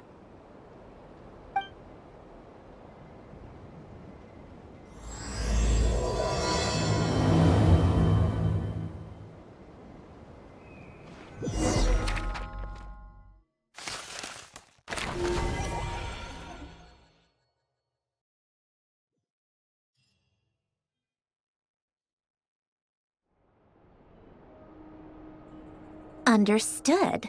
I will bear the Tsaritsa's decree in mind. I don't see what's so awesome about it, though. Does he really think everyone else is as immature as him? I'm not stooping to Tartaglia's level. I thought you might say that. How's your progress? Quite promising, actually. That alchemist Albedo gave me a few ideas. Remember how I asked you to look up some files for me? That stuff on the Nod-Krai Institute. René de Petrichor and Jakob Ingold. Alain Guillotin despised René's theories and methods, but he never managed to come up with better alternatives either. So I adopted some of René's ideas. I thought Alain was like a father to you.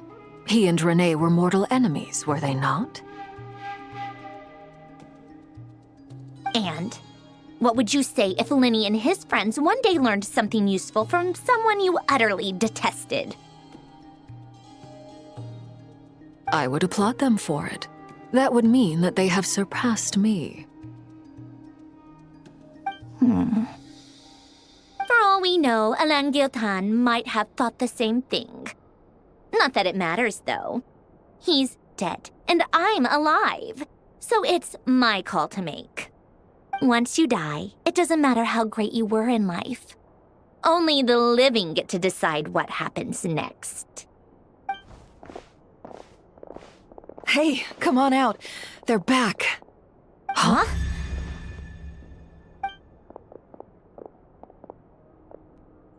You're back? And your head's still screwed on?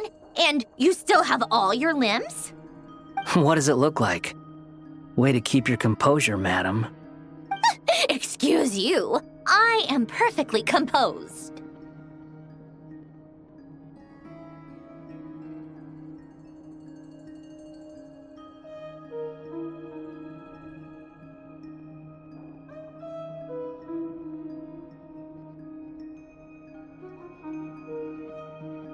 Glad you're okay. Yes, it's a huge relief. Worry? Oh, yeah, right. You think we, the Fatui, were worried about you? We were worried sick. Hey! The Traveler and I were already friends. You are free to join this mission in whatever capacity you please. Much like your tea parties. It's a laugh a minute with you guys. I must say, I was quite surprised when Mr. Albedo told me he would need no additional aid. We discussed this on our way back as well. I am rarely so unequivocal, but in this case, we had full confidence in Hat Guy. He said he knew what he was doing. Albedo and I pretty much had to just wait outside on standby. Meanwhile, Hat Guy broke into the energy field and rescued the Traveler solo. You didn't have to mention that. Well, I'm thoroughly impressed. You are a force to be reckoned with, Hat Guy. Is she back? Is she really back?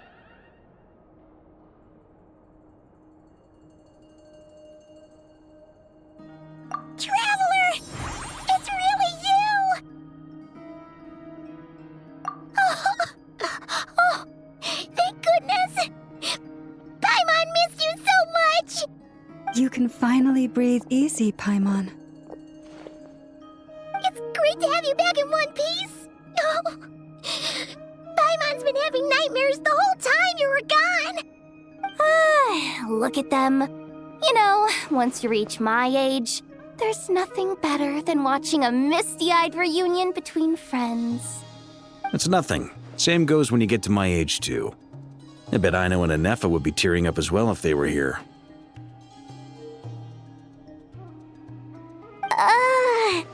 Varka, I'm not sure Anefa can cry. Oh, yeah, good point. Hey, your eyes are looking a little red and puffy. Come here, let's hug it out. What? Ew, no! No, thank you. You're not my dad, okay? Knock it off! Everyone, I'm sorry for all the trouble I caused you. But the silver lining is, I didn't come away from this ordeal empty-handed. While I was being held captive, I learned a lot about Dottoro's current capabilities and what he plans to do with them. Allow me to explain.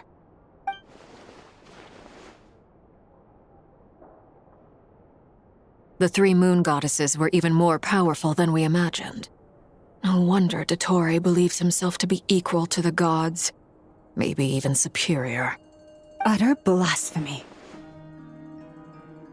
While everyone was gone, Nefer and I made an interesting discovery.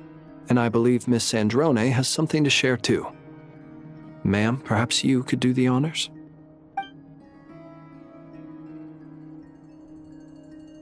Called it. Getting rid of a pesky troublemaker like her is like trying to clean up after a crumbly cake. It always comes back to haunt you.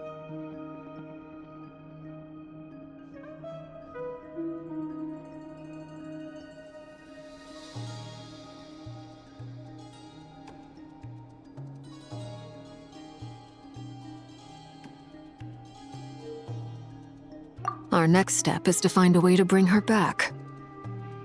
A place where time flows backwards, with no destination in sight. Surely it must have been created for a specific purpose. But I fear the answers are buried deep into Vat's history, held by great powers beyond our reach. It sounds like she's on a specific path through time, just traveling in the opposite direction to us. The question is, where does that path lead? Or will it keep going to infinity? We considered that question as well. Strictly speaking, time is not infinite.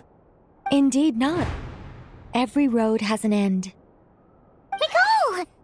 You sure loved quietly sneaking in mid-conversation. I do, in fact. It's something I've always done at our mages' tea parties. Quiet, mysterious, and persuasive. You wonder what lies at the end of her road. Well, just as the world has a beginning and an end, so too does time. And so, the end of the road is the moment that Tevat was born. But where Miss Columbina will end up along this road, that depends on where this particular river of reverse time began. What about the original moons and the moon goddesses? Do they have a beginning too? All things do. In the beginning, no moons adorned the sky. It was the Dragon King Nibelung who raised the 3 moons into the heavens, and thus were the moon goddesses born. They were shadows of the planet, born to wield Nibelung's authority and oversee the world on his behalf. They were extensions of his will, manifestations of his majesty. But then one day, they disappeared just as suddenly as they had once been brought into being. Nobody knew where they had gone.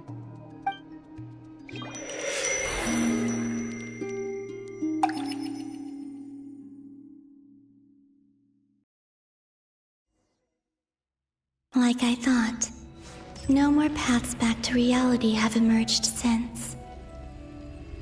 But how can I be sure that I'm going the right way without scenes from reality to keep me on track? I can't even be sure of how long I've been walking for. The further I travel, the less stable this space becomes. There are even moments where I can sense something that feels like abyssal energy. They can just materialize out of thin air. I have to keep my wits about me.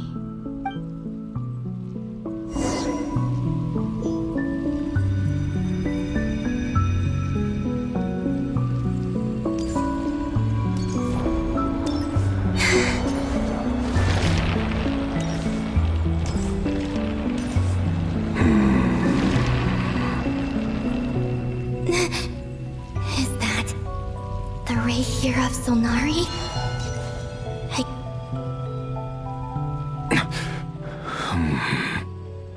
You are the moon goddess. But how? Please, there's no need. I'm not interested in fighting anymore. I find that a little difficult to believe. Yeah. Honestly, so do I. The way you used my own power against me was... It was a brilliant strategy. And then, in the final moment before I was thrown into this space, I got to see an old friend. Mr. Dainsleif. Right. It was so long ago now. But we were friends once. When I first got here, I was filled with hatred, remorse, and rage. How I cursed and devoured. I tore everything here apart. I was consumed by the desire to leave this place and have my vengeance. But to no avail. This is a place with no exit. This is the second time I've entered this space. Though I have no memory of the first, I was torn to shreds the moment I entered. But this time I survived. It must be partly because of this new body, and partly because of all the Kuvaki I absorbed in Nod-Krai. Are you the source of the abyssal power in here? Not all of it. Some is from when I first arrived here and tried to destroy everything. But there was already a degree of abyssal power here before I entered. And like a venomous snake baking in the merciless sun, it tried to slither into my shadow. Tried to? So, you rejected it? Yes.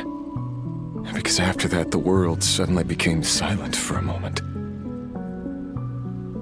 What do you mean? The voices in my head, they were gone. And then, I saw her. Her? Thelindis. My former lover. Never mentioned that she saw a memory of Thelindis leaping into the moon's reflection.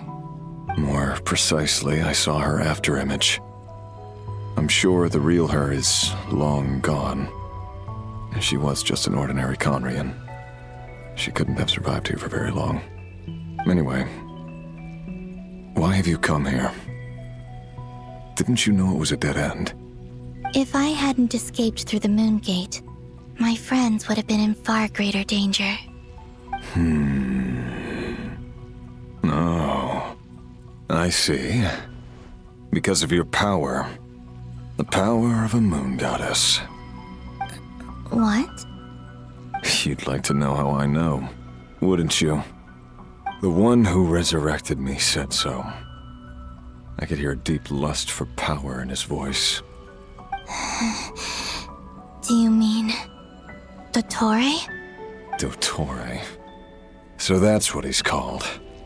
He'd been collecting fragments of my body for a long time. All so that he could resurrect me at the moment of his choosing. I had no interest in his research. But being as corroded by the abyss as I was, we were aligned as far as hunting the moons and recovering my strength were concerned. So that's why the Wild Hunt suddenly became so active in Nod-Krai. When I left the Fatui in my weakened state, Dottore must have felt that his time had come. Moon Goddess, could I ask a favor of you? What? I know this is a lot to ask, especially from someone who tried to kill you. If you refuse, I won't fight it. But this is the only thing I desire now. Nothing else matters. What do you want? I'd like you to take a message to Thelindis for me. Thelindis? But... Yes, she's dead. But like I said, I saw her afterimage. I can sense that some part of her soul remains here. Far, far ahead. Why don't you go and speak to her yourself? I can't. I don't know why, but I can't move freely in this space as you can. All I can see is a glimpse of her, walking away. Just like the moment when I last saw her in life. In return, I will clear these abyssal obstacles for you. No, not in return. I'll clear them for you, whether you want to help me or not. It feels like something I ought to do. Why? Yeah.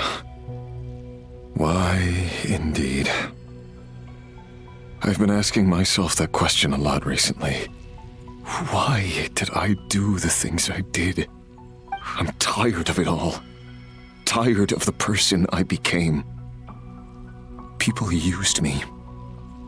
And then I turned around and started using others.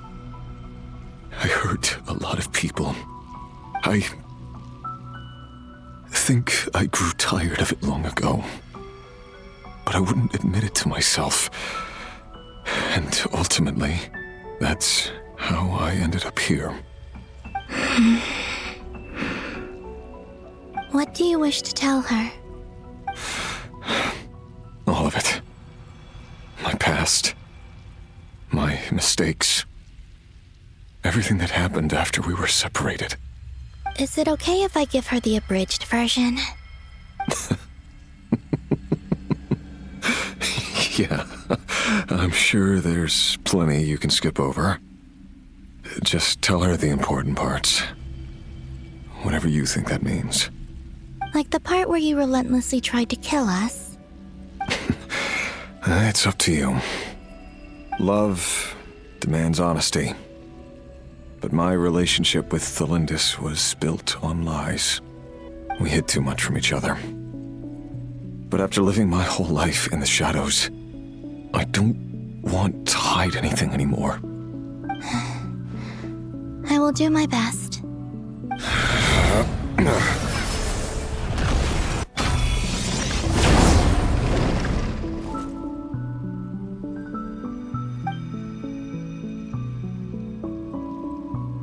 There.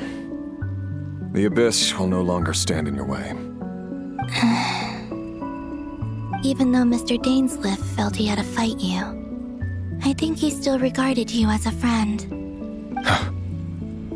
Dane? He said that you betrayed him, but he also felt great remorse at never having understood what you were truly going through. Why tell me this? Because if he'd known that someone could take a message to you, I believe that's what he would have said. Thank you. It means a lot. I know this will sound strange coming from me, but don't die, Moon Goddess. I can tell that you're determined to get out of here.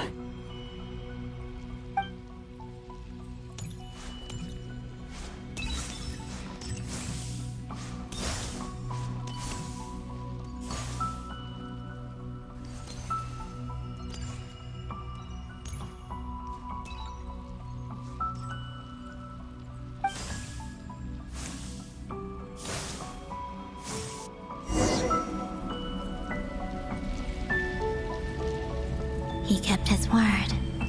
The Abyss is no longer obstructing my path.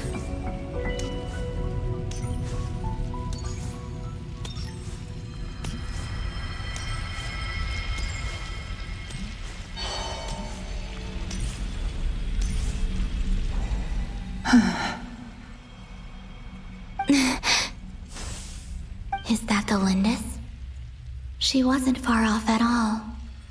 And yet, they can never meet. Hello, Miss Thelindis. Who are you? How do you know my name? I've never seen anyone else here before. You can call me Columbina. I promised Rerir that I'd bring a message to you. Rerir? My Rerir? Is he well? He's doing better than he was. Better than he was, huh? Sounds like he's had a pretty rough time. Others have had a rough time on his account too. In many cases, their time ran out because of him. And I'm not just talking about the children of the Crimson Moon. So, things got worse before they got better. Could you tell me what happened, Miss Columbina? Are you sure you wish to know? Yes. This is my opportunity to learn the truth. No matter how hard it is to hear, I have to know. I admire your courage. However, time is short. I cannot stay here for long.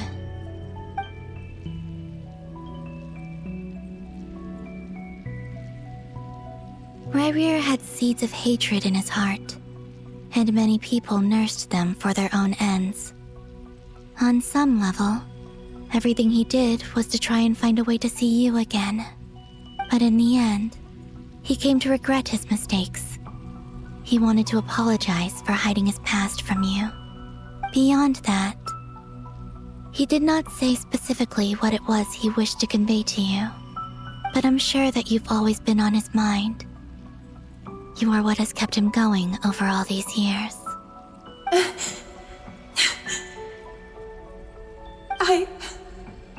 I'm sorry, Miss Columbina. This is so upsetting. I'm not sure how to put my feelings into words. It's all right. I understand. Well, that's everything from me. So, I guess I'll be... Wait. One moment. Time flows backwards here. The road ahead only leads further and further into the past. I know. I intend to reach the end of that road. Without a moon marrow, without the 3 moons' power, you won't make it far. Wait, unless... Are you one of the moon goddesses? You could say that. I see. I often think to myself, if life is like a train ride, why haven't I reached the terminus? Where am I even going? And it's not just me, it's this whole place. Wherever it is, it seems like it's existed forever.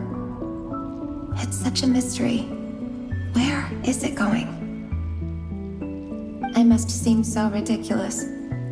I can't answer these basic questions, and yet I jumped right in here without hesitating, only to be torn apart the moment I entered by powerful energy currents. Only my soul remains now. Thinking back, I was suddenly overcome with fear and terror in that moment. Perhaps I too became bewitched by the abyss. I may have been the leverage it needed to control Rayrir. I used to be a researcher at the Universitas Magistrorum in Conria, researching the iridescent moon's marrow. Eventually, I came to the conclusion that time in here flows in reverse. Rayrir was one of the Venster King's retainers. With me, he was in an impossible position. It plagued him constantly. I wanted to help him escape his lot in life. I wanted him to be happy, so I thought I'd use this place to return to the past. At the time, I thought I could just go back to the day that the Venster King first found the prince. It was only after meeting the prince that the Venster King started going too far with his research into the abyss. That was the day all of our woes began. I thought I could stop the king from ever meeting him and solve everything. I couldn't kill the Venster King himself, so I had to find another way to save Rayrir. That's why I wanted to go back, to kill the person who had brought new possibilities to our realm. I'm sure it was a futile endeavor, but the abyss probably enhances the basest human desires. So I naively hoped I could change everything. But I was simply too weak. Like a speck of dust against the whole universe. Look at me. I didn't even survive the journey here. Not physically, at least. I know I'm never getting out of here. But you're different. You can make it, and I want to help you. I owe you that much. How do you plan to help me? Have you noticed the golden energy that exists here? Based on my past research and my observations since coming here, I believe they carry you forward faster. I can share what I've learned and help you understand the pattern in which this energy appears.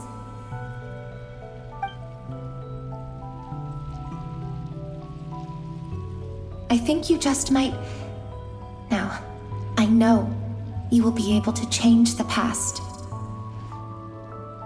Also, I've been speculating about where this phase ends.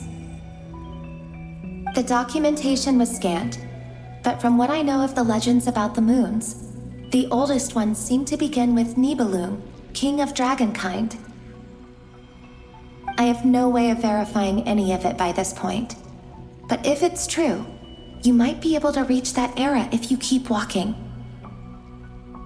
Understood. Thank you, Miss Thelindis. I'm the one who should be thanking you. If you hadn't entered this realm of everlasting death, what use would my deductions be? Thanks to you, they have some meaning. About Rayrir, I'm so sorry. For everything. It wasn't your fault. That's not true. Because we both feared bringing trouble upon each other, neither of us ever told the truth. And that dishonesty sealed our fates.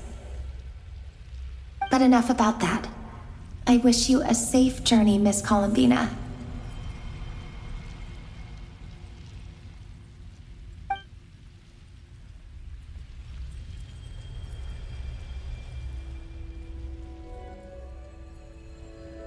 And may the outside world never have to experience pain like this again.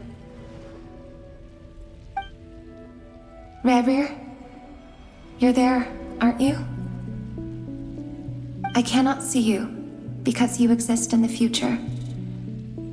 I expect we'll be trapped in this prison of space-time for all eternity. But please, gaze upon the past, and then sit for a while. Let's find a place to sit down together, just like we did when we first met.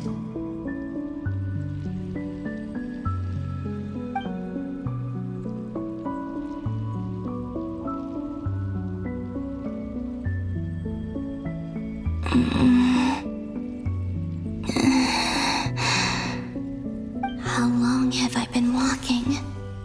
How much further till I reach the end? Is there even an end to be found? Everything's getting blurry.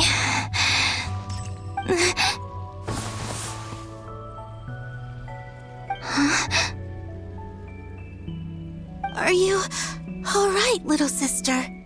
Have you come from the distant future?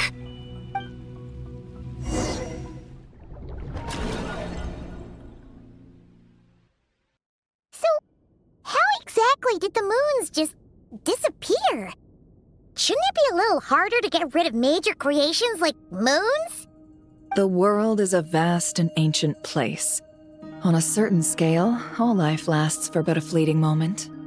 Miss Nicole explained that the moon goddesses likely perished in the War of Funerary Flame. The moons themselves were also destroyed at that time, save for the Frost Moon, from which a new moon goddess was later born. Am I missing something then? 'Cause the stories say that the moon goddesses were born on the moon, but doesn't Columbina say she was born in Nod-Krai? Huh, you're right! Why do their birthplaces differ? What's the difference between the two generations of moon goddesses? Also, remember what Sandrone said? Her scans detected 4 moons. In other words, 4 moon marrows. Technically, the result of the scan means that 4 moon marrows were detected and positively identified as moons in that moment. In other words, this piece of information alone isn't enough for us to know how Miss Columbina is doing right now. Yep, we have no way of staying up to date on whether she's dead or alive. She's on her own for now. But at least she's trying her best to get back to us. Yeah. She's a tough cookie, and a sore loser, too. We have to trust that she'll find a way. Because we really need her power. As much as it pains me to say it, we've got no chance of beating Dottore in a straight-up fight. He's much too powerful. It wouldn't even be close. That maniac is going to devour everything in his path until he reaches us. We need to find someone or something that can stop him before he does anything worse. I'll be frank. Our only hope of defeating this false god is with a real moon goddess on our side. I'm not just saying this because Columbina's a friend and I want her back safe and sound. It's just the truth. And I know that even she was no match for him when he attacked, but I don't have a better solution. We're not giving up on saving her, whether she can defeat Dottore or not. Right. Don't worry, Miss Sandra. No one's trying to argue that we can only justify saving our friend because it will help save the world. This is about multitasking. We want to save both. So, she's more than just a moon goddess to you guys? Absolutely. Duh! She's part of the gang! And you are too, you know. Yes, I know. You don't need to labor the point. I knew that the moment I came running over with my documents that I was part of the in-group. I mean, if Arlecchino can fit in, I certainly can. Anyway, as for how we get Columbina back, I've been working on it constantly. But I think I'm still lacking certain information about the moon. I'd probably get there if I could continue my calculations, but the problem is, I've run out of computing power. Computing power? You mean, you need more energy? No, the issue isn't energy, it's processing power. There's so much data to get through that the whole process has just ground to a halt. That's a tricky problem. René de Petrichor of the Nord-Kreuz Ordo once foretold the fate of the world. But I don't know how he did it. My guess is that he used the primordial sea's power. However, that won't work for me. His methodology was vastly different from my own. What's worse, they're incompatible. And to top it all off, we can't even leave Nod-Krai. Ugh, this is so annoying. If I'd known we'd run into a bottleneck like this. Well, no, the design bureau's a bust as well. Curse that Dottore! Couldn't have made this harder for me if he tried. Oh, what do we do then? How about we grab a bite to eat and take a break? Maybe something will come to mind after you've cleared your head. You don't get it, do you? I'm trying to calculate the fate of an entire world here. And I need accurate results, not vague prophecies. Where the heck am I gonna find the computing power for that? Ahem. Anyway, time to shelve the discussion on technical difficulties. Being a killjoy isn't very ladylike, after all. Either way, we've done what we can. Rest well, everyone. Remember to let us know if anything new comes up. That guy. Is he hinting that we should talk outside? Let's go somewhere a little more private.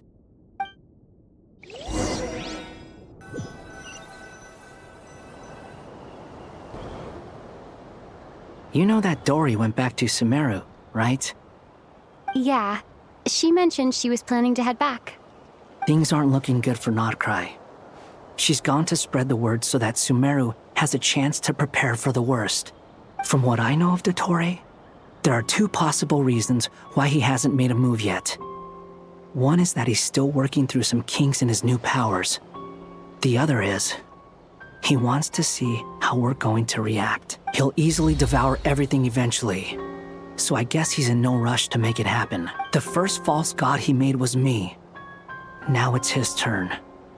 Even though my records were erased from Irminsul, Dottore's ideas haven't changed one bit. He once told me that becoming a god was like turning yourself into a hungry wolf or giant serpent to devour the moon.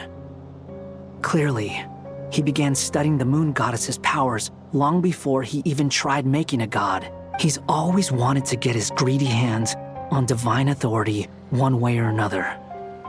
And in the end, he devoured the moon where I fit. In the desert of Sumeru, there is a chessboard built by King Deshret, also known as Al-Ahmar. I don't know if it was a real game, or if he was just trying to challenge his servants and citizens in some way. but creating games and setting rules. Gods do that as a matter of course. That's the kind of power Dottore craves. Now he has the Trilunar Authority. His power is leagues beyond the common people. I don't think there's any point in other nations rushing to the front line. They're better off focusing on defense and hoping they can fend off any threats that spill out from Nod-Krai. Either way, Dori will inform Lesser Lord Kusanali, and she will contact the other gods in turn. The Seven will have some recourse available. If nothing else, their protection should keep the rest of the world from descending into chaos as quickly as Nod-Krai has. So on the bright side, even if Nod-Krai is doomed, your friends in other nations won't be in any immediate peril. That's good to know. But I'm not ready to give up on Nod-Krai yet. There's a word for people who refuse to let anything go. It's called being greedy. Maybe it sounds greedy to you, and probably naive too. But whatever you call it, that's what gives me the determination to keep fighting. Battles are fleeting, but the will to fight is a long-term commitment. Give up for even a moment, and your resolve will shatter. Why do you always feel the need to do the right thing? No one is born to be a savior. I mean, who's gonna criticize you if you fail or give up?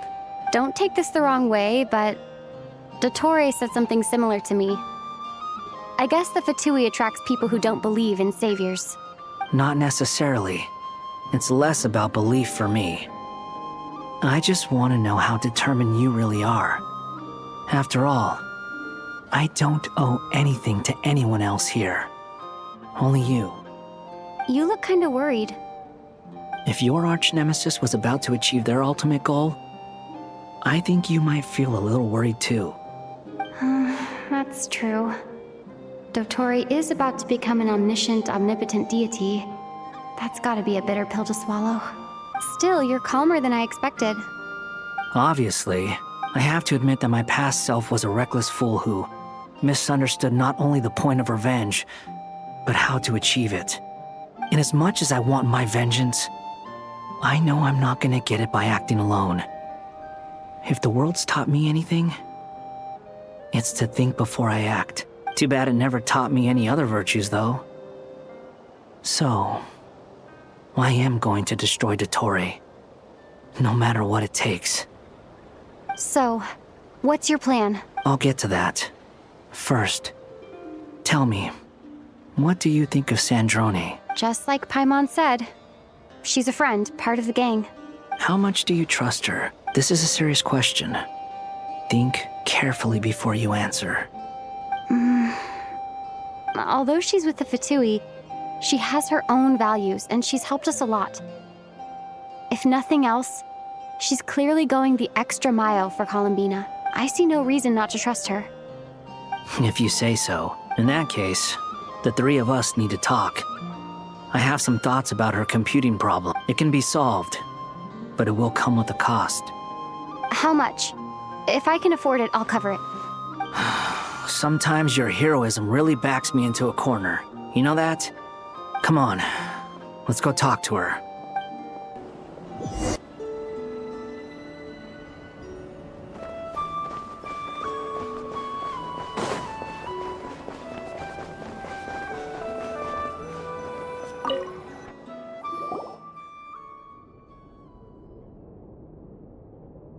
Miss Androne, Traveler. Hey there. Paimon's here too! She was just helping them sort through their things. How did your chat go? That was fast. The call only just ended. Well, you said it was urgent, so we got here as quickly as we could. Albedo, I have some alchemy questions for you. I see. Looks like my knowledge proved useful after all.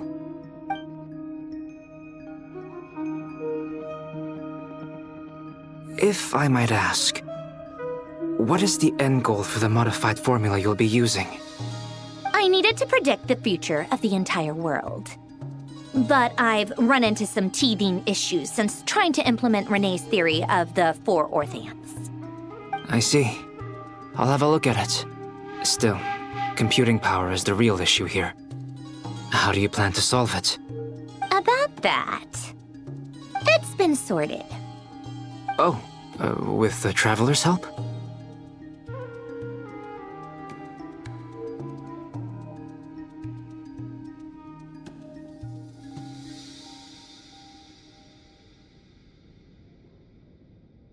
Actually, you're not wrong. She found the person with the solution. Was it Hat Guy? Yeah, it was him. Wow! Go Hat Guy! Seems like all that time studying at the academia is paying off big time. But where is he? Wasn't he the one who asked Albedo and I to come here? Come with me.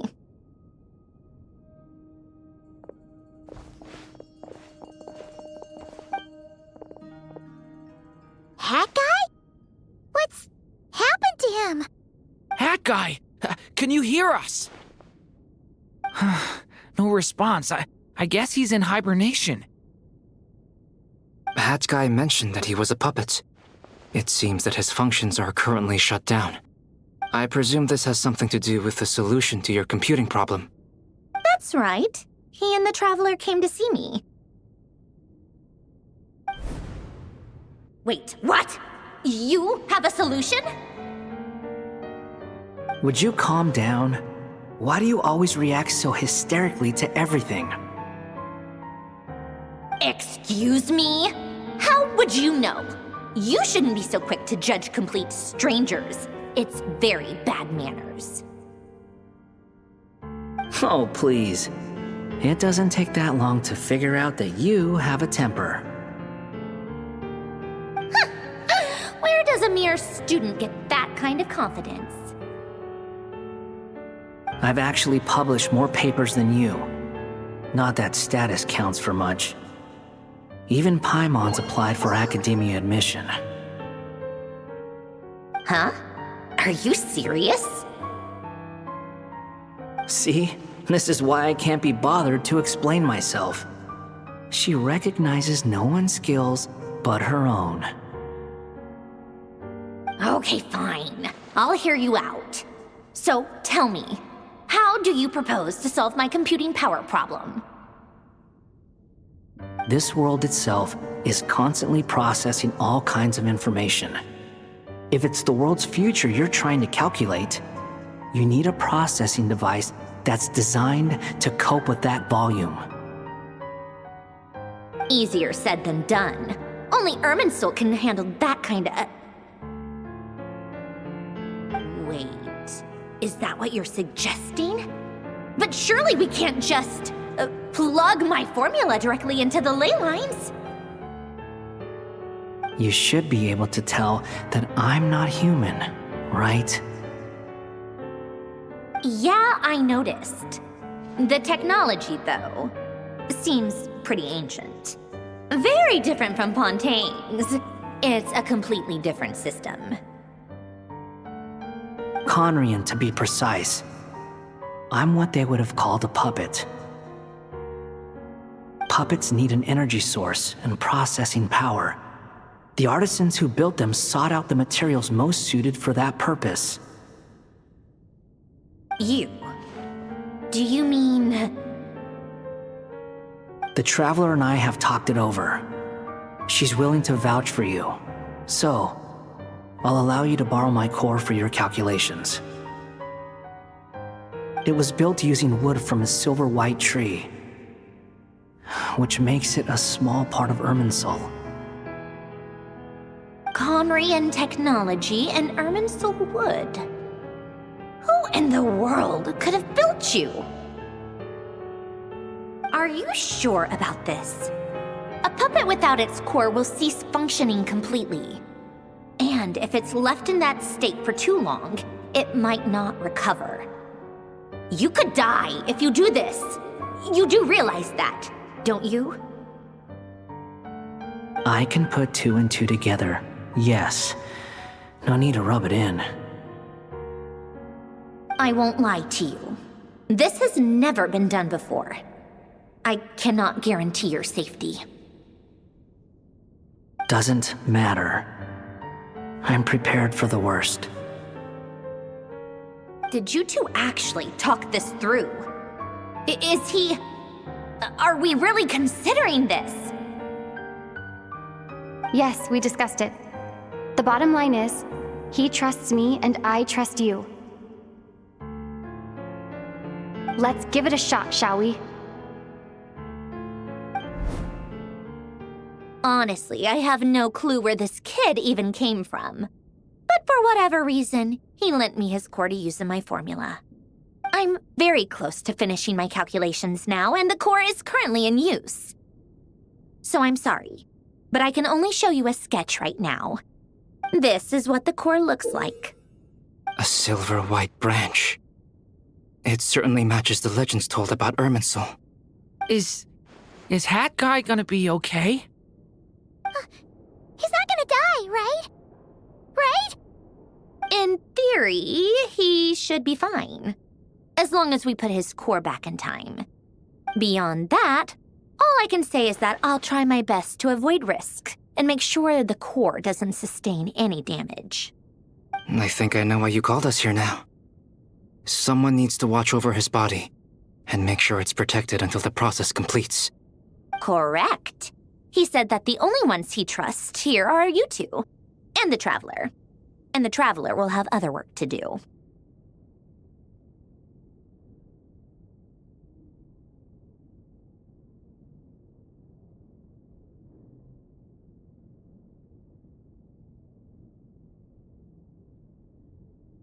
He will have our undivided attention. Aw, Hat Guy. On a more positive note, things are progressing steadily on my end. I'll call everyone in for a meeting once the results are out.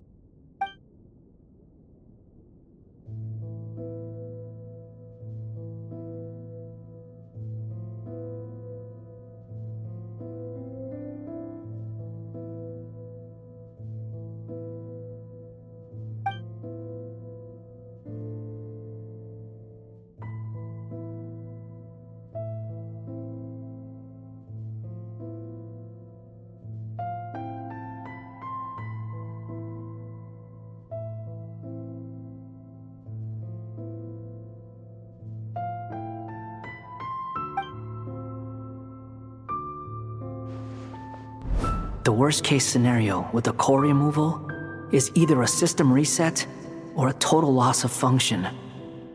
But I'm not afraid. A quiet death should have been my fate long ago. A core is completely different from a heart. It's like another vital organ entirely. I never believed it could be a true replacement for what I sought. But in the end, it turns out the core was more useful to me. Pretty funny when you think about it. It's like the punchline of my entire life. Do you think there's any difference between a puppet and a human? If not, then this would just be another samsara. I have already experienced both a past life and a next life. Part of me wonders whether I'm only capable of making this decision because I've become a real human. What's with that expression? Isn't this a good thing? Sandrone will succeed, won't she? She has to. She will. We all have to persevere until this is over. That's right. And I'll protect you all until a moment of victory arrives.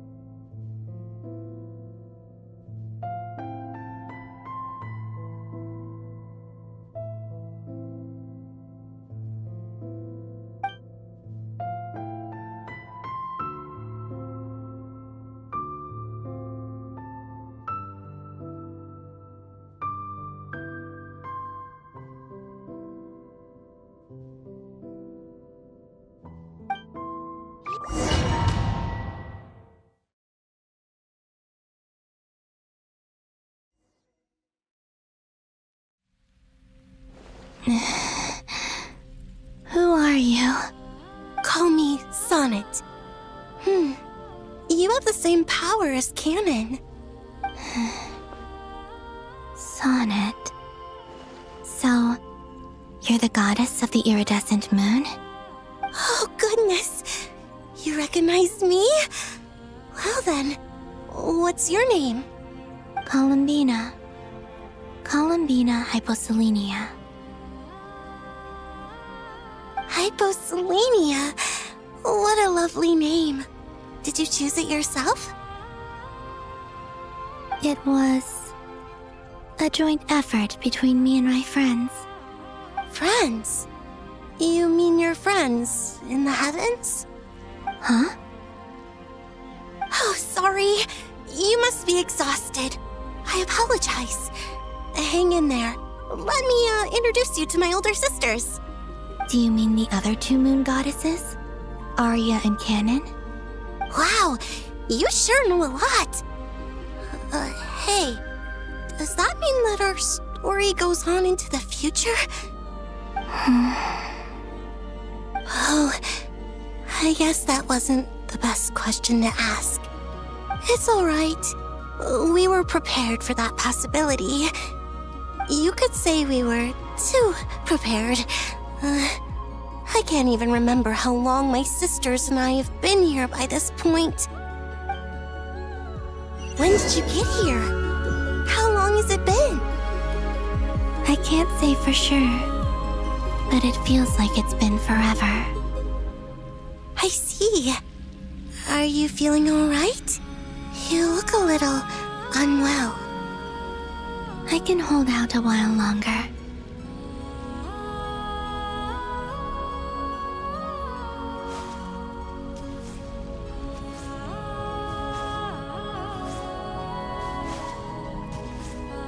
We don't have far to go.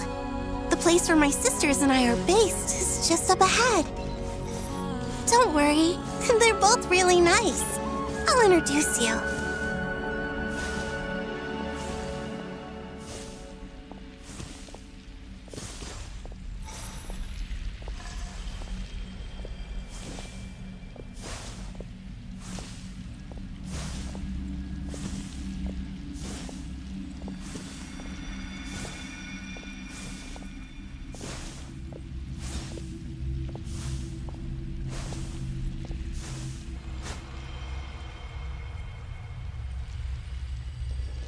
Sisters! I'm back! And look who I've brought with me!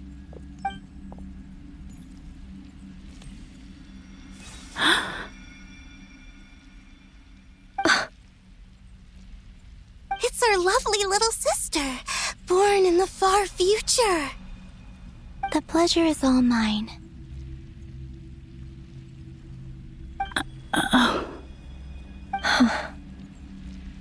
Allow me to introduce you to Columbina Hyposelenia.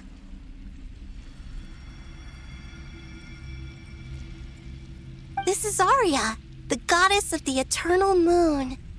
And this is Canon, goddess of the frost moon. Canon, don't you think Hyposelenia's power is similar to yours? Hello, Columbina. I apologize for our startled reaction just now. And please, forgive our little sister if she's been annoying you. She tends to talk a lot. It's fine. You seem shy. Don't worry, Columbina Hyposelenia. No one can hurt you here. Could you tell me where here is? Please. I must know.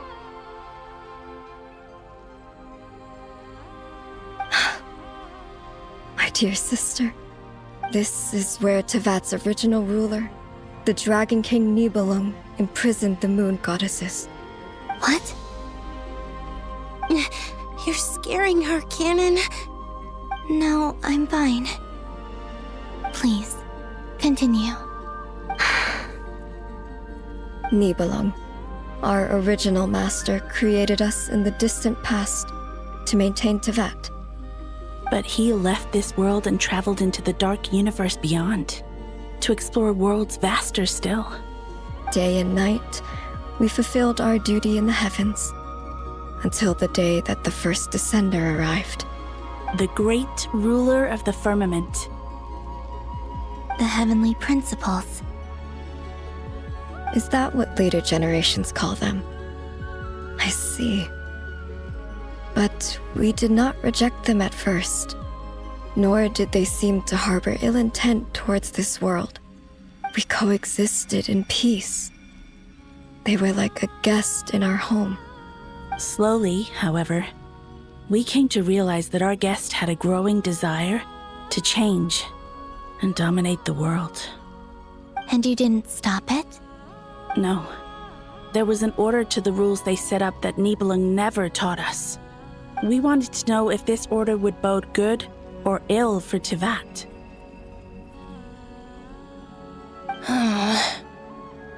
All right. Canon and I wanted to know. Sonnet was against it from the outset. Later, we discovered that this great ruler of the firmament bore an almost paranoid hostility toward the desire of certain life forms to seek power. Or perhaps they feared them.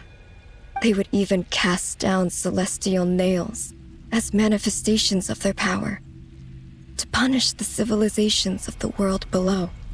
Only this was far beyond mere punishment. Right. Their rules brought order, but the price people paid for merely testing the limits of those rules was far too great. I did everything in my power to help the punished escape catastrophe, but still, too many lives were lost. The ancestors of the Frost Moon Scions were some of the ones you helped. But just when we had decided to take countermeasures, the Dragon King, Nibelung, returned. And so began the War of Funerary Flame. So, that's the name the world gave that war in the future. Well, who won in the end? As far as I know, the Heavenly Principles won, although it came at a great cost. They remained in Tivat, where they continue to rule to this day. And the world's original master, the Dragon King Nibelung, was destroyed. And what of the moons? Are there still 3 moons in Tivat's skies? You can tell us the truth, Columbina. We know we are but remnants of a bygone age. We are prepared for the answer. Only the Frost Moon remains. But it has been cast beyond the false firmament by the Heavenly Principles. The eternal and iridescent moons were both shattered during the war. So death finally came for us in the end. Sonnet. But you're still here, aren't you? A moon goddess cannot live without her moon, Columbina. She's right. That's why I began to disappear. Because the Frost Moon is cut off by the false sky. How much worse it would have been if it were outright destroyed. Our souls may endure within this lunar palace, but if our moons are destroyed, then we shall disappear the moment we depart from it. I'm sorry. There's no need to apologize to us, dear sister. If anything, we owe the world an apology. If only we'd decided to act sooner, rather than arguing amongst ourselves.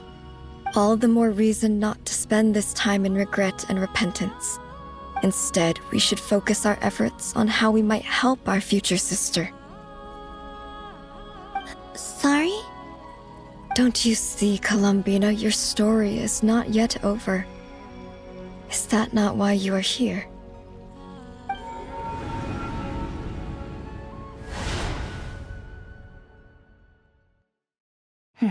It's done. Initiate numerological array. Continue running primary process. Calculate the world's fate through extrapolation. And identify nodes of potential change. Secondary process, scan for moons. Still 4. The number of moon marrows hasn't changed. Wait, let me think. Is it possible that there's something I've been misunderstanding about the moons all along? Variables. Variables in the world. I know where potential variables within the world come from. So what about the moons? Are there any variables there? Like their life or death, for instance. What if being alive or dead makes no difference to a moon? But that's so strange. Even immortal gods can die. Why would the moons alone be? Wait! I've got it! If alive or dead is considered a variable, we might have had this wrong the whole time. No one ever said that a moon marrow equals a living moon. We just made that assumption ourselves. Initiate secondary process. Scan again. This time filtering out interfering perimeter, moon marrow. I don't care if they're natural or artificial. Get them out of my search results! Why? It says 3 moons still exist in Teyvat, even after excluding the moon marrows. But we know for a fact that 2 of them are dead. Redo the scan. Narrow the results to living moons and real moons. No, scrap that. Narrow it down to moons that have lunar authority and remain alive. Why? Why is it still 3? What is this, Columbina? Has the world lied to us? Or are you the one pulling the wool over our eyes?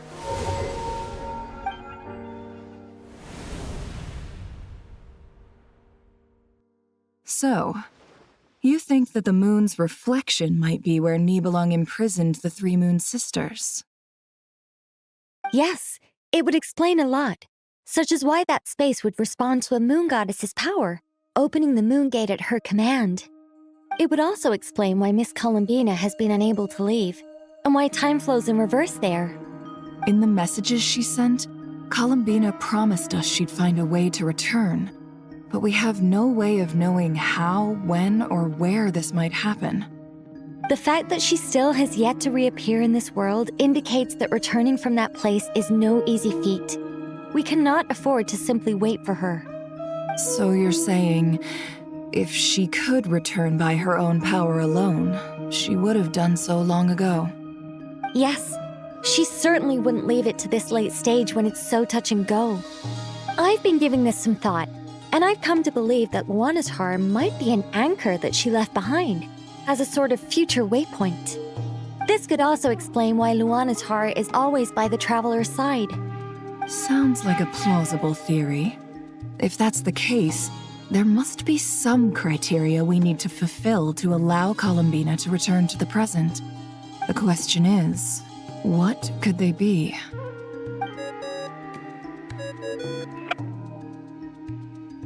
Hello? Listen up! This is extremely important!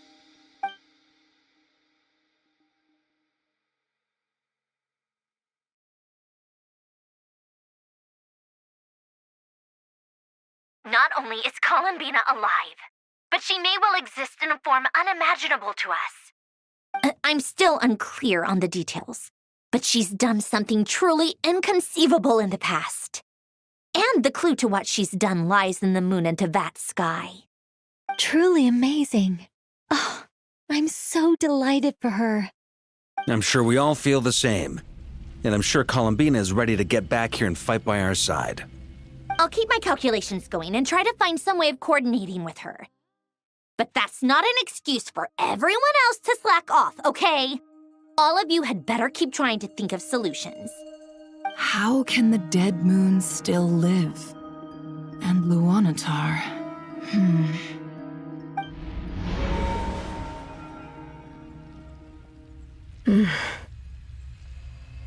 It's hard to believe that's what will happen in the distant future. Our authority is linked to the most fundamental rules of Teyvat. I suppose it's no wonder that many would covet that power. I didn't realize that when you said friends, met people who live down in Tibet. It's so lovely. I always wanted to go down there and have some fun. Have you ever tried leaving this prison? Of course. Between us, we've tried everything. But no matter where we go, this space will eventually bring us back here. It's like the center of a whirlpool. Everything ultimately converges here, at the moment when Nibelung imprisoned us.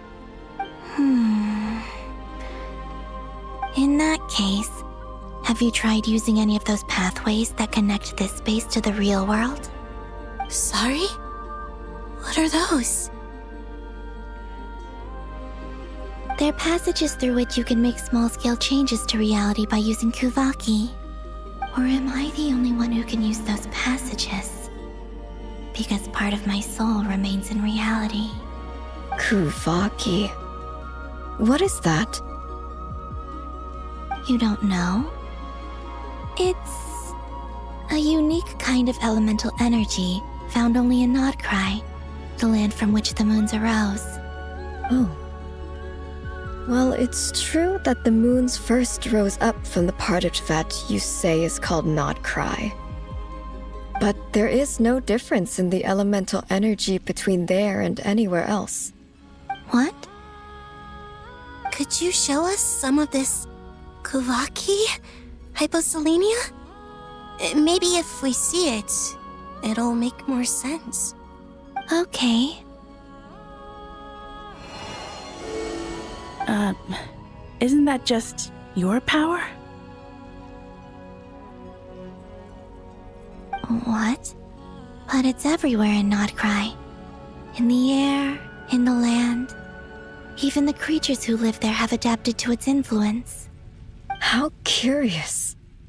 This Kuvaki certainly did not exist anywhere in the world before we were imprisoned. Let alone influence living creatures. So, how exactly does it affect them anyway? Can they float in the air like us? This is so strange. Why would their reality differ so much from mine? Columbina, you're looking for more than just a way out of here, aren't you? Yes.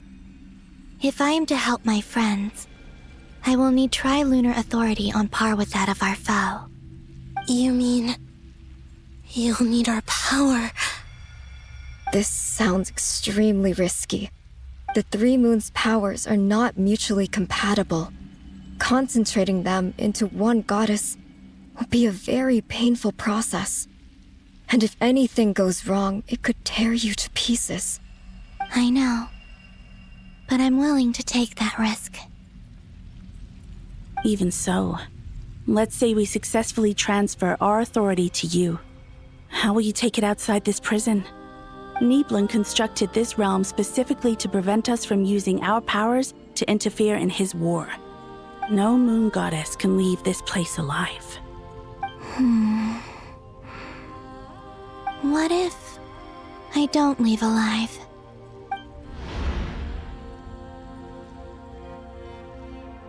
Where do we even start? How are we supposed to figure out what we're meant to do to help Columbina?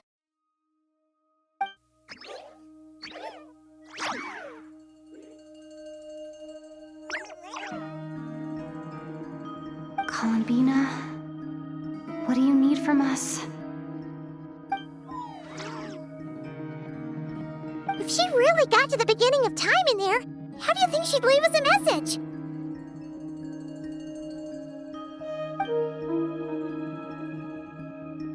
You don't think she'd write it down on a stone tablet somewhere in the hopes that we'd find it, do you? Seems unlikely.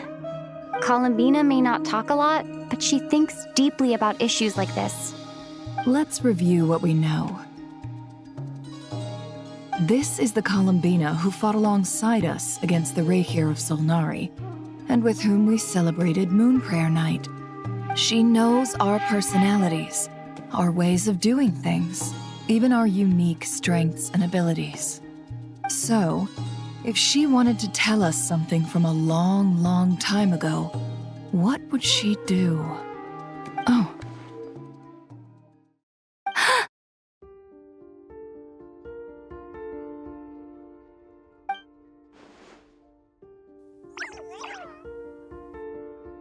Traveler, you once said that those golden ripples also appeared when Luanatar was born. What if Columbina left Luanatar here, not just as an anchor to the real world, but for some other purpose? If she is part of Columbina, and Columbina knows that I can see past events through her... Oh yeah! Like when you peeked into Rarer's past through his heart! Nefer, wait! If you're right about this, and you can really see past events through Luanatar, your eyes, they'll... Oh, I know. Looking at Rerir's past in Conria was already enough of a strain on my eyes. Looking this far back into the past, it'll surely blind me. But it's our only chance. This is the only way. Boss. We spoke about this once, a long time ago. Do you remember what I said, Yehoda? The day I lose my sight, the Curatorium of Secrets will be yours to run. But... What's wrong? I'd be overjoyed if I were you.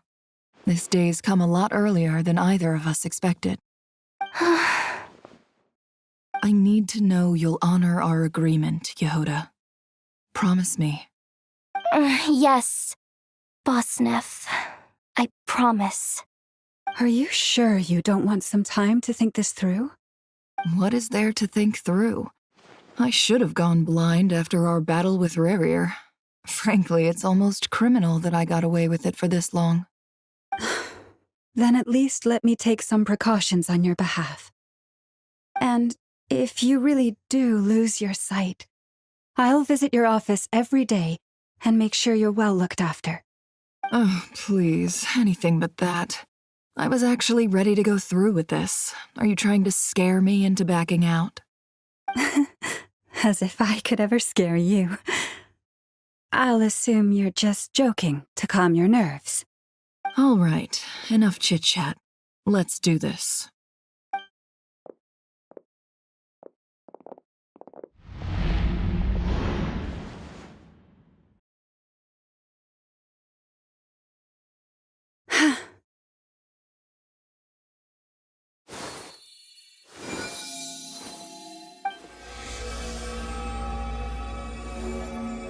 All done. Good. Now give me some space.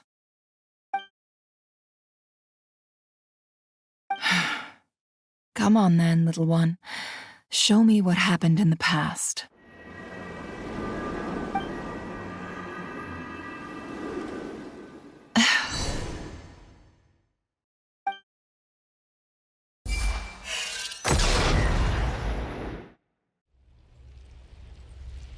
Between the Trilunar Authority, Kuvaki, and the sole-surviving moon, the Frost Moon, I think I might know how to get back.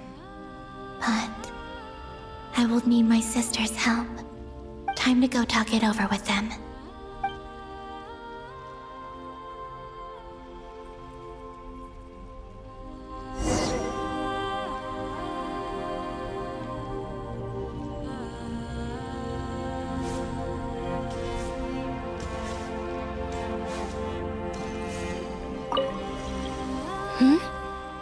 Have you decided what to do? I hope it's not too dangerous. You really scared me when you said that thing about not leaving here alive. Come on, let's go find the other two.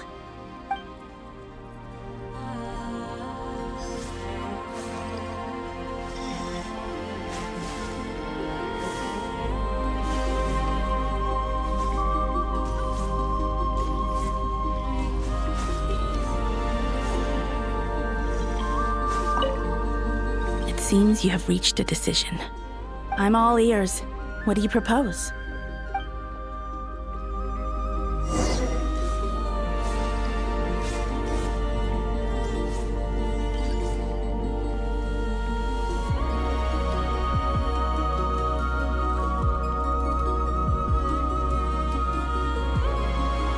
Have you figured it out, Columbina? Tell us, how do you plan to leave this place? I intend to die here, in this moment, and then be reborn in the future with the help of my friends. What? What are you saying? How can the dead be reborn? And how will you inform these future friends of your plans? You can't exactly leave oracles. Nothing can escape this place. Not a single ray of moonlight. And even if you found a way, what if they never find the message you left for them? You'll...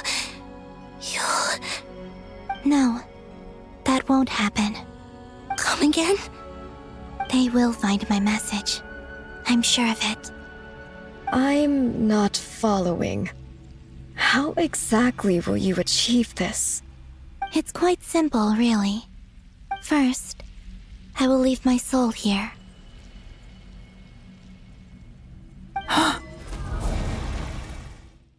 I see it. Your soul? You mean you're a divinity?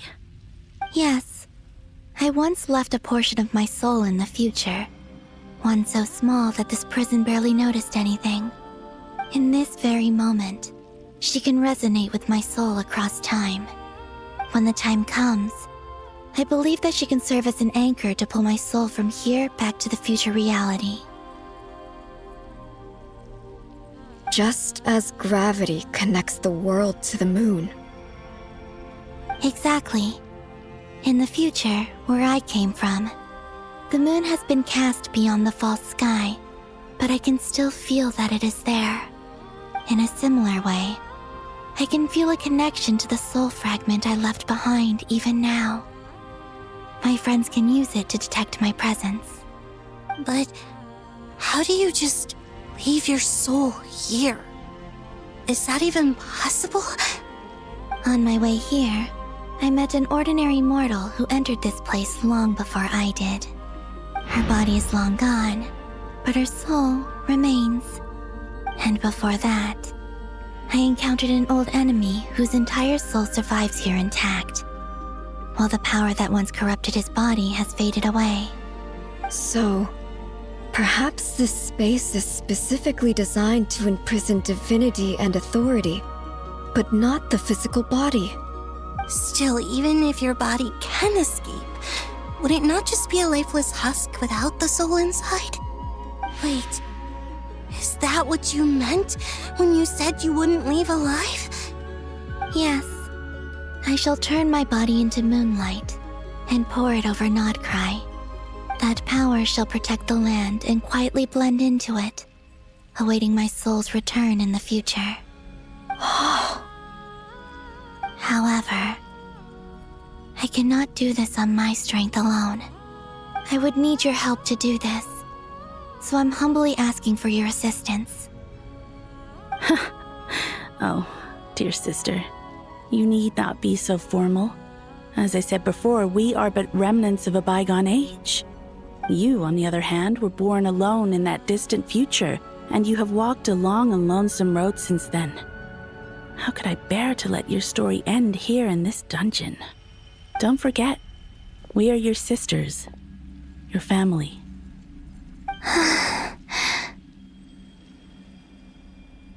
Arya's right. Actually, I've always wanted a little sister. Can you imagine how it's been for me? Getting nagged by two older sisters all the time.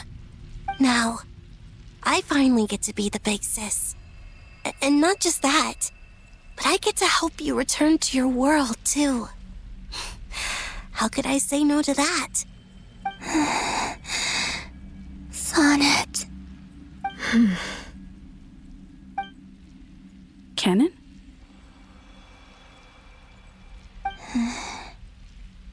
I'm sorry. I know this is a bold request.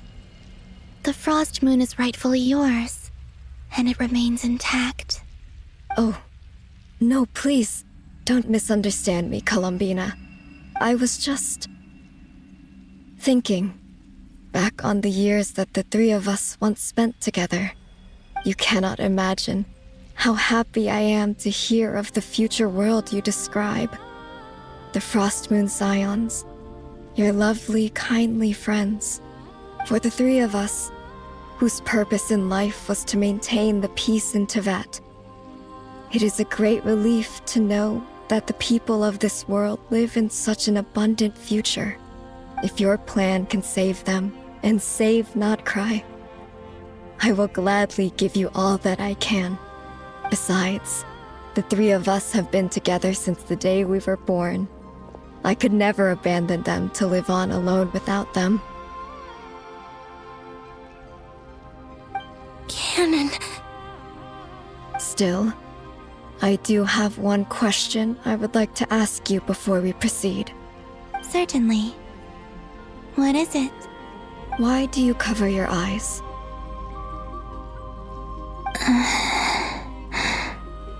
Yeah, I was curious about that too. But it seemed personal, so I didn't want to intrude.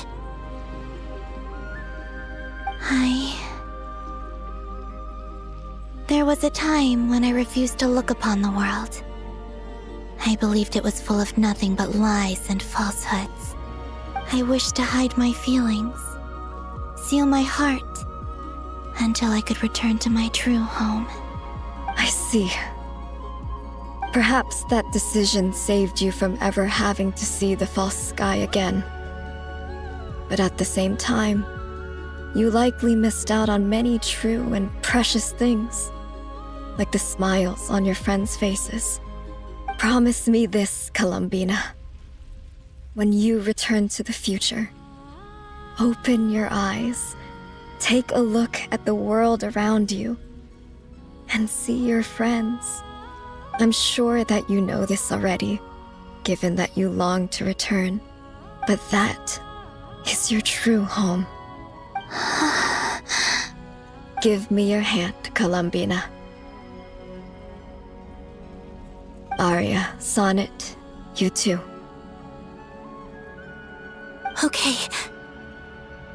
All right.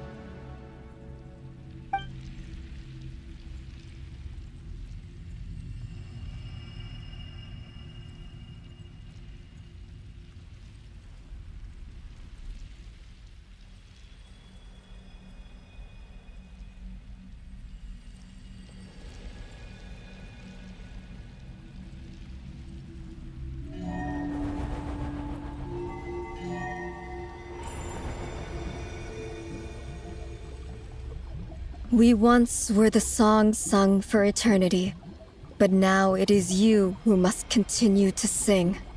We once were the tides in the great river of time, but now we subside, and you arise.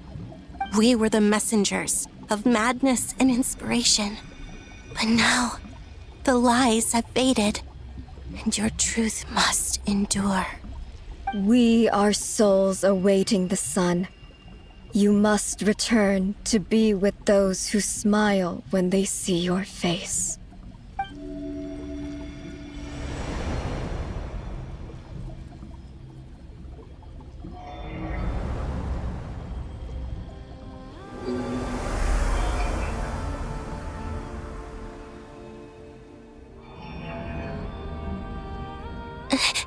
Is it done? Yes. We have transferred the authority over all 3 moons to Columbina Hyposelenia. From this moment on, she is the Tri-Lune Goddess, the one and only moon goddess of this world.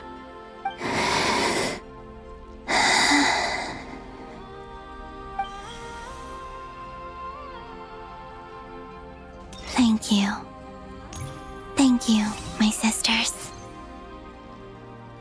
Now go, and do what you believe is right, Columbina Hyposelenia. Be aware that we cannot grant you the power of the 3 moons beyond these prison walls. The conflict that arose over their remains following our disappearance will still take place. I understand. Sisters, oh, my body. It feels... Now that we have given up our power and authority, our bodies are merely mortal shells. This prison is dissolving them as we speak. It's okay, Sonnet. The end must come for every god, just as it does for every human. That's all this is. The final destination of our lives. Canon and I will be by your side the whole way. We have one final request, Columbina. Could you use the Three Moons' power to send us back into the real world? Now that we have lost our powers, I doubt this space will seek to hold us further. It's just... we would like to spend our final moments together in the only place we ever called home. Of course. Gladly.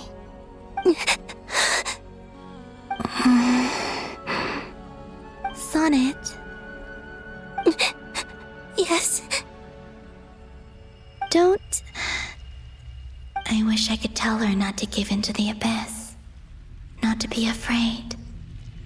But is this really what I should say at this moment? Don't forget. I'm so glad to have a big sister like you.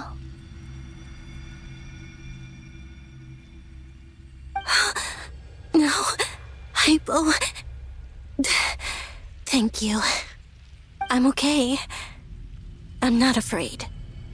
As long as my sisters are with me, I won't be afraid.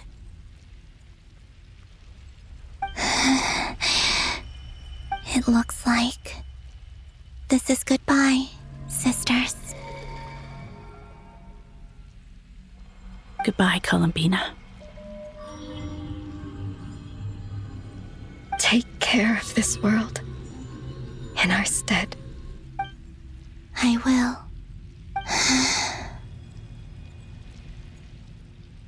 And now, it's time for me to bid farewell to my body, too.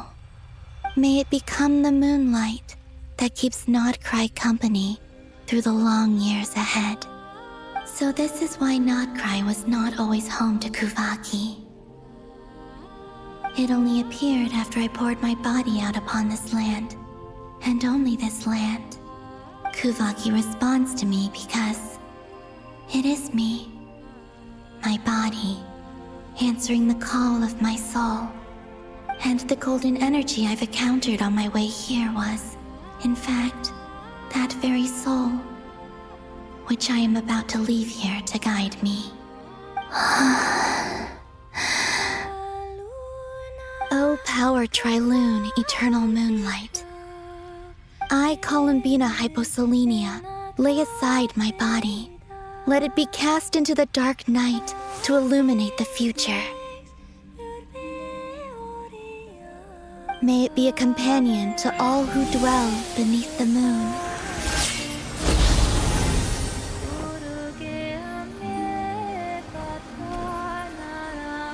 Until the time comes for me to return home.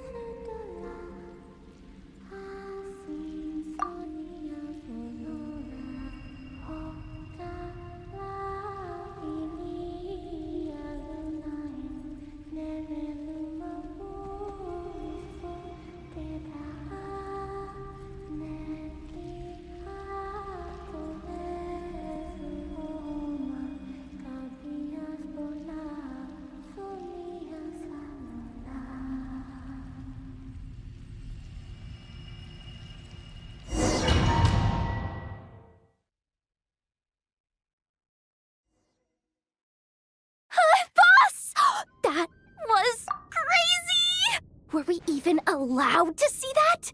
Is anyone?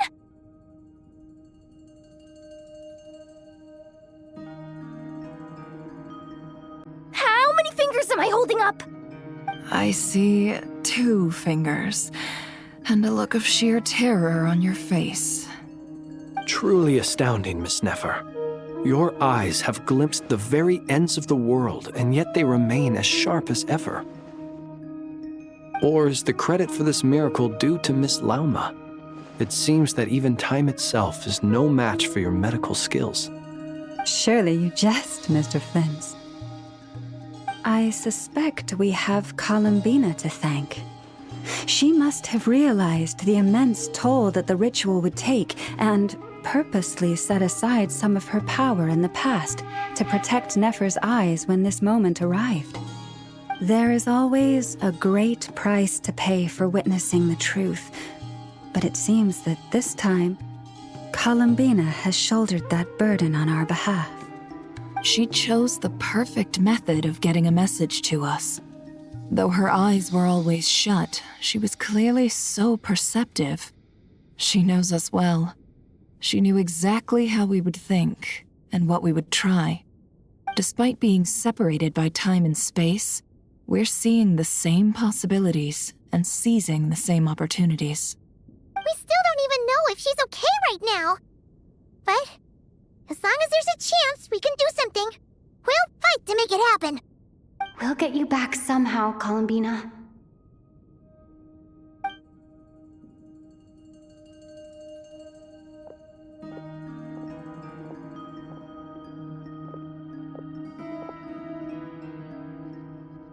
Well, based on the information we now have, let's figure out our next moves.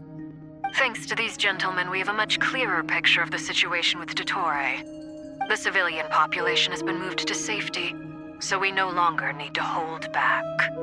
Miss Androne, how are the calculations going? So far, so good.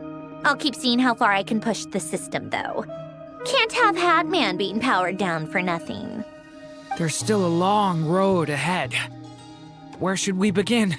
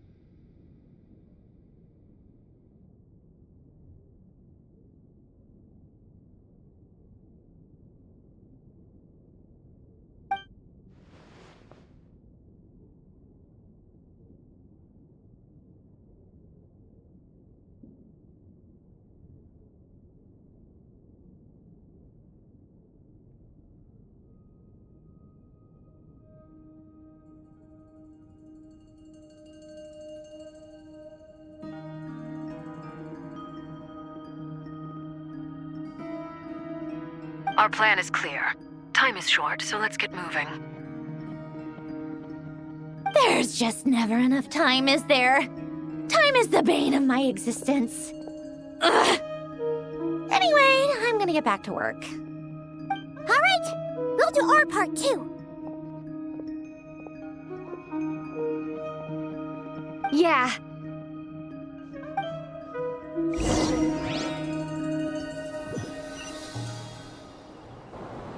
Albedo's theory says that elemental energy can dilute the light realm's power, but I'm no expert in building elemental defenses.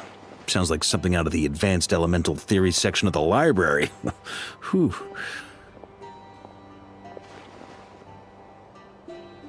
You seem quite troubled. Well, yeah. I mean, who doesn't get a little flustered when they're completely out of their depth? You were the very picture of confidence back when you approached the Hexen Circle. Yeah, I could have been faking it through that whole meeting for all you know. Who's to say I'm not just a ball of nerves in a charming and gregarious package? Oh gosh, really?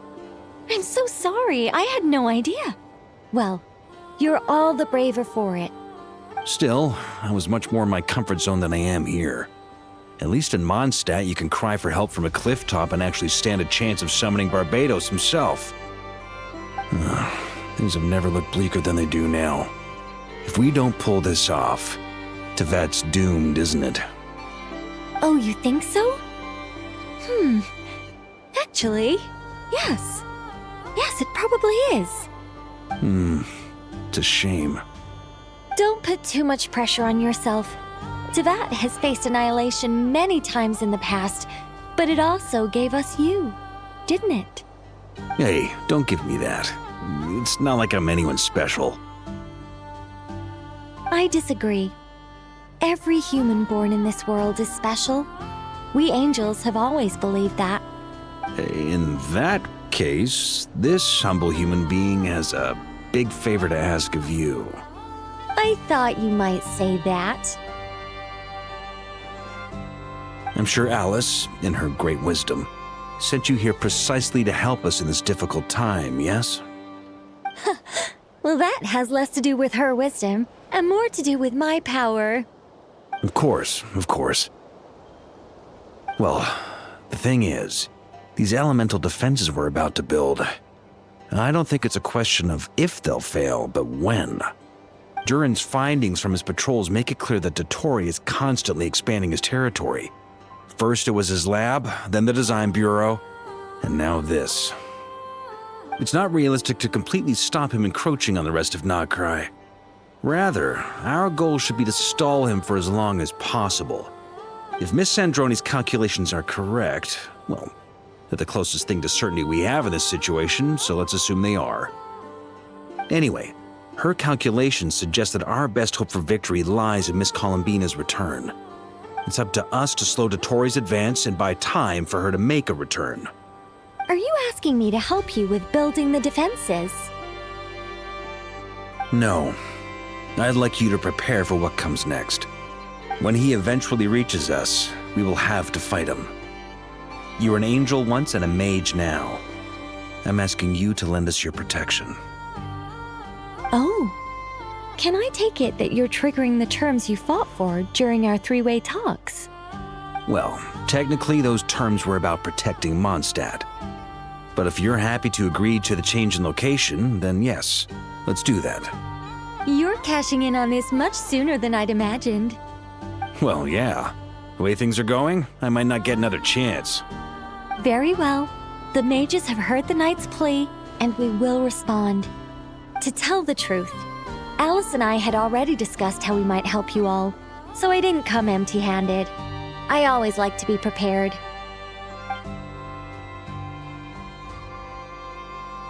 This is... wow. Yeah. This is great. Seriously, thank you. It's been many long years since I had a chance to dazzle humanity with a little divine intervention. To humbly serve as a reliable and responsible guide. Anyway, Knight of Boreas, please accept this gift in recognition of your great virtue. Go now. May the angel's blessing deliver you safely to your destination.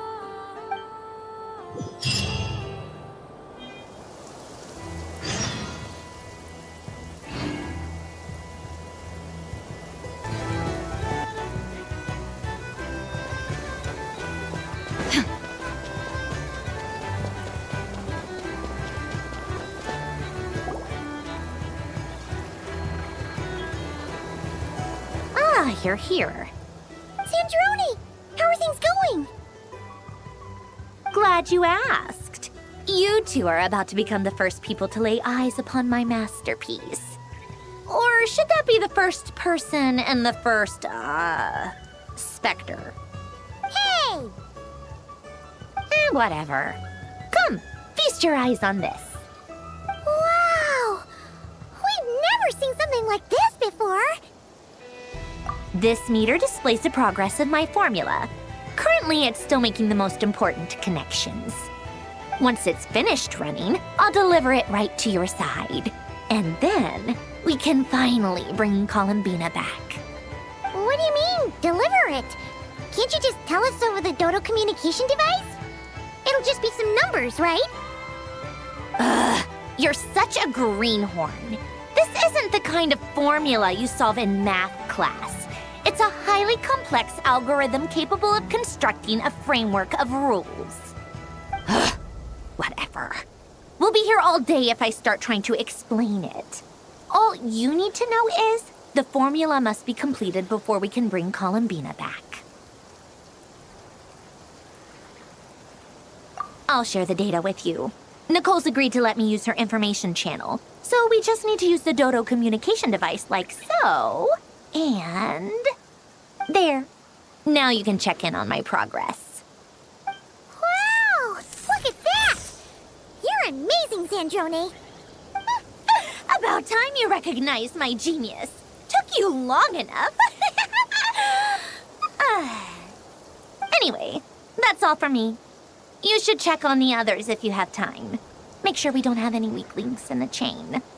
That might sound harsh to you, but close supervision is a common practice in the Fatui. Not looking to catch anyone out. I just care about everything going smoothly. That's all. I'm kinda stuck here while the formula's running, so I need you to be my second pair of eyes in the meantime.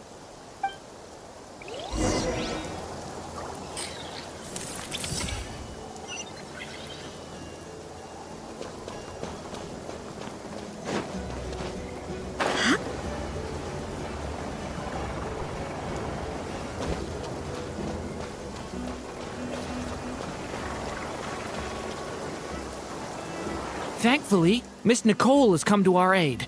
Nasha Town is now looking very well defended. Golden Flame. Yes, that's Nicole's power, all right. Based on the latest message from Grandmaster Varka, it sounds like they've reached an agreement. The situation should be more stable with her assistance. Everyone will have at least some degree of protection. Albedo! Durin! Hello there, you two. Are you well rested? That's good to hear. As per the plan, Albedo and I will be in charge of Nasha Town. As Dottoro's energy field expands, it's creeping ever closer in that direction. But we will do our best to hold our position. We fought side by side many times before, and always with great success. I believe this time will be no different. So don't worry about us. Focus on fighting Dottore.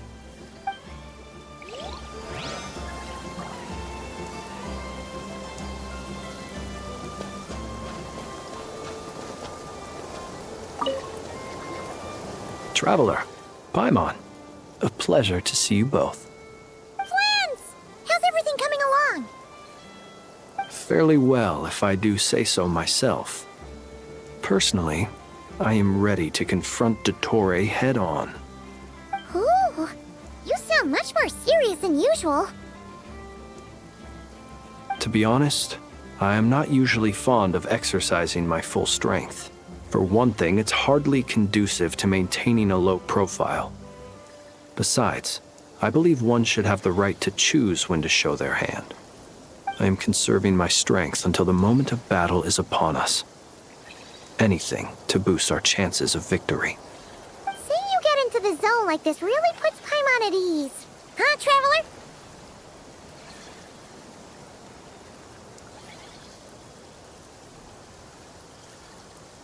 I consider it an honor to have your trust.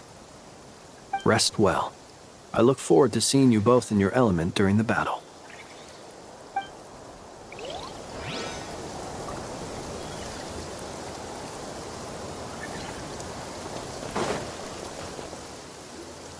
Yes, Miss Moonchanter? What are you staring at? You always address me in the strangest ways. Lady Moonchanter 1 minute, Miss Moonchanter the next. Yes, and? Are either of those incorrect? Not as such. It's just that I simply call you Nefer nowadays. Uh-huh. That's my name. What's your point? The point is I don't add any honorifics or titles. Meaning what? That maybe we're on friendlier terms now than we used to be. Is that how you see it? And I thought I was the one with eye damage. Never! Wilma! Paimon, Traveler. Just swinging by to check in on you. How are things going? Did you manage to get some rest? Don't worry about me. I won't slow us down. And I give my all to ensure our victory. Ah, yes. Allow me to give you two a quick checkup. All done. You're both in good shape.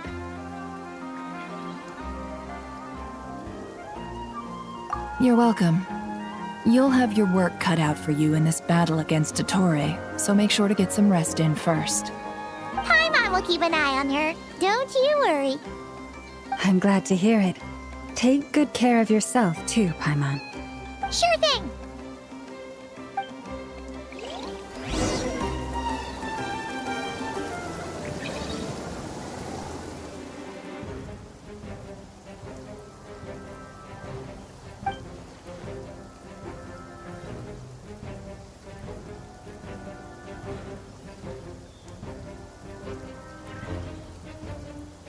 Here they come.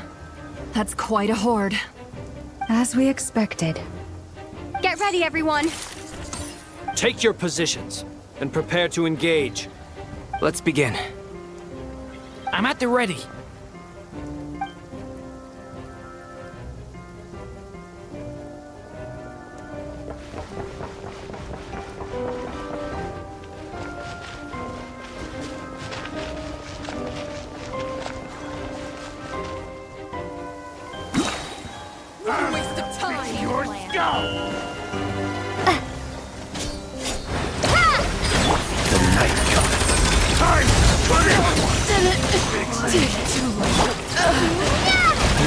Another one? Close your eyes. Be silent. To dust.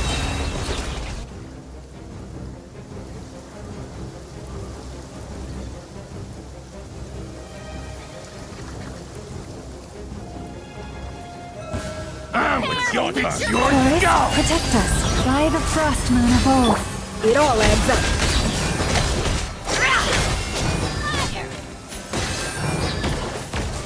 Seek within. No more lies. These creatures cannot stand against us. Oh, fighting talk. Just don't let your guard down. That goes without saying. I'm hardly the risk taker in this group. Excuse me?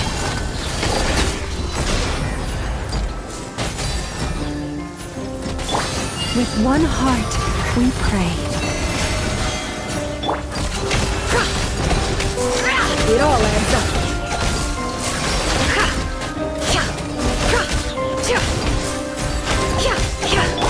Branch into song. No more lies. The deception ends here.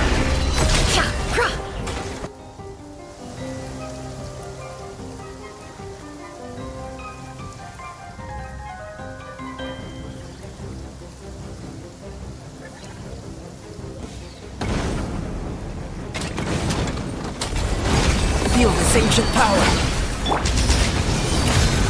The story has only just begun!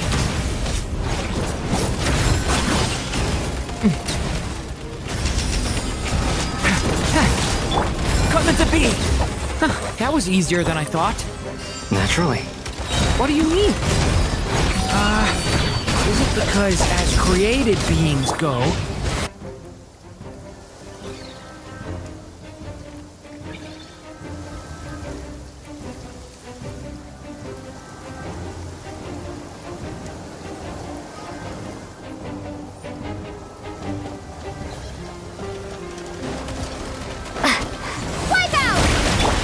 For the everlasting forest.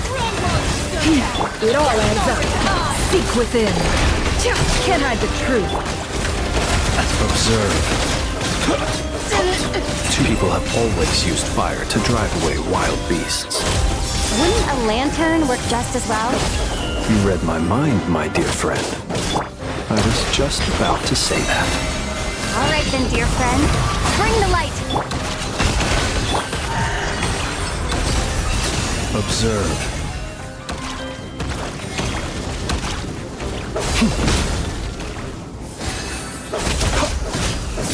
Branch into song. The deception ends here. Can't hide the truth. Water jet! Be silent. Close your eyes.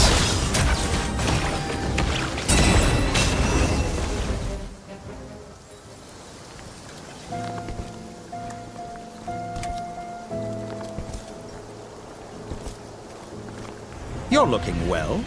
I trust you've had a good couple of days. Dottore. It's actually a good thing, in my view. If the subjects of my experiment were to die prematurely, it would throw quite a wrench in the works. And so, I must thank you all for your resilience. We are no longer on the same level, but you are nonetheless worthy of my respect. A creator god should be merciful and gracious after all. And in any case, it is only right that before I end your lives, the world is informed of the arrival of their new god.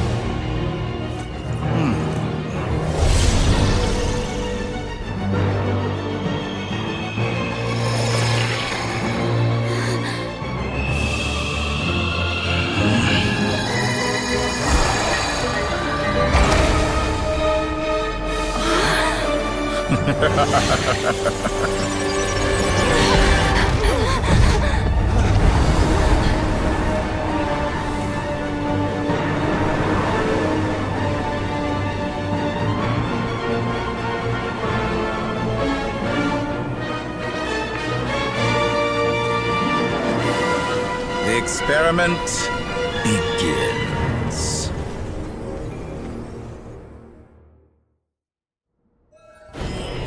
With the marrow of the 3 moons in my hand, behold the false moons fall!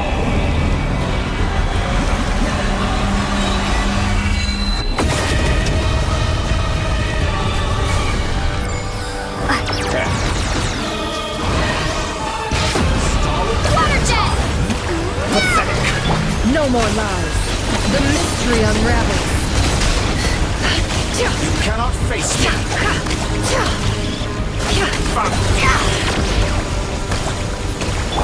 Such a simple attack!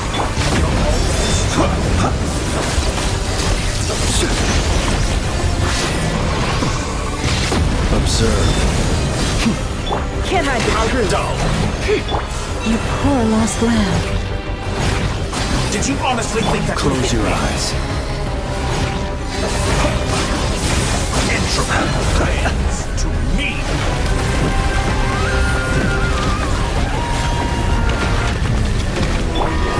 That's more like it. Some results are valid. Shameless. Pathetic. Be silent. Cursed like an ant in my palm. Oh. I've been moved inside another space. And it's sealed off. Looking at the structure of it, it seems like Dottore intends to trap us here. There's no exit. Our endurance is about to be put to the test.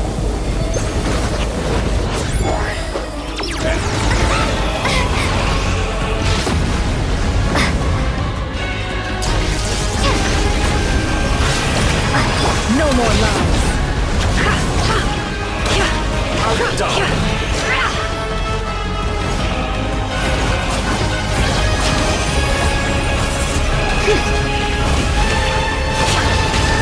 It all adds up. Receive my blessing. Yeah. Reverse. Water jet!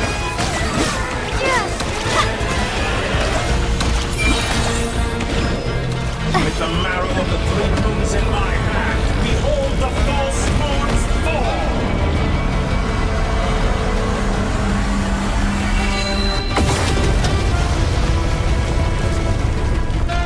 Entropy bends to me! For the everlasting forest, lush as the moonlight. No more lies. Bombs away!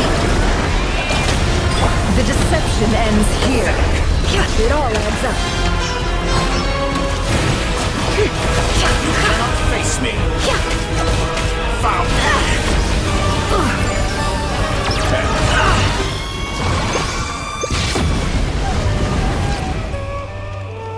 Tell me, where will you try scurrying off to next? Looks like Dottore has opted for a divide and conquer strategy.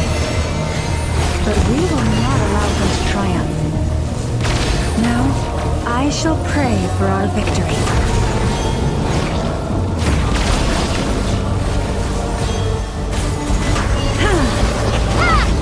Moon's remnants fall.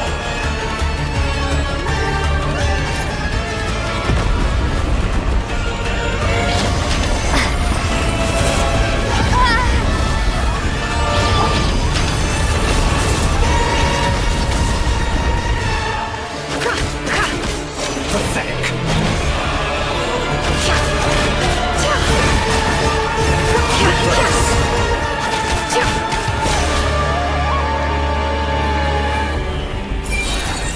How dull.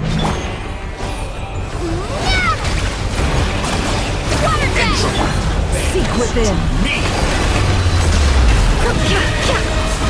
Leaving openings on purpose. Confident. No more lies.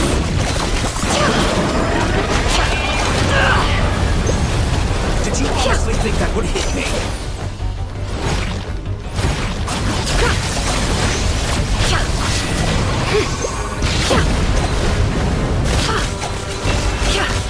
Be shackled.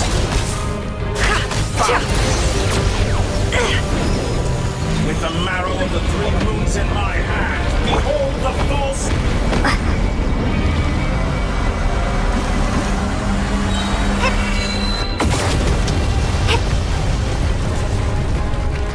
Be annihilated, that which cannot stand against me.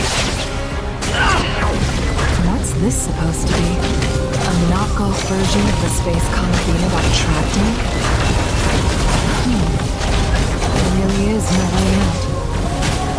We'll see about that, Dottore.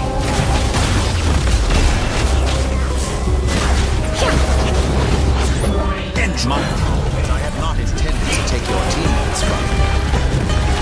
But you have a choice now. Obey, and I can release them. An excellent deal, you ask me.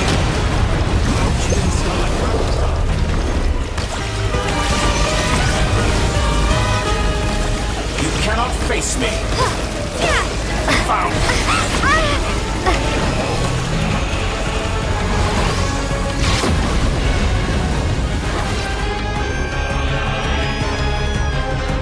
I'm aware you've been working on some little tricks to surprise me with, but it appears that none of them have come to fruition.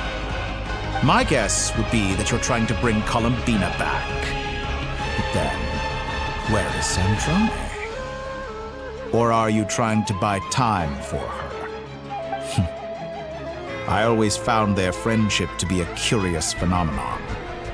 Two highly incongruent personalities, and yet they share a deep connection. Speaking of Columbina, I once saw her as like a younger sister. We got along quite amicably while she was with the Fatui. But then one day she suddenly decided she would refuse to take part in any further experiments. To this day, I truly don't understand what I could have done to upset her so much. It's such a pity.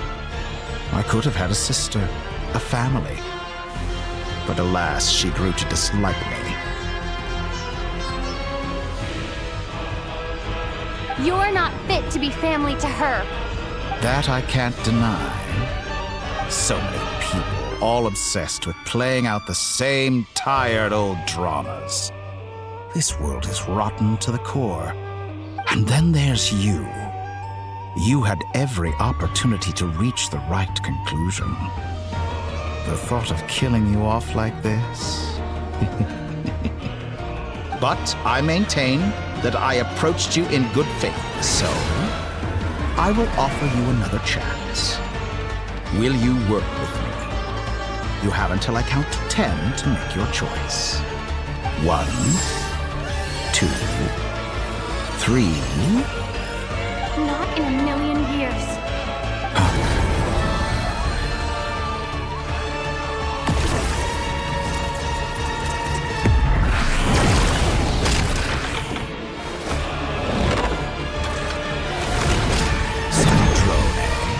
What a pleasant surprise. I didn't think you'd join us all the way up here. You're as sick and twisted as ever. Don't fool yourself into thinking anyone's grateful for the chances you're offering them. Sandrone, but the formula hasn't finished running yet. Funnily enough, I was just discussing a collaboration opportunity with the Traveler, and then I see you, who I must say is a good example of an opportunity gone to waste. Gone to waste? I said that everyone would get one chance, and you've used yours to march right back into the lion's den. So yes, it's an utterly wasted opportunity. And what makes you think I believe a word that comes out of your mouth? I was planning on disposing of your little formula after wrapping up more urgent business here. But since you've taken the trouble of serving it to me on a silver platter, I can simply bring it forward in the schedule.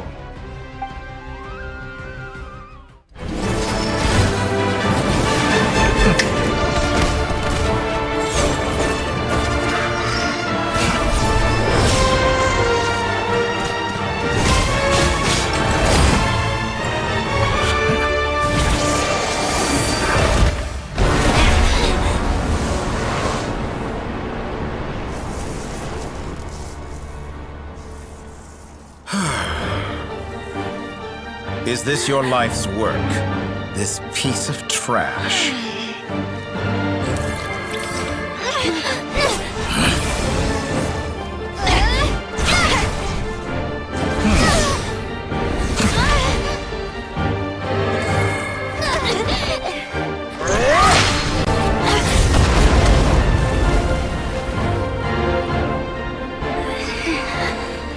Your formula runs too slowly, Sandrone.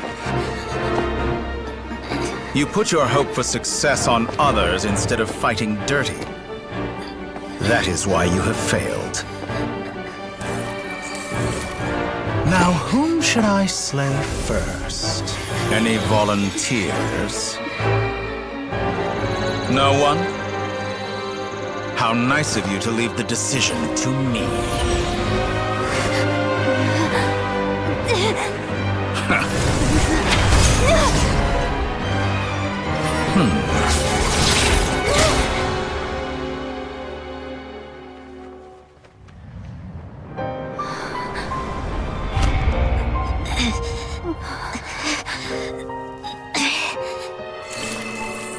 Oh, how unexpected. Sandrone, any last words for me, comrade?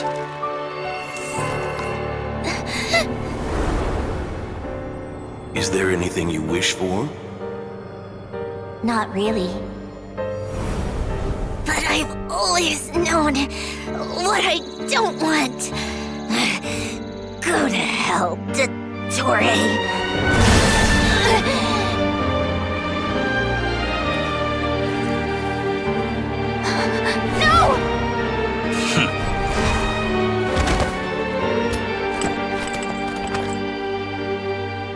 And now, you have failed.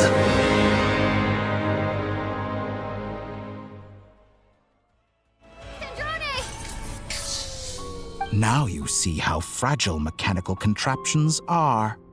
Just a gentle tap, and they fall to pieces. However keen of an inventor Sandrone may have been, her death spells the end of the formula that was running inside her body. Of course, I have to commend her for making it this far. As her colleague, I have to admire her stubborn tenacity. Now, it is time for you to take your place by my side. My count was interrupted, but the second chance I extended to you still stands. Once again, you are welcome to join me. By now, I'm sure you have gained a greater appreciation for the power and authority I wield. What is stopping you from embracing a new world of endless possibilities? Not in the mood to talk? As you wish. You seem less talkative than usual today. I'll change the topic to something more apropos. Sandrone was always like this, never trusting anyone, always so reluctant to share her research with them. Objectively speaking, she had her strengths. It is remarkable how she extracted and even optimized the world formula from so much data. But her inability to trust was her undoing. Had she allowed someone else to monitor or run the formula for her, you might still have a chance at victory even now. But regrettably, she was a stubborn fool. As much as it pains me, she had to go. Dottore. Maybe this is news to you, but people can change. Columbina surprised you when she escaped, and I think Sandrone would surprise you too. Change? You can twist the truth however you want, but I see it clear as day. You're the one who can't trust other people. Is that how you see me? By this point, what can you hope to do about it?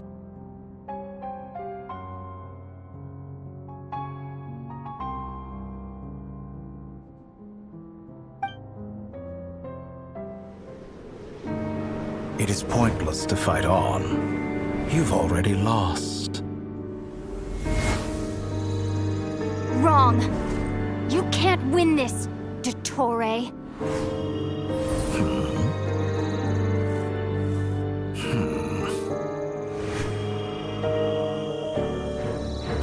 What?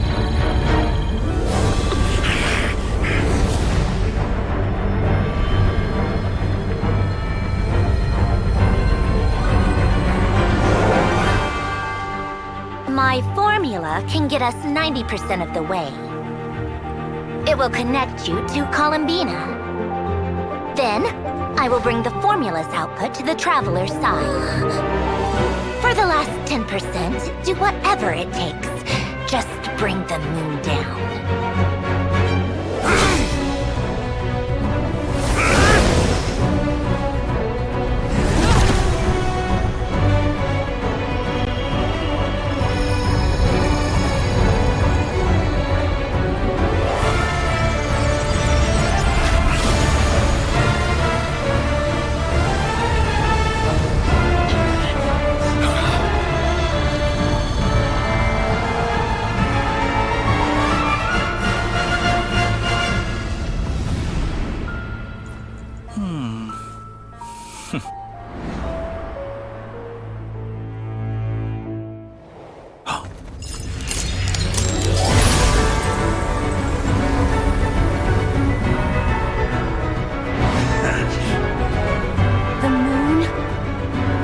Never be yours.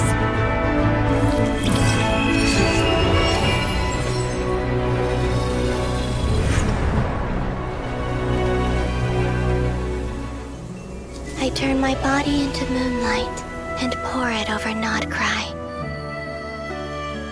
My soul, I leave here to inform my future friends. Lastly, I will hide the Trilune Authority within the Frost Moon. And when my body, soul, and authority are reunited, finally...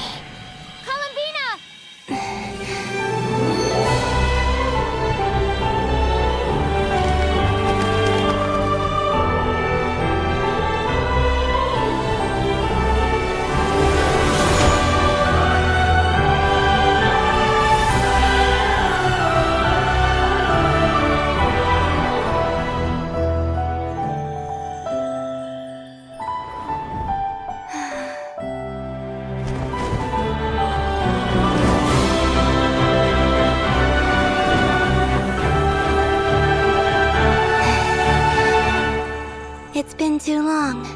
I'm back.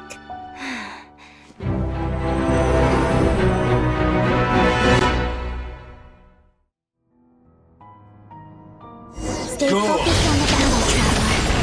What a touching reunion. Though I personally find myself repulsed by the sight of weaklings huddled together for war. Now you're quite finished patting yourselves on the back. Show me how long you can struggle before you drown! Watch out, Columbina! We can manipulate space itself! I know. Wait for the right moment. We'll strike together.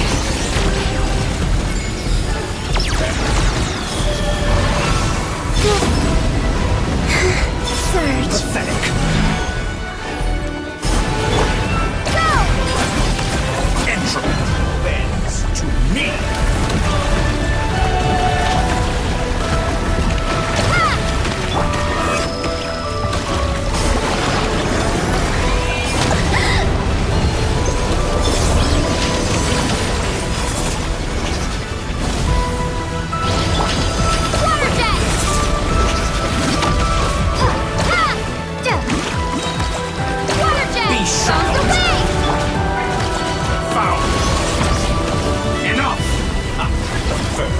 Like an ant in my palm.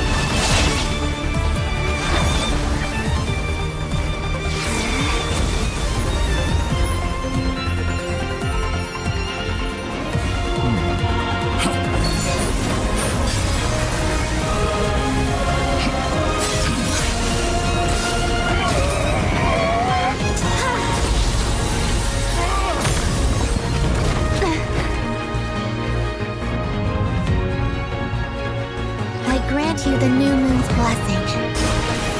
The new moon shines upon you. I am growing weary of... It's over, Dottore!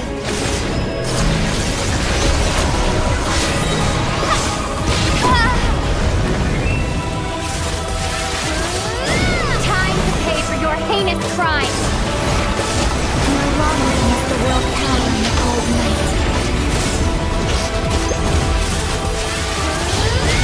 Future is not yours to command!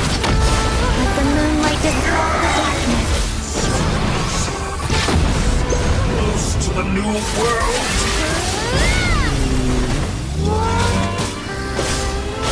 Everlasting as the moon. In this rotten, decaying world.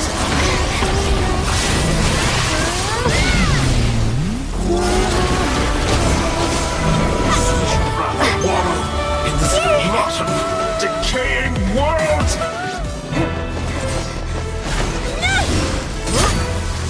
Willfully blind. How can you be so satisfied with your fate?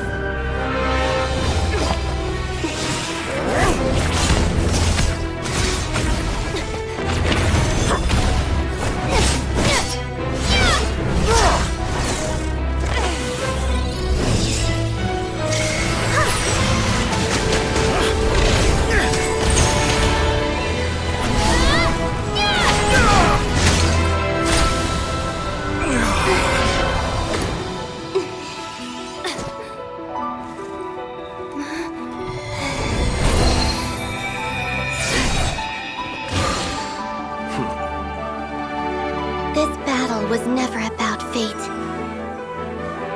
It's about friends, family, and the home you stole from them. So dull. Only the weak rely on each other for comfort. You shall see. Once I transcend fate, you will be nothing but fodder for my grand experiment! That will never happen.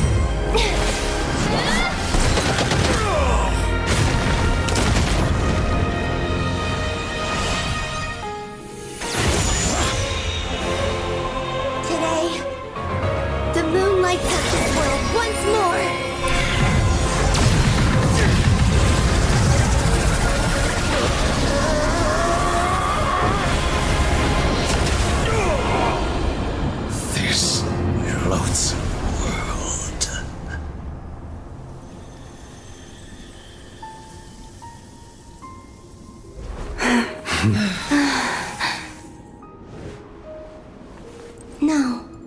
This world is our home.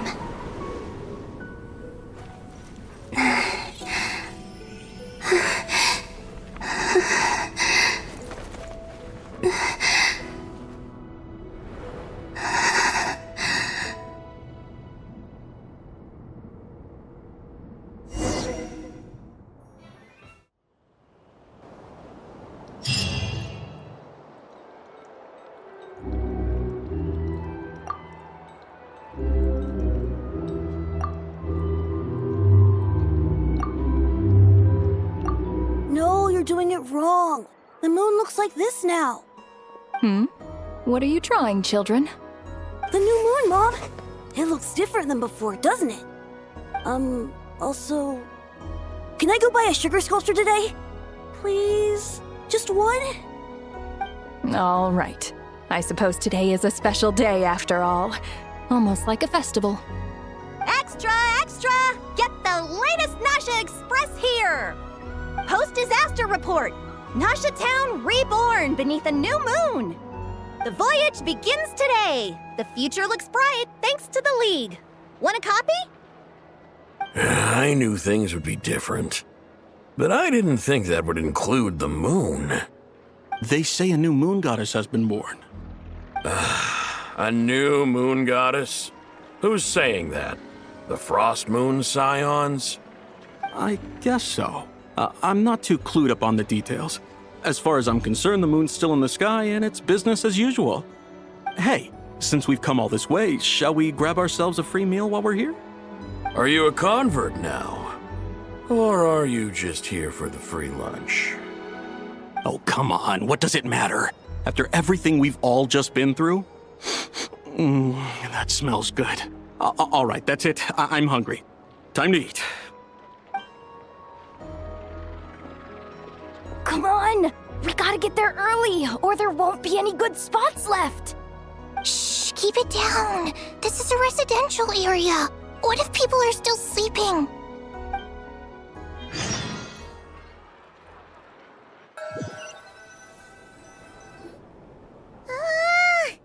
Why is it so noisy outside? It's okay. Paimon was pretty much awake anyway. It's been so long since we last had a chance to relax, huh? Feels like time is moving slower than usual. What about you? Did you rest well?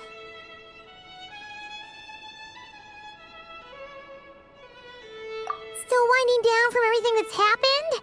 Or are you wondering how our friends are doing? Or is it about what Dotori said to you?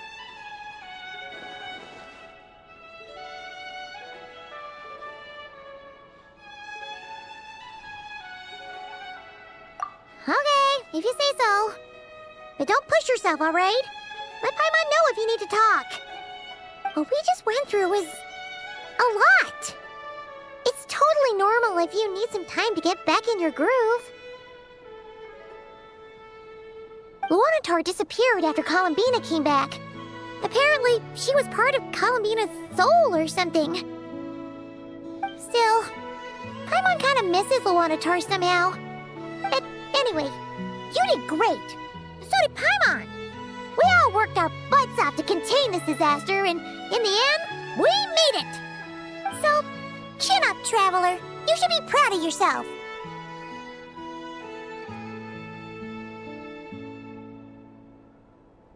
Hey, don't poke fun. You should be glad that Paimon's growing as a person.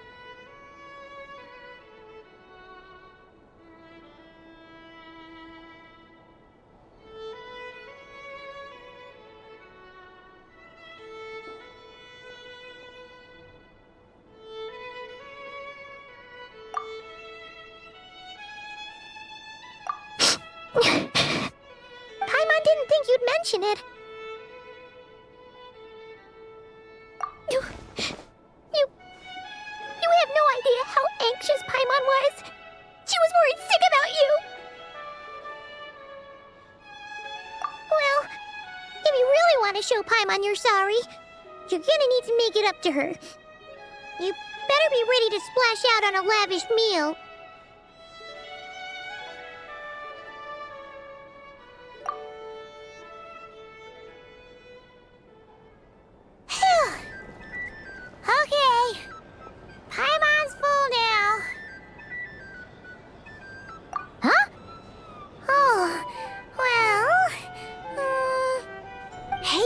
Traveler and Paimon. Good morning. Morning, Yehuda.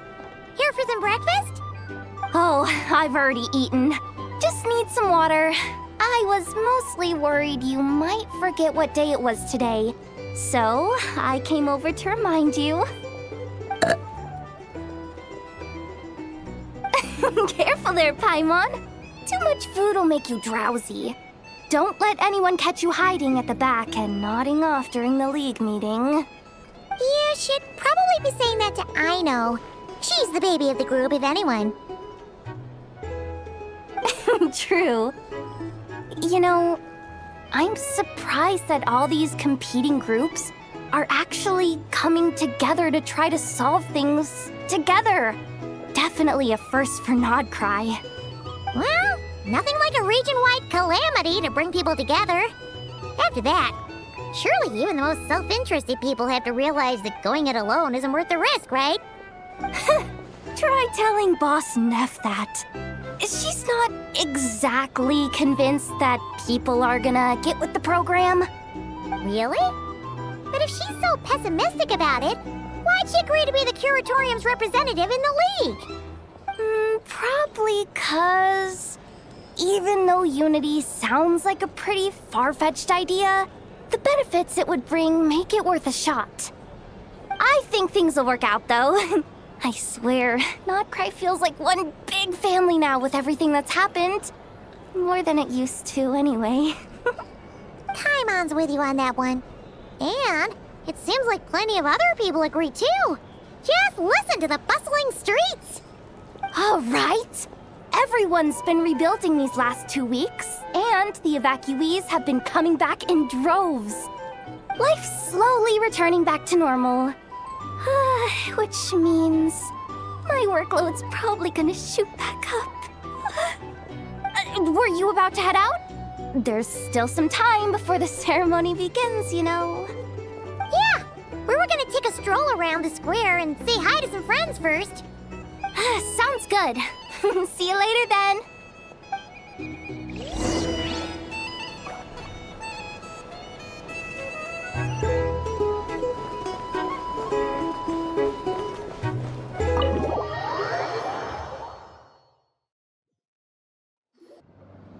Please accept today's boon. Have a nice day. Are Paimon's eyes deceiving her? Or is that Inefa handing out food for the Frost Moon Scions? Hello there. Would you like a feast of the moon along with some snacks of the day? So, what's new, Inefa? It was only a few days ago when we last saw you, but it looks like you've joined the Frost Moon Scions in that time. And Aino too? What are you talking about, Paimon? We're just here to help, duh.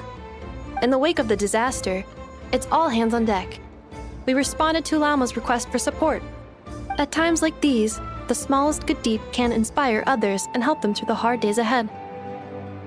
And we're using eggs and heating tubes to make that a reality, in true Kromkake Crab Shop style! Inefa! Did you hear that? The Traveler said I did good. The Traveler! That's because it's true, I know. Proposal. If you can resist eating today's dessert, I will provide you with compliments, too. No way! Well, that proposal got shot down quickly. I need something to get me through the hard times too, you know. Mom! Yes, dear. Go right ahead.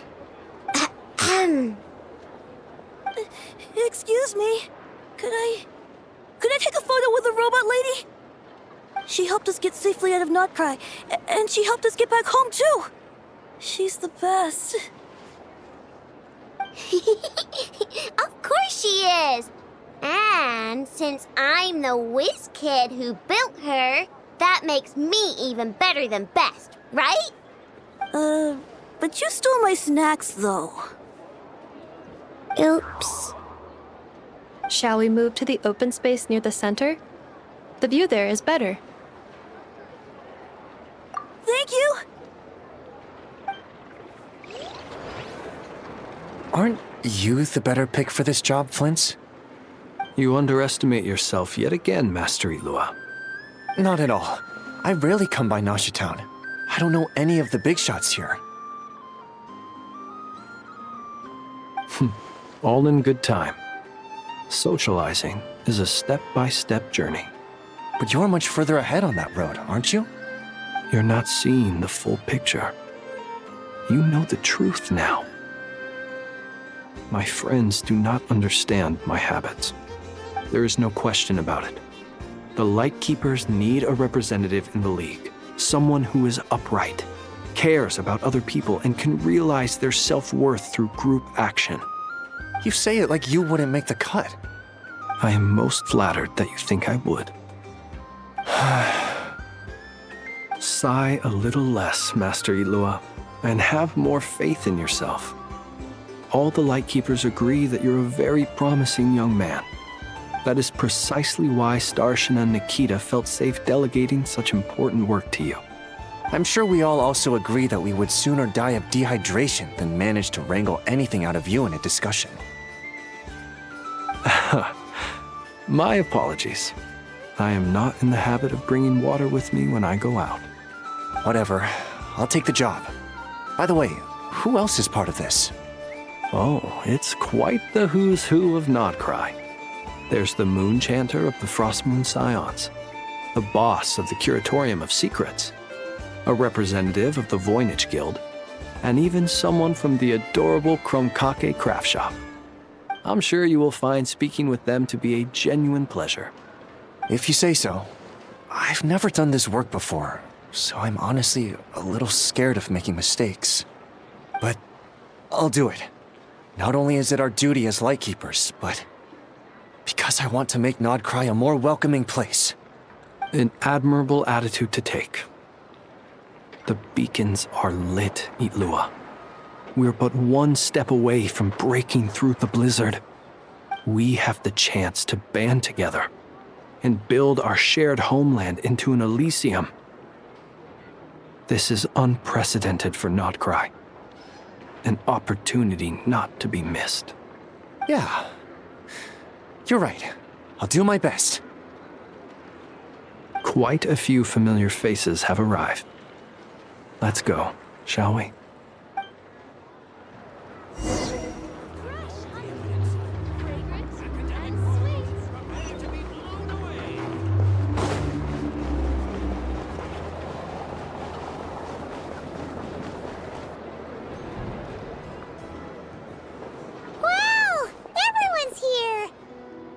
You seem well rested. I know no one's asked, but I'm sure you all want to know, so let me just say, we're doing great. Thanks. Well, great, but not perfect. Starting to lose my mind from boredom. Can't drink a drop of alcohol while I'm waiting for my wounds to heal. I'm sure you had a sneaky swig or two. Wait, how'd you find out? I'm sure you must be missing Mondstadt after all these years away, Grandmaster. Yeah, you could say that again. Every time I get news from Mondstadt, it makes me want to go back and see the place for myself. Honestly, once things are wrapped up here, I think it'll be time to head back home. Hey, looks like someone's taking the stage. Can everyone see okay? Anyone need a boost?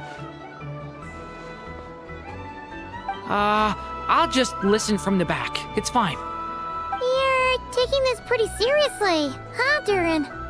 Well, it's not every day that I get the chance to see how people speak in official settings. Soak it up like a sponge. I'll make sure you get a chance to practice for yourself later down the line. Actually, I know just the thing. You can debrief the Knights of Favonius for me. Mr. Varka, are you forgetting that I'm not a Knight of Favonius? I can knight you. Any particular title you'd like? Is he joking? I really can't tell. You'll have to figure this one out for yourself. It'll be a good learning experience. It is my honor to host the opening ceremony for the League. and to have this opportunity to speak to you all in my capacity as Voynich Guild representative. Could this person also have been pushed onto the big stage by the real big shots? Guess I'm not the only one then. We come here today, having weathered the trials and hardships of yesterday, and having learned from them the importance of unity and cooperation. All right, here we go. Uh-oh, looks like Aino's off in dreamland already. Wait, Boss is looking kinda drowsy too. What's up with her? Come on, get this speech over with already. Nod-Krai is our home, the land we rely on for survival. And as we chart a course for the future, may we persevere through the storms ahead as we sail towards a new era of prosperity, freedom, and hope.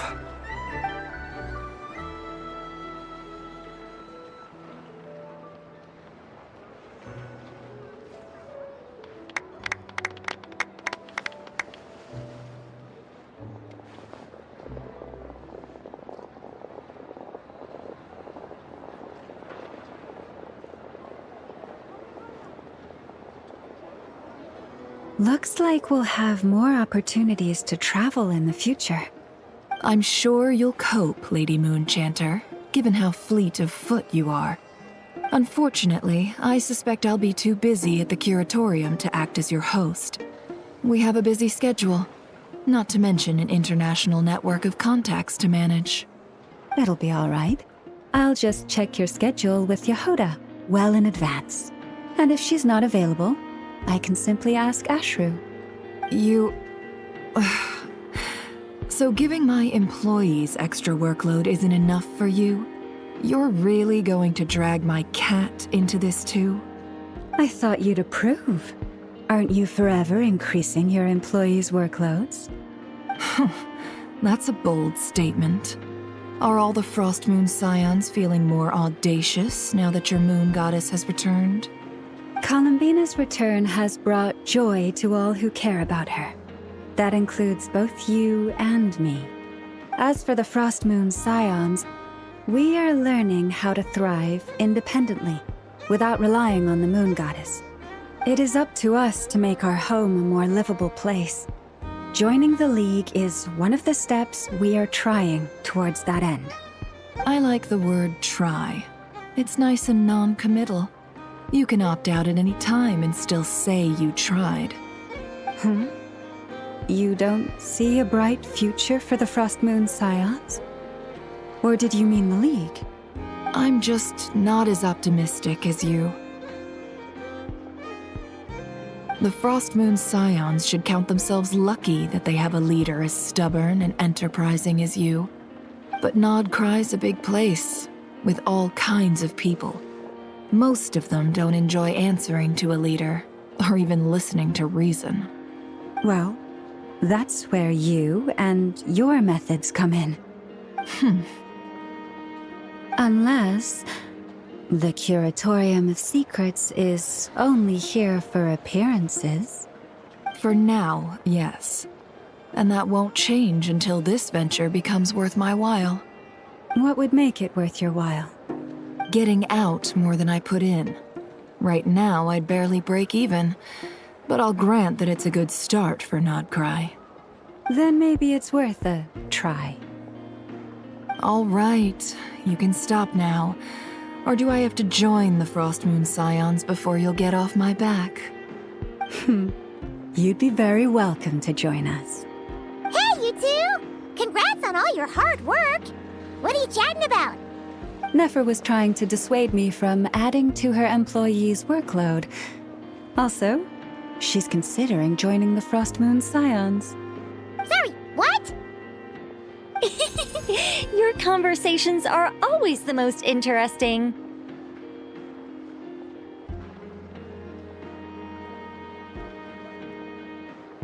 Would you two care to join me for some tea before heading to your next destination?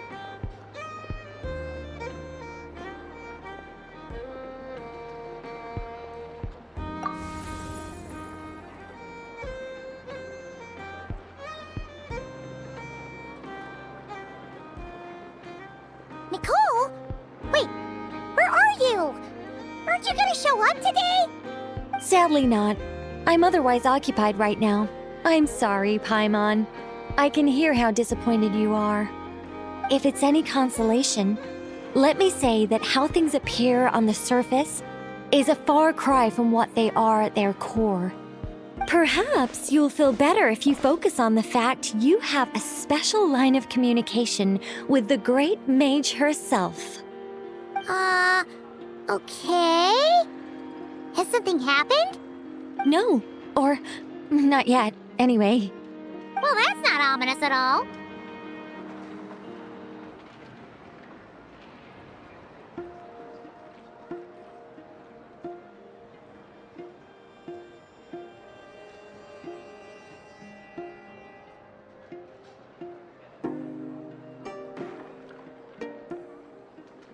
Not for the time being. Just think of this as a general check-in to make sure this communication system is still running smoothly.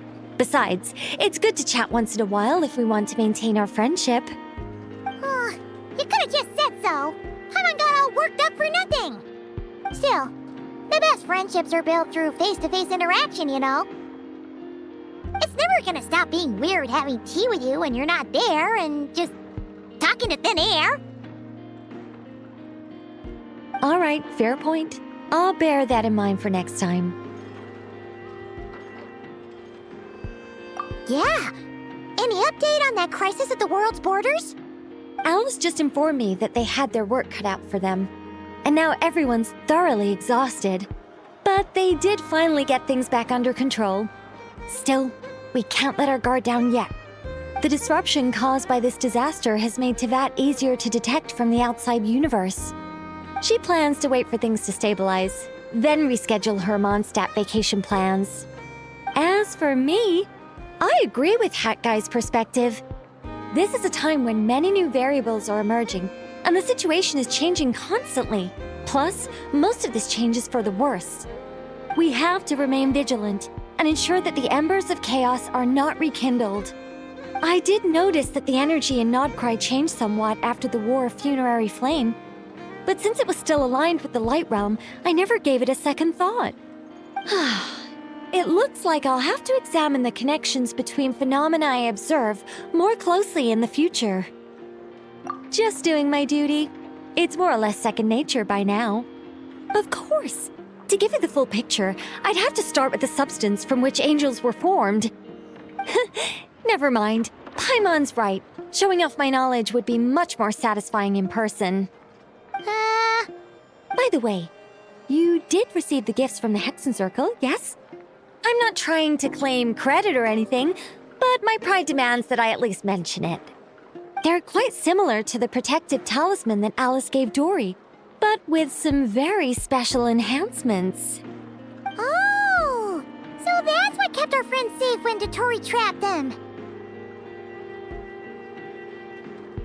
Indeed. We went to great lengths to make sure they were invisible to his eyes. I'm so happy they came in handy. Still, not fishing for gratitude, by the way. I just want you to be aware that sometimes your friends may be protecting you in ways you cannot perceive. Anyway, I'll contact you if anything else crops up. If not, you know what they say, no news is good news. Oh. My angelic instincts are tingling. They say you should head to the docks next. Your friends are about to board their ship home.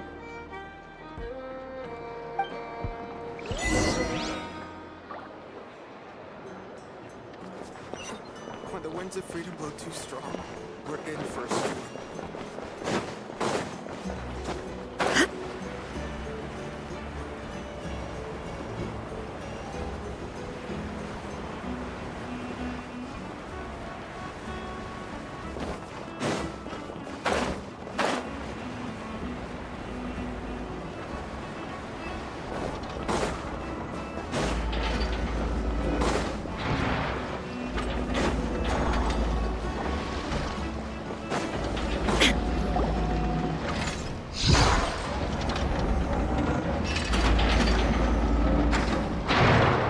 You're here. You're here too, Hat Guy! Are you heading back together? No, I'm bound for Sumeru, and she for Fontaine. We just happened to cross paths at the harbor. Everything seems fine.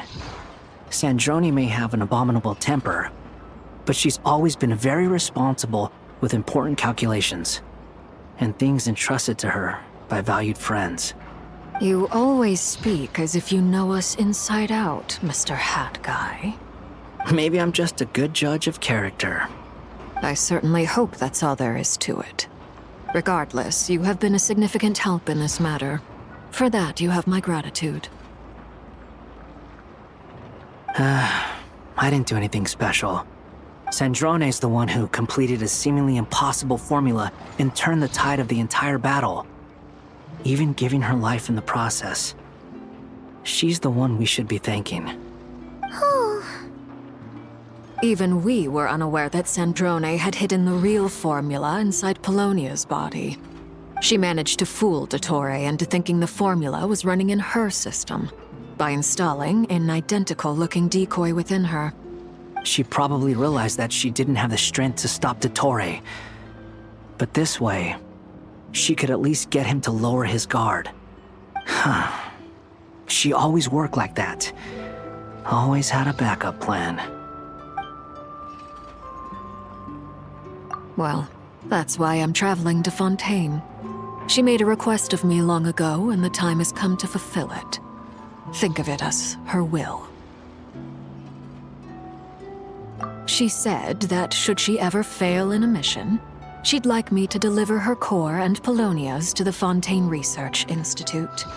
She also mentioned that she had made arrangements for people there to set her affairs in order. Some of her personal effects, such as her notes, were left to me.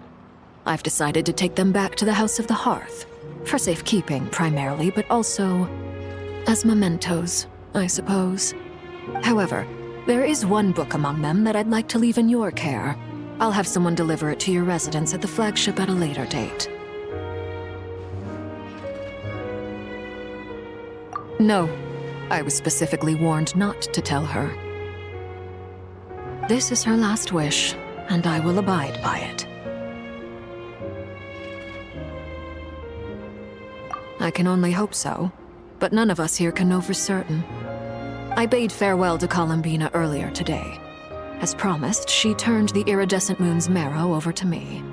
She spent a long time with Sandrone's body, saying her goodbyes. Oh, is she alright? Sandrone's passing has left a great wound in all of our hearts. It will take time to heal, but Columbina surprised me. She offered me some words of comfort before I departed. Despite being grief-stricken herself, she showed an awareness of the feelings of others around her. She never used to act like this. Clearly, she has grown.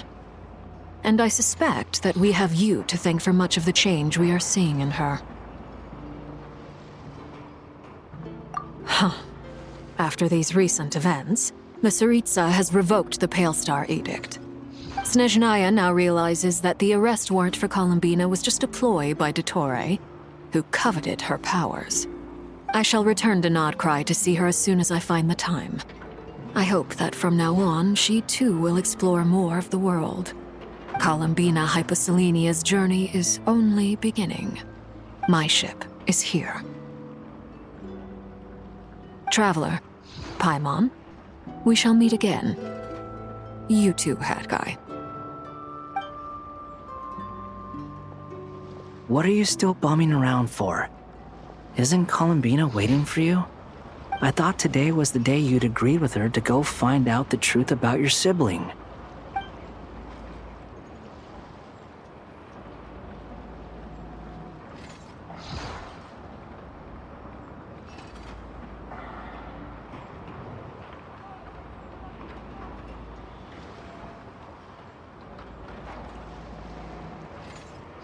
You're afraid you won't like the truth when you see it. Well, this is new. I was starting to think that nothing could scare you. Don't say that! Wouldn't you be if you were in this situation? Fair point.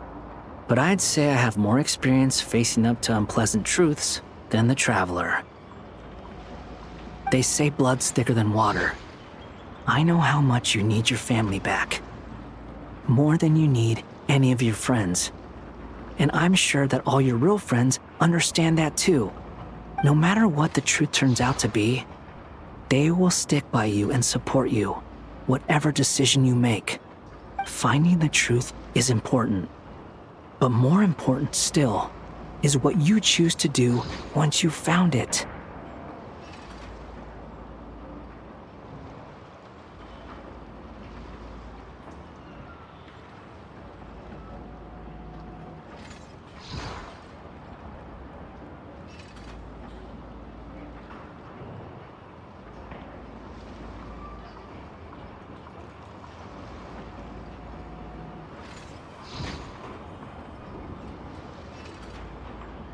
At least, that's the life lesson I've learned from my experience, grappling with the truth.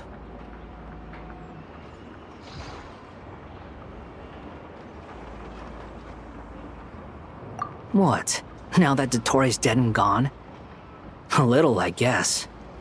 But it hasn't solved everything. Maybe I regret not getting to end his life with my own hands. Or maybe it's something else. But for whatever reason, I still feel like I have a chip on my shoulder. Either way, I'm going back to Sumeru. Lesser Lord Kusanali is gonna need help dealing with all the chaos Dottori left in his wake. Not just from this incident, but everything he did in the past too. You should continue with your journey, as you've always done.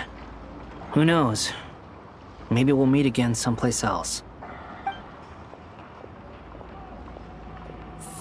What should we do now? If you want to explore a bit more to steady those nerves, Paimon's game! After all, when Columbina said she knew where your ship was hidden, Paimon promised to give you two some alone time with the truth.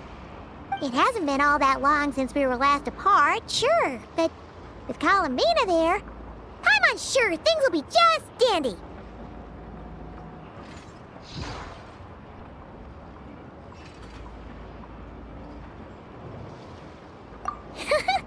Ain't no biggie.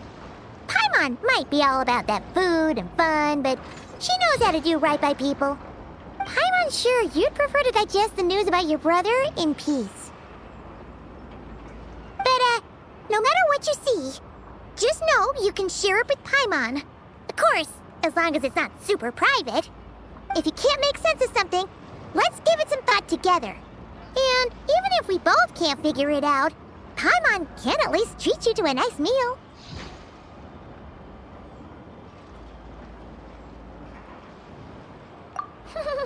Glad to hear it. Feel better now?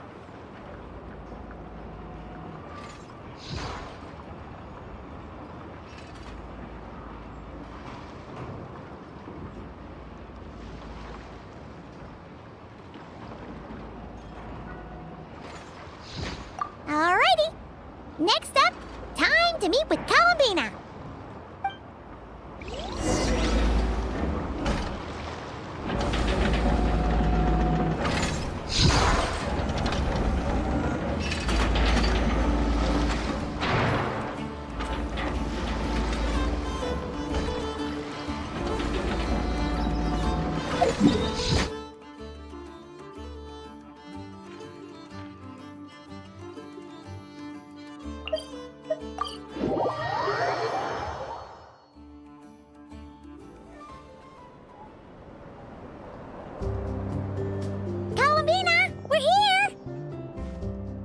I believe we're meeting out here. We've gotten used to walking over to Silver Moon Hall whenever we go see you. Well, you're still welcome to go there whenever you want to see me. It's just, now that it's all over, I've decided to make some changes. Try and fit in with the Frost Moon Scions, like Lama suggested.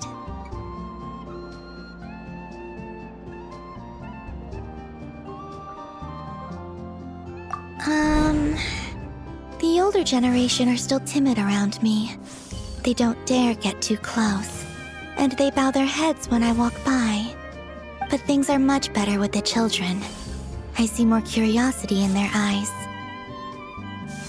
Hopefully, by the time the next moon prayer night comes around, I can enjoy the festival with them as myself, without having to pretend that I'm only dressed up as the moon goddess. You'll do fine, Columbina. I'm unsure they'll realize you're super nice once they get to know you better. You really think so? When we first met, you thought I was a little up in the clouds. We were just starting out then, come on! So Llama told you, huh? I'm only teasing. I know that I have you to thank for pulling me back down to solid ground. It feels good to finally stand firm on the earth where I was born. Oh, that's great!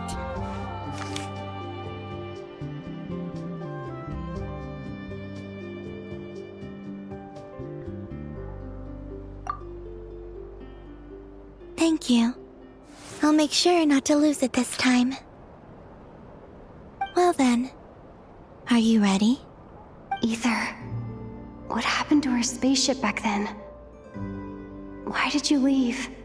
It's time to learn the truth at last. I'm ready as I'll ever be. Good. Then let me open the way for you.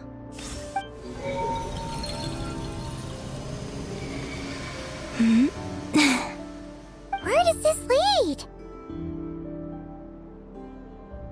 To our shared destination.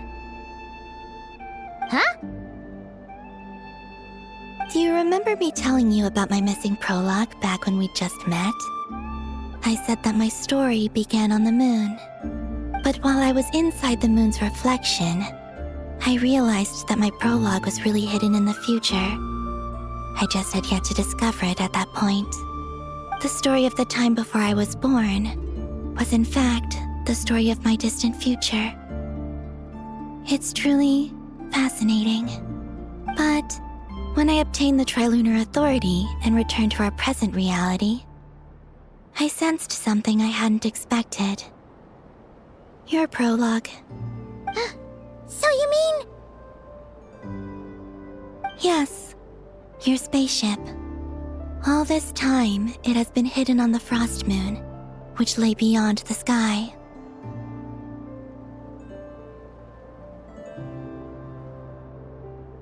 The great ruler of the firmament. The heavenly principles. Wait, them? Why would they do that? I don't know. Perhaps your ship contains something that is incompatible with Tevat. Or something that cannot be known. Oh, did I pick a bad time to say this? I know it must have been hard to work up the courage to do this. Maybe I should have waited until you were on the moon, with no chance to back out. That would have been kind of mean, you know.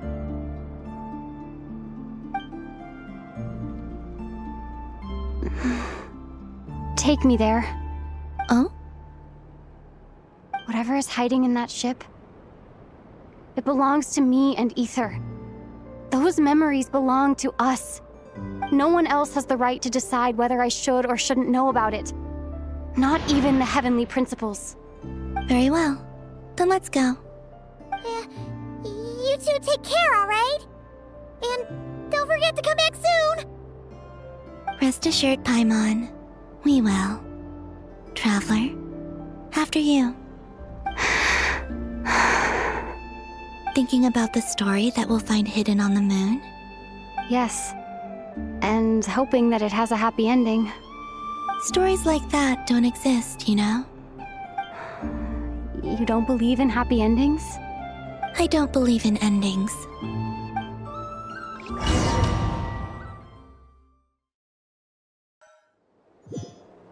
Where am I? This is the pathway I built between Tevat and the Frost Moon. The moon is very far away from us, so it could be a long journey.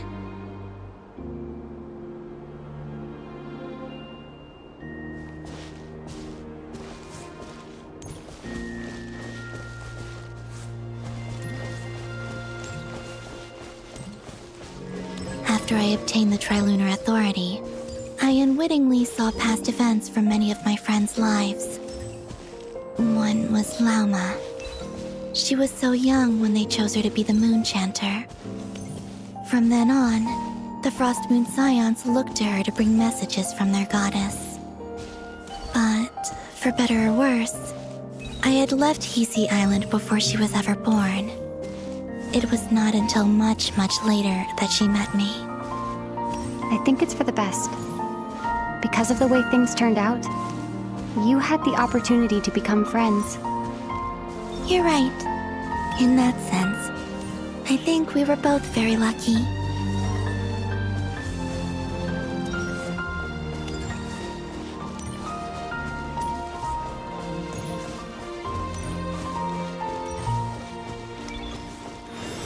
Oh, and about that mage, Nicole.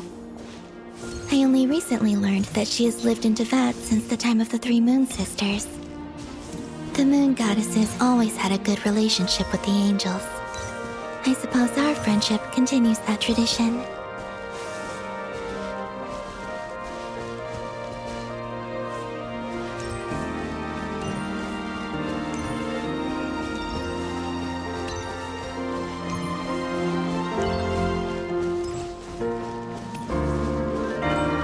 And then there's Zandrone. I never knew that much about her, beyond the fact that she was created by someone called the Lord Artificer. She, too, suffered for a long time before joining the Fatui.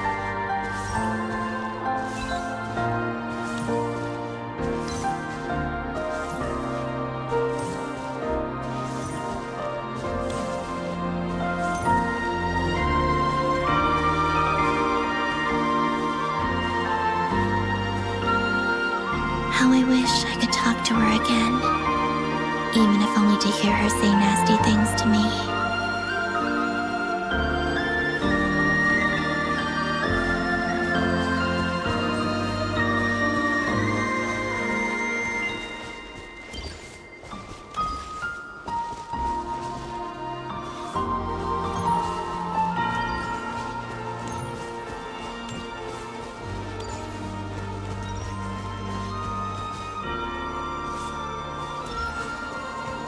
Also, I saw your sibling's story.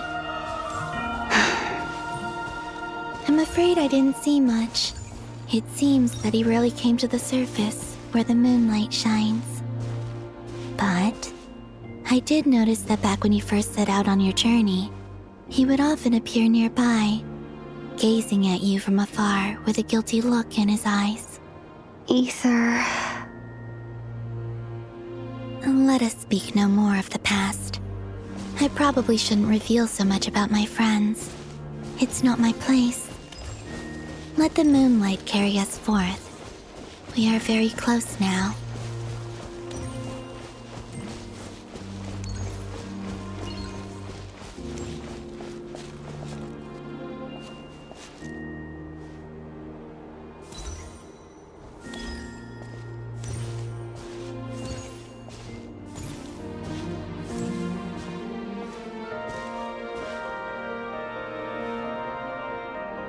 After this, I'd like to bring some Kuhenki to the moon as well. If they're willing, of course. What about your other friends? Will you bring them to visit too? Certainly. But I'll need to tidy the place up first. This home hasn't received any guests in a long, long time.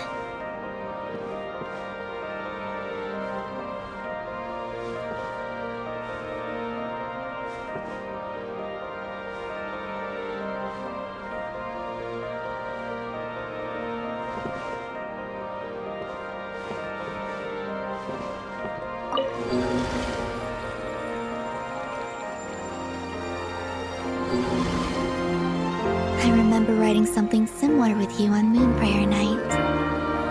I believe it was called... Dodoko's Whirligig. Yes, that was it. You asked me if I was afraid to return to the moon, and I said that I was. The idea that I had gained something precious, only to lose it so quickly. That frightened me. But I'm not afraid anymore. Besides, this time, we're traveling together.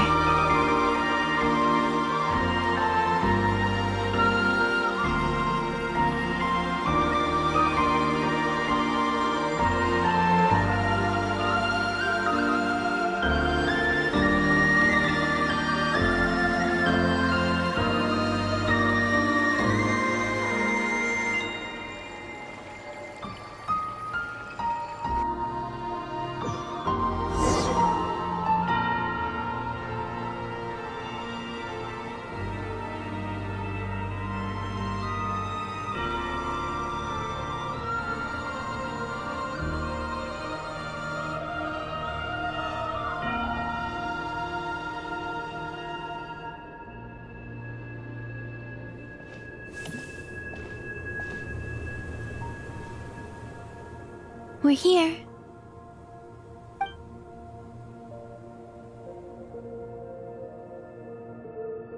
Over there.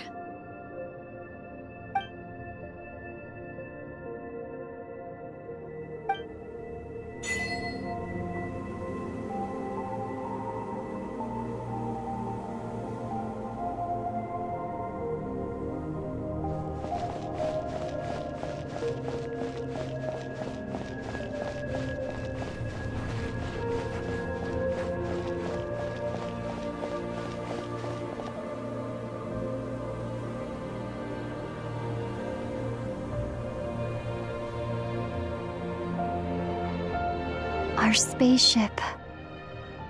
It's huge. I suppose that the moon is the only place one could hide it. It'll be alright. Huh? The way you feel in this moment, I went through it too, on Moon Prayer Night. The door was right in front of me, but I struggled to find the courage to step through. Solitude for me once meant living a life in which even I was absent. Before I met you, that was the only life I knew. But that night, solitude meant throwing away the life I had gained after meeting all of you. Columbina. Go. Retrieve the part of your life that was once lost. Trust me, you will lose nothing by doing so. Look, Teyvat is right there. All of our friends are down there, waiting for us. You're right. Thanks, Columbina.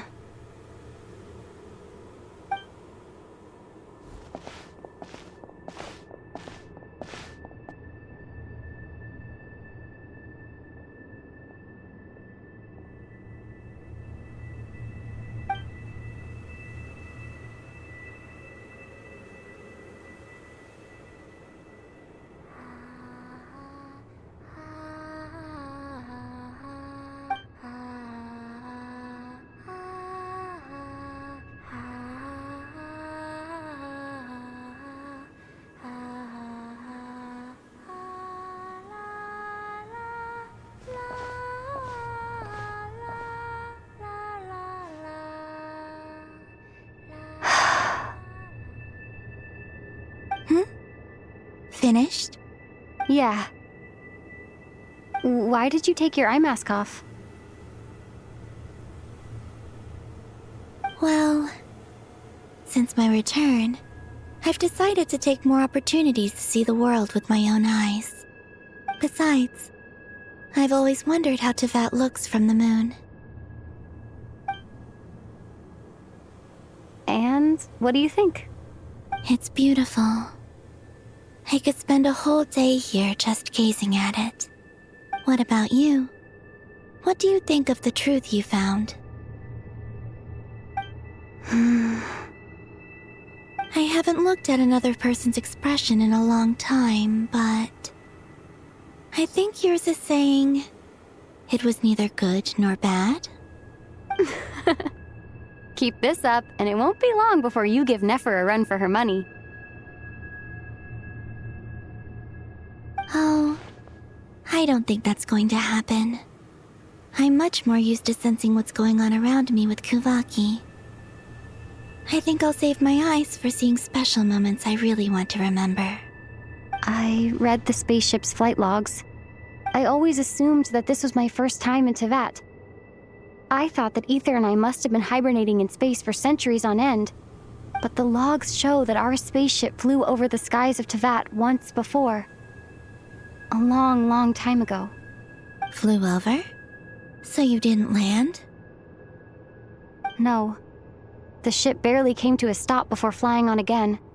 After that, it continued traveling through space for a long time. Some of the data is corrupted, but I suspect that it kept flying for thousands of years. It was only after that that the ship made a forced landing in Nod-Krai. When Ether found me, he came from outside the ship. Could this mean that he left the ship long before I did? Maybe even during our first pass over Teyvat? Are you alright? Yes. I can feel that the truth is coming together, one small piece at a time. I remember Ether telling me that when he first arrived in Conria, he could not recall the past. So this might be something that even he doesn't know. Here, I made some space for you. Your mind must be racing, and this seems like the perfect place to relax and clear your head. Oh, wait, there's one more thing. What is it? Wait here a moment.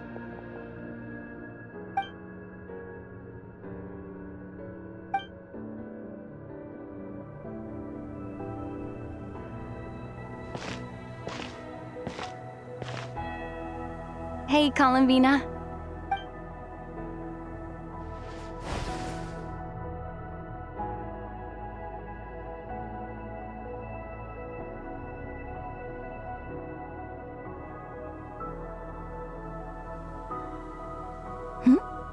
Is that a new outfit? An old one, technically. It's been in a cabinet inside the ship this whole time. It's a matching pair with Ether's. He's always liked this set more. Huh. I don't think there's a huge difference. Really? Yes. It's still the same you.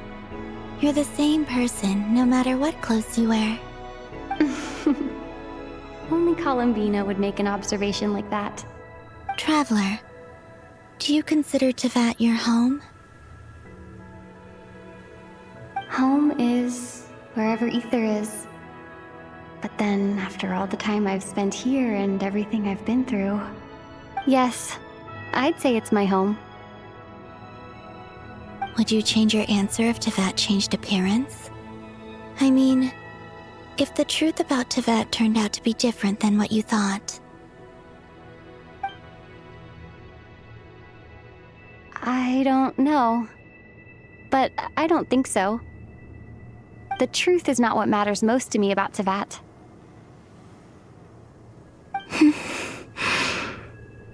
When I was first born, I longed for a home. And when you get something before you're mature enough to understand the world, you just take it at face value. I thought that a home was a transaction. You give me what I want, and I'll do the same for you. But you and your friends taught me what a true home should look like. You never asked for anything, yet you gave so generously to me. That's because your friendship matters to us.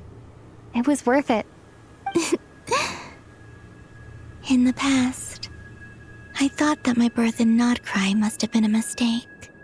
But after journeying to the distant past where the story began, I realized that it was I who chose Nod-Krai to be my future home.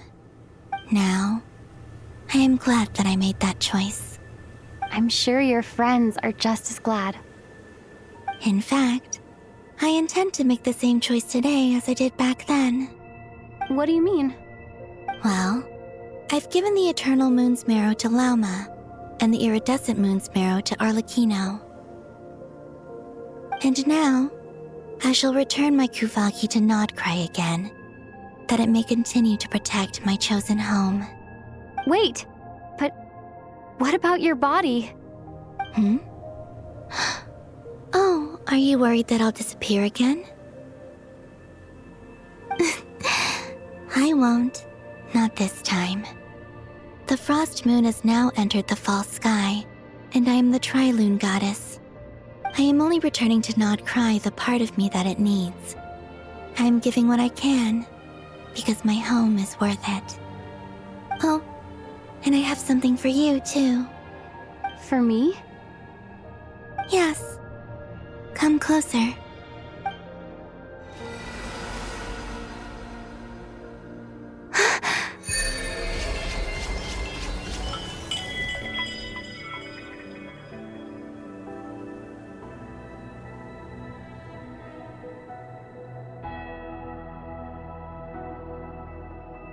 What was that?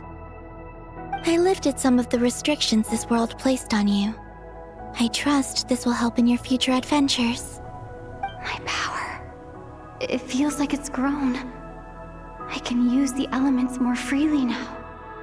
Thank you. This will be a great help. You're welcome. I see you as family, and after everything you've done for me, In fact, no. It's not because I owe you. It's because you're worth it. Here, this flower is for you.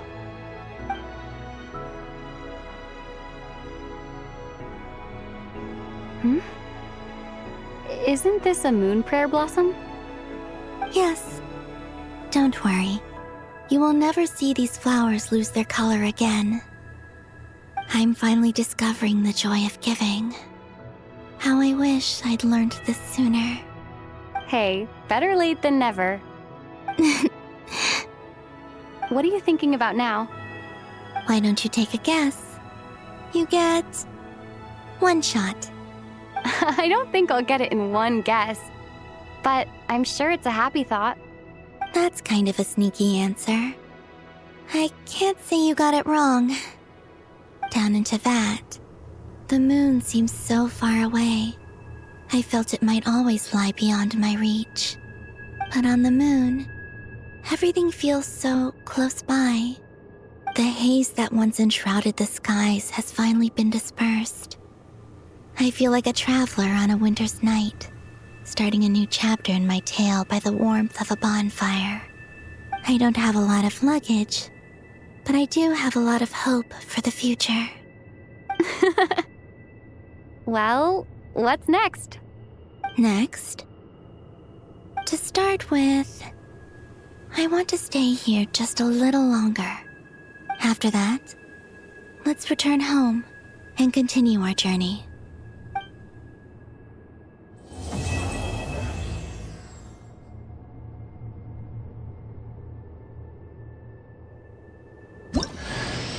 These clothes bring back so many memories.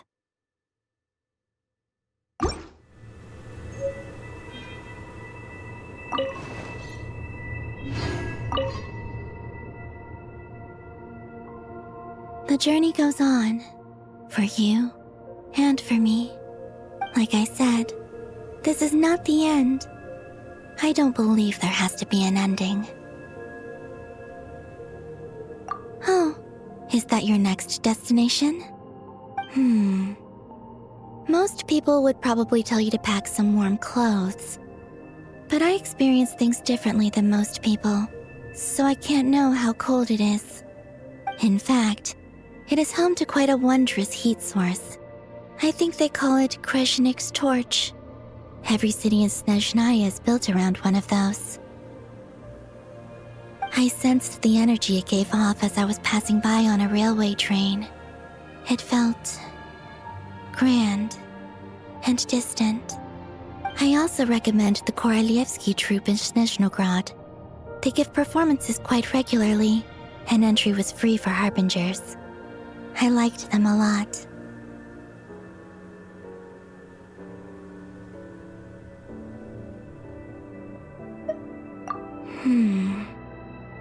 Ice cold and sharp.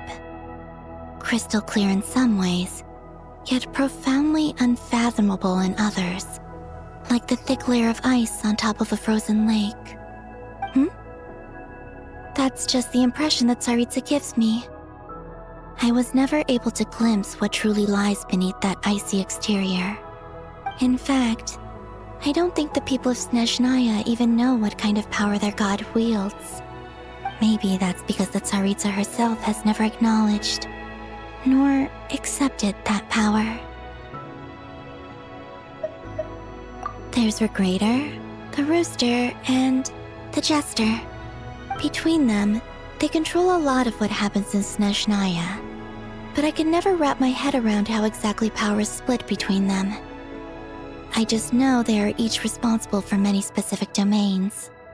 I noticed that the Rooster and Regrator often appear to get along on the surface, while working against each other in secret.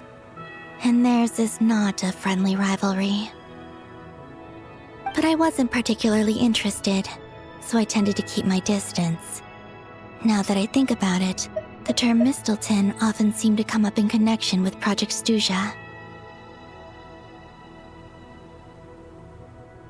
Once things settle down in Nod-Krai, I'd like to explore the world beyond Snezhnaya. You've told me so many stories about the other places you've been to, and all the friends you've made there. I'm curious to visit those nations and see them for myself. It would also help me learn more about the journey that has made you into the person you are today.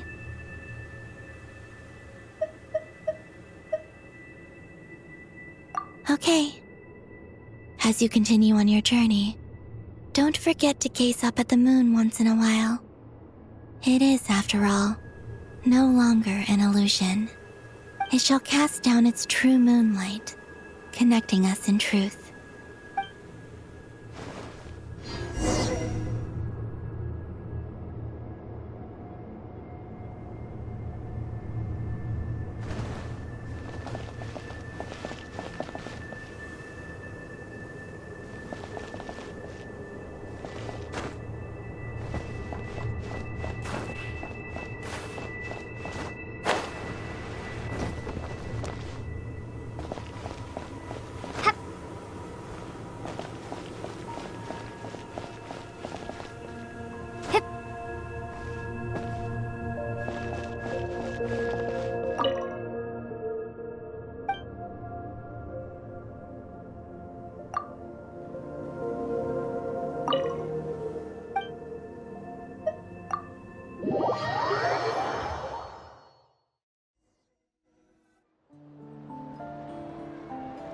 To Jean, acting Grand Master of the Knights of Favonius. Ugh, this preamble is such a pain to write. It's probably high time we got rid of this acting business. I trust that Dern has updated you all on recent events. Hope we didn't worry you too much. The good news is, we managed to come together and put a stop to the Doctor's evil schemes. With that, I think it's safe to say that Nod-Krai is finally out of the woods. As for the Fatui, not counting the Damselette, aka the Moon Goddess, who has left their organization, we found ourselves allied in this instance with both the Knave and Marionette. May she rest in peace. As ever, we find ourselves better off for making friends rather than enemies. But until we can ascertain the Tsaritsa's true intentions, the future remains uncertain. In a short while... Wait... How am I meant to surprise everyone if I tell them in the letter that I'm heading home? Well, that would be a huge waste. Okay, got it. I will begin sending the expeditionary team back home in waves. I'm sure they'll be able to answer any questions you still have. I hope they won't gloss over the details of my many heroic deeds. But if they do, I'm sure it'll be because they're just too exhausted from the long journey.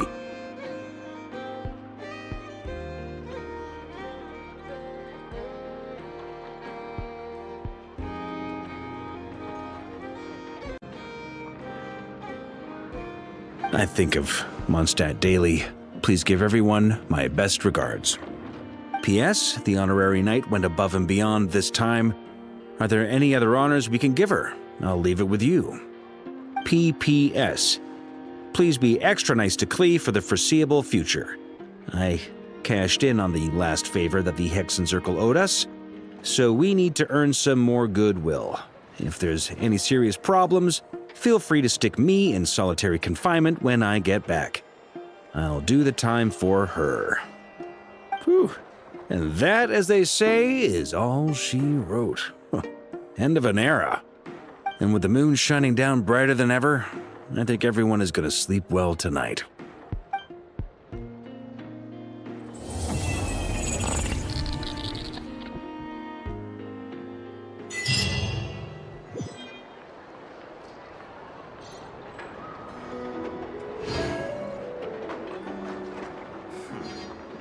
I wonder how the food in Pyramida tastes.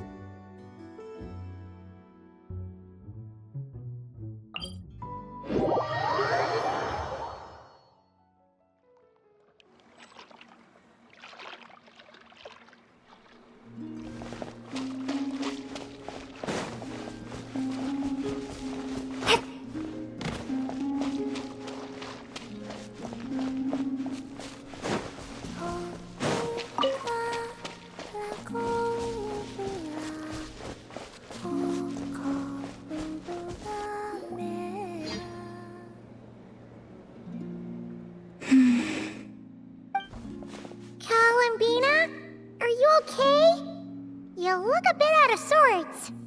Oh, it's you two. I'm alright.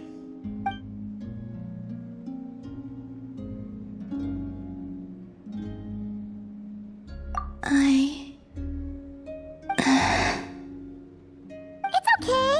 Just tell us. Even if it's something small, you'll feel much better once it's off your chest. I would like to try a drink from the tavern. What? Sorry. Paimon was just a little surprised. You never talk about wanting things for yourself, so... And that's it? Just... a drink?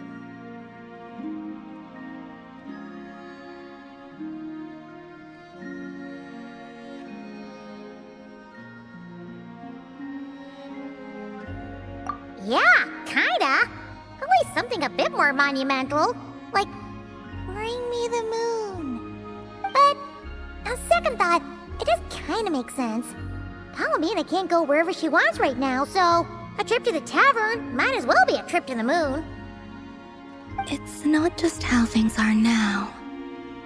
Even back when I was with the Fatui, when there was no order to capture me, everyone still kept their distance whenever I went out for a walk.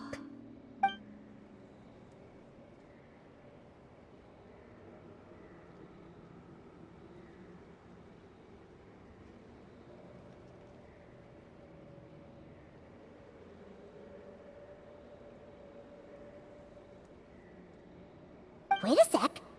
Come to think of it, maybe this isn't as hard as Paimon first thought. A tavern is kinda out of the question, but a drink? Now that we can do. The Travelers got this. Really? But don't set your expectations too high. Flavor. I don't have much experience ordering drinks, so I'm not sure where to start. Perhaps something that isn't too... heavy? What do you mean by heavy? Heavy like... a Fatui overcoat. That comparison makes it even more confusing.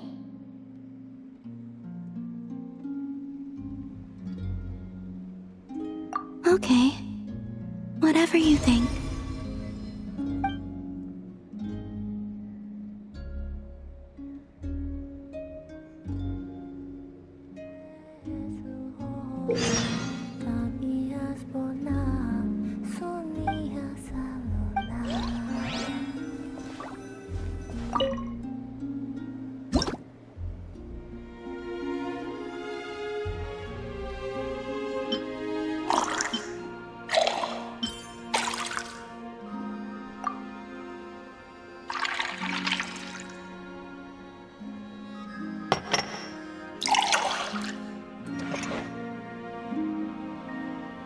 Wow.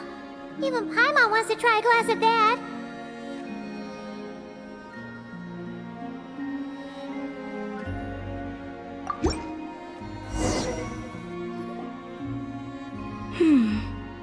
I've smelled something like this before. Oh, really? Where? In Sandrone's room. She had a drink that smelled like this. The aroma caught my interest, and when she noticed, she just held on to the drink for ages without finishing it. It was like she was waiting for me to ask about it.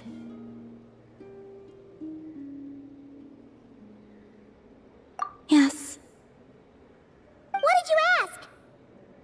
Shouldn't you be drinking engine oil instead?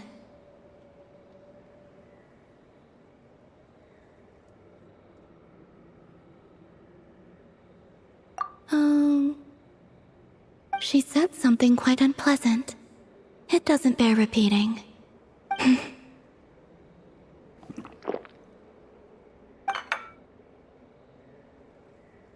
You lost interest after a single sip? Sorry, it was a little bitter. All in all, not very good. No wonder Sandrone looked so sour when she drank it. Paimon thinks there might have been other reasons for that.